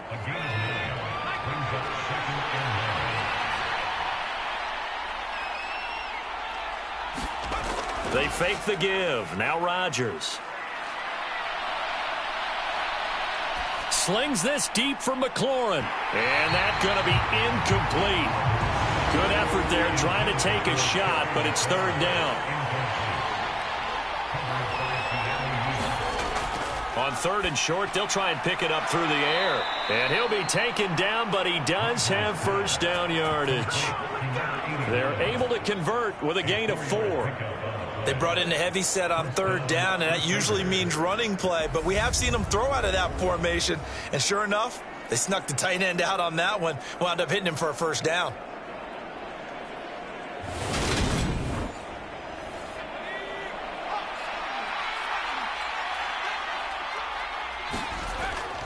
Straight ahead, it's Stevenson. And he'll take this ahead for about 4. Second down coming up.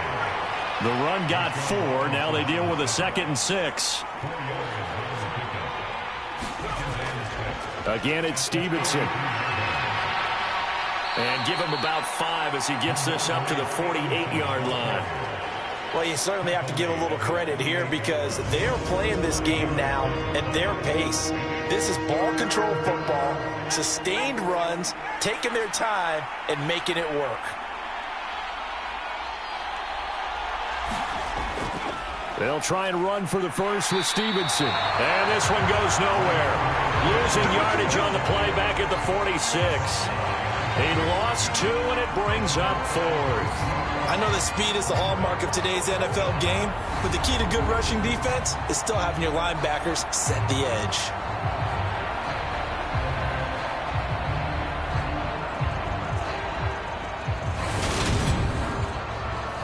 And they'll send out their punter now as he'll punt it away for the second time.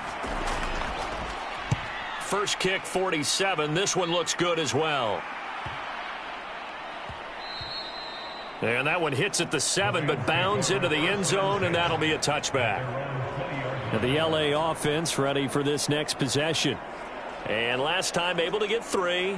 It's not what they wanted. They wanted 6, but they got at least something. They mustered something out of the drive. They'll take it. I like the way you've described it. Not ideal, but they'll take it. Anything to put some points on the board. But this time on offense, they don't even want to see the field goal kicker trot on the field. They want that ball in the end zone. Yeah, they'll be going for 6. And he's brought down, getting this one up to about the 35. The escapability in evidence there as that one good for 15 and a first. Well, Charles, in the past, a lot of people called this offense one-dimensional. I think you did. Well, I think it was you. I'll be honest, I did. I think the fan base is hoping with this young rookie that they can put some wrinkles in this offense like we just saw. I think you're exactly right because we did have that discussion that what we've seen in the past from them, they needed to broaden, and they have done it here. Look at what he's bringing to their offense, and now as a defensive coordinator, you've got some extra work to do to prepare for him and their offense.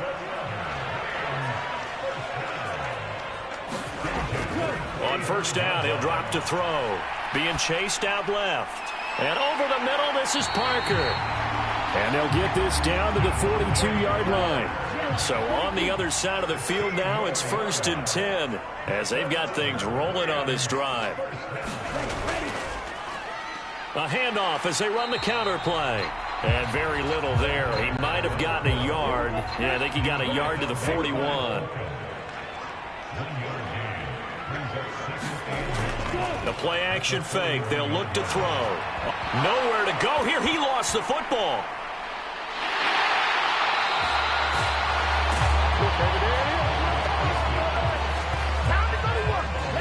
fortunate to get that football back, because trailing here in the second half, last thing they needed was to lose the possession. And the word I think of here is opportunity, because it could have been lost there. Their chance to score points, but the opportunity for the defense was to go ahead and really close this game down if they were able to get possession. So possession still theirs, but now they face a third down.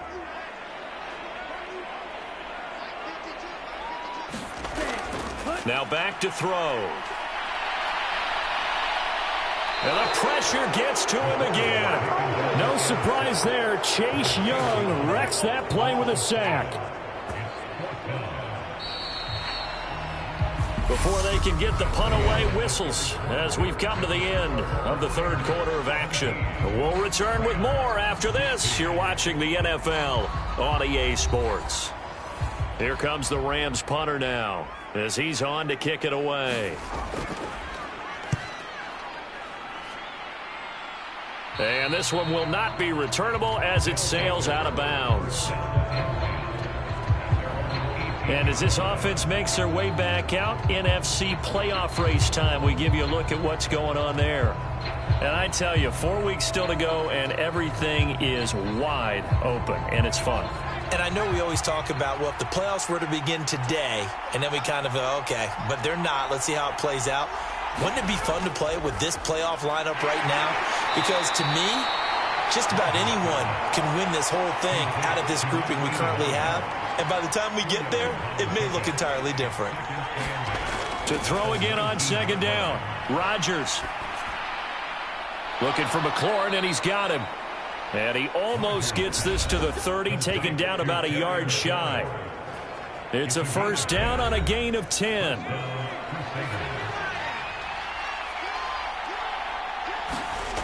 Rodgers now to throw. Target is to Dotson, and he's got him. That's good. The completion there for 7 yards, and it'll be second down.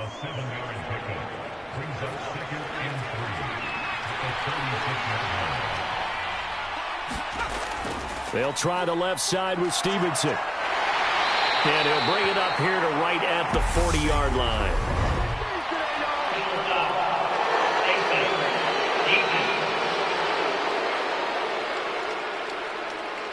Trailing in the fourth, this close of a game, that's a penalty you just can't afford. It's an absolute killer, and it's one that drives coaches and teammates insane.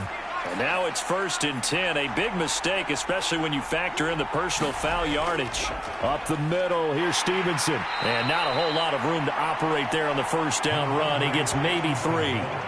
Yeah, I don't know if it's exactly a win-win, but if you're on offense, you'll take that kind of a run, all right? It was kind of stacked up, found a little bit of yardage, and frankly, they're pretty close to staying on schedule on offense. The playbook is still open for the coordinator. Now a first carry here for Robinson. And he'll take it inside the 40 to the 39-yard line. This offense so far on third down, 6 conversions and 9 tries. They've done a great job of picking these up. This is 3rd and 4. And this pass broken up. Excellent coverage there on third down, as that was not an easy one to hold on to.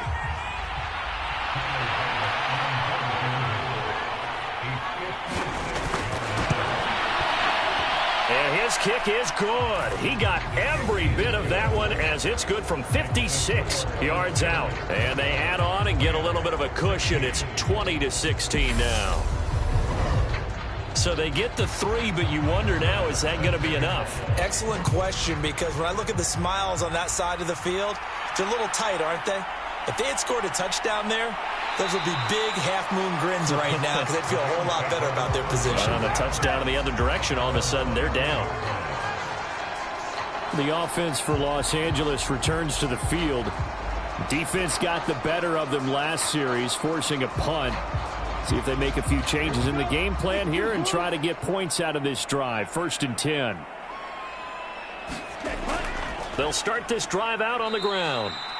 And he is met quickly in the backfield. Down he goes, folded like a lawn chair. 2 yards the loss, 2nd and 12. And the trend continues here in the fourth like it was in the first, second, and third. He's had nowhere to run. And you're probably thinking to yourself, why do they keep feeding him the football? Well, they trust him first and foremost. They do believe that over time he might actually pop one of these runs. But bottom line is he takes care of the ball well for them, so they'll keep handing it to him. Here we go on 2nd and 12.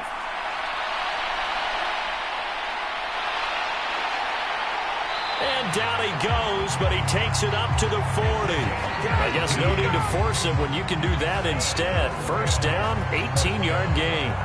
If they get a game-changing score on this drive, it's going to be because of plays like that. That run was pure heart. Took it himself, found a way to reset the down, and advance the ball.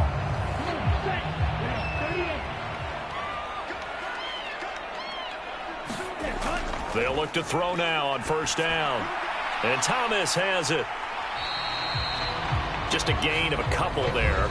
And it's 2nd down.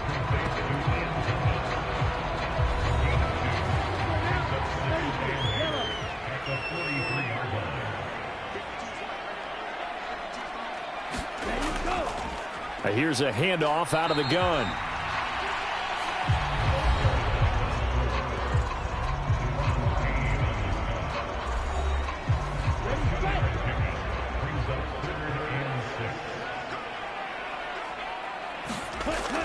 On 3rd down, he'll drop to throw. And he'll be brought down on the other side of midfield at the 43.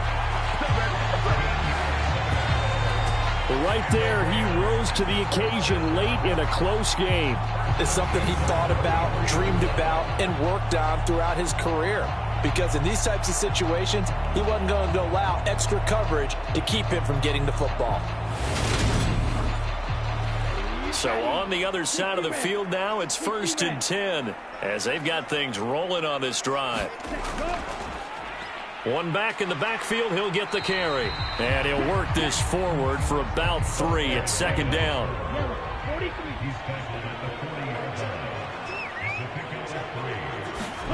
Here's a 2nd and 7. And he's going to be hit and taken down. Back right around the 48-yard line. Jalen Smith charges in there hard and drops him for a loss of 12 from that outside linebacker position. But tell the statistician to add another one to their impressive total today. Great week for the defensive front. A tough one for that offensive line. Quarterback getting right back behind that line, hoping for more time to attempt a likely 3rd down pass.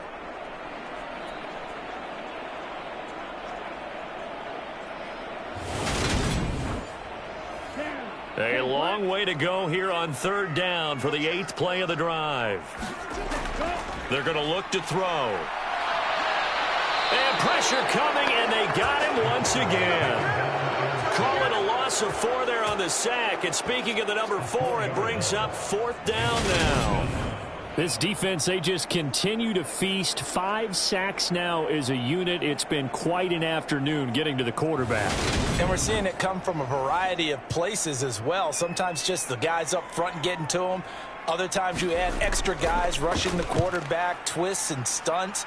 It's been a variety, and they've had no way of blocking them. They call it 38 yards on the punt, no return. And the offense will come back out deep in their own territory. Now this offense back out and set to go for their next drive.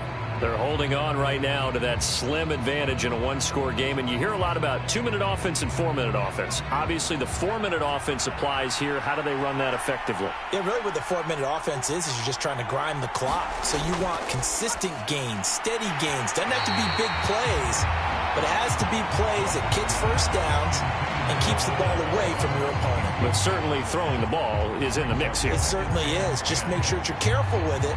And again, get those first downs, keep possession of the football.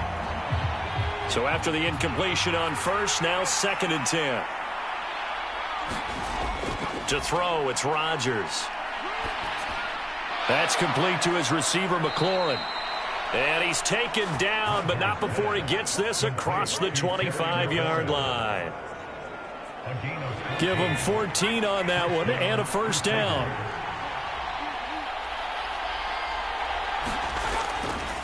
Out of the gun, they give it to Stevenson. Just a yard on the first down carry, so it's 2nd and 9.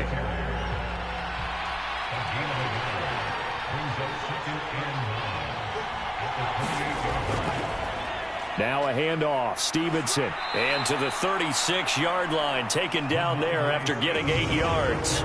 Here we go, 3rd and 1. Gut check time on both sides.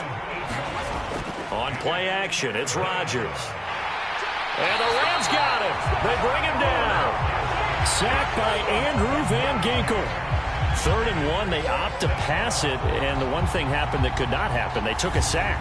Yeah, I just wonder, is that an indictment of their offensive line? Did they think that they couldn't move them enough to pick up a first down there? Or was it analytics? Did they think about it that way? In any event, they'll be studying that in the future. So they bring out their punter as he's on here to punt it away.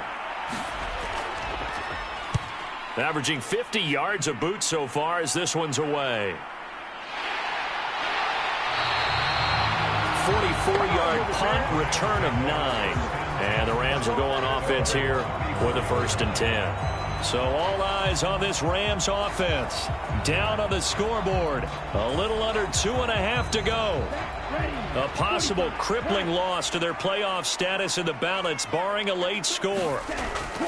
They'll come out throwing here on 1st down. Flush to his right. And that is incomplete. He couldn't hold on through the contact. Brings up 2nd down.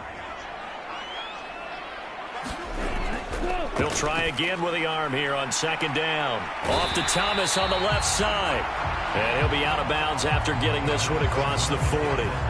They get 6. That'll leave them with 3rd and 4. And that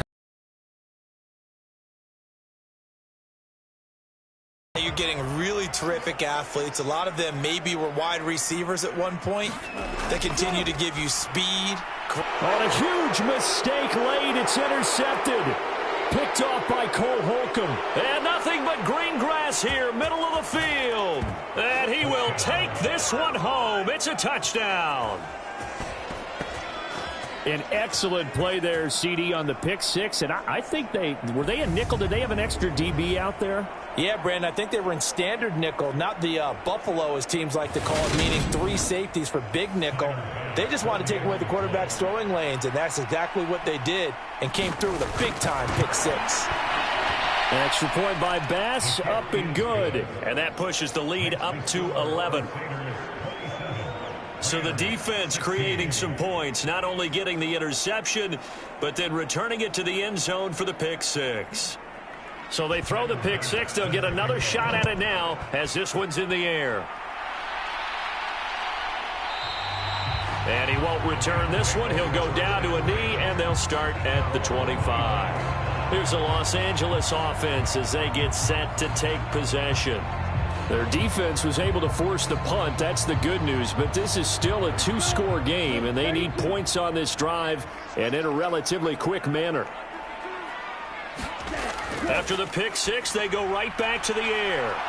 And that's going to be incomplete. Too tough to hold on to that one. It's 2nd down.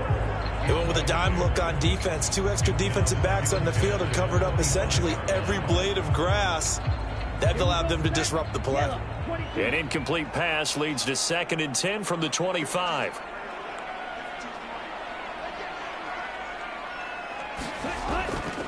Back to throw here. And that'll be incomplete. Took a pretty good shot as he tried to pull that one in. Couldn't hang on, 3rd down.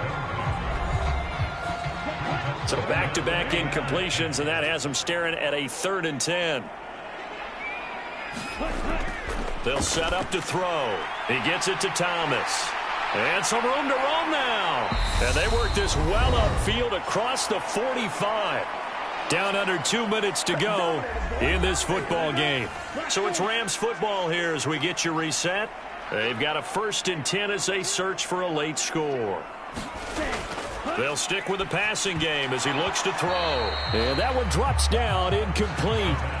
Good coverage there, forced the ball free, and it's 2nd down.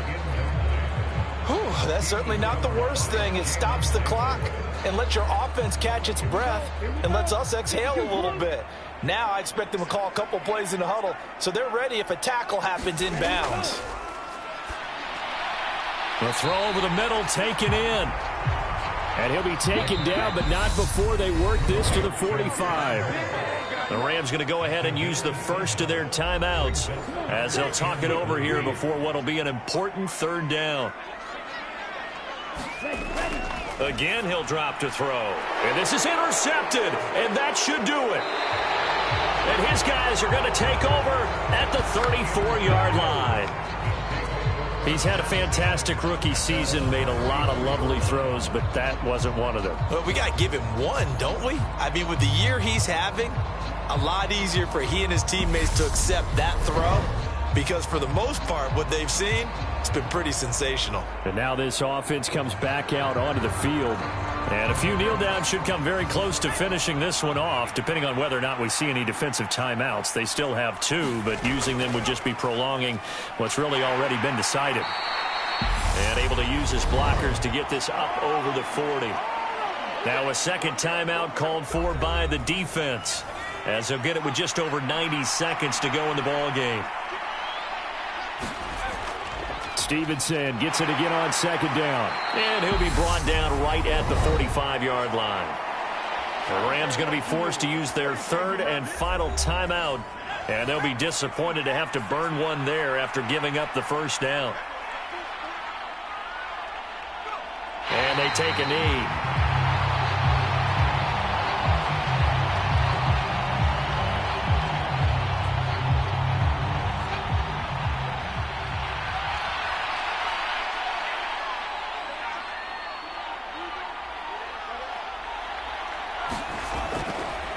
On the handoff, Stevenson. The second down play, not much better than the first, just a gain of 1 there. Right where this set of downs started, they need a full 10 here to pick up the first down and move the chains. Rodgers will take a knee here, and that should be all she wrote.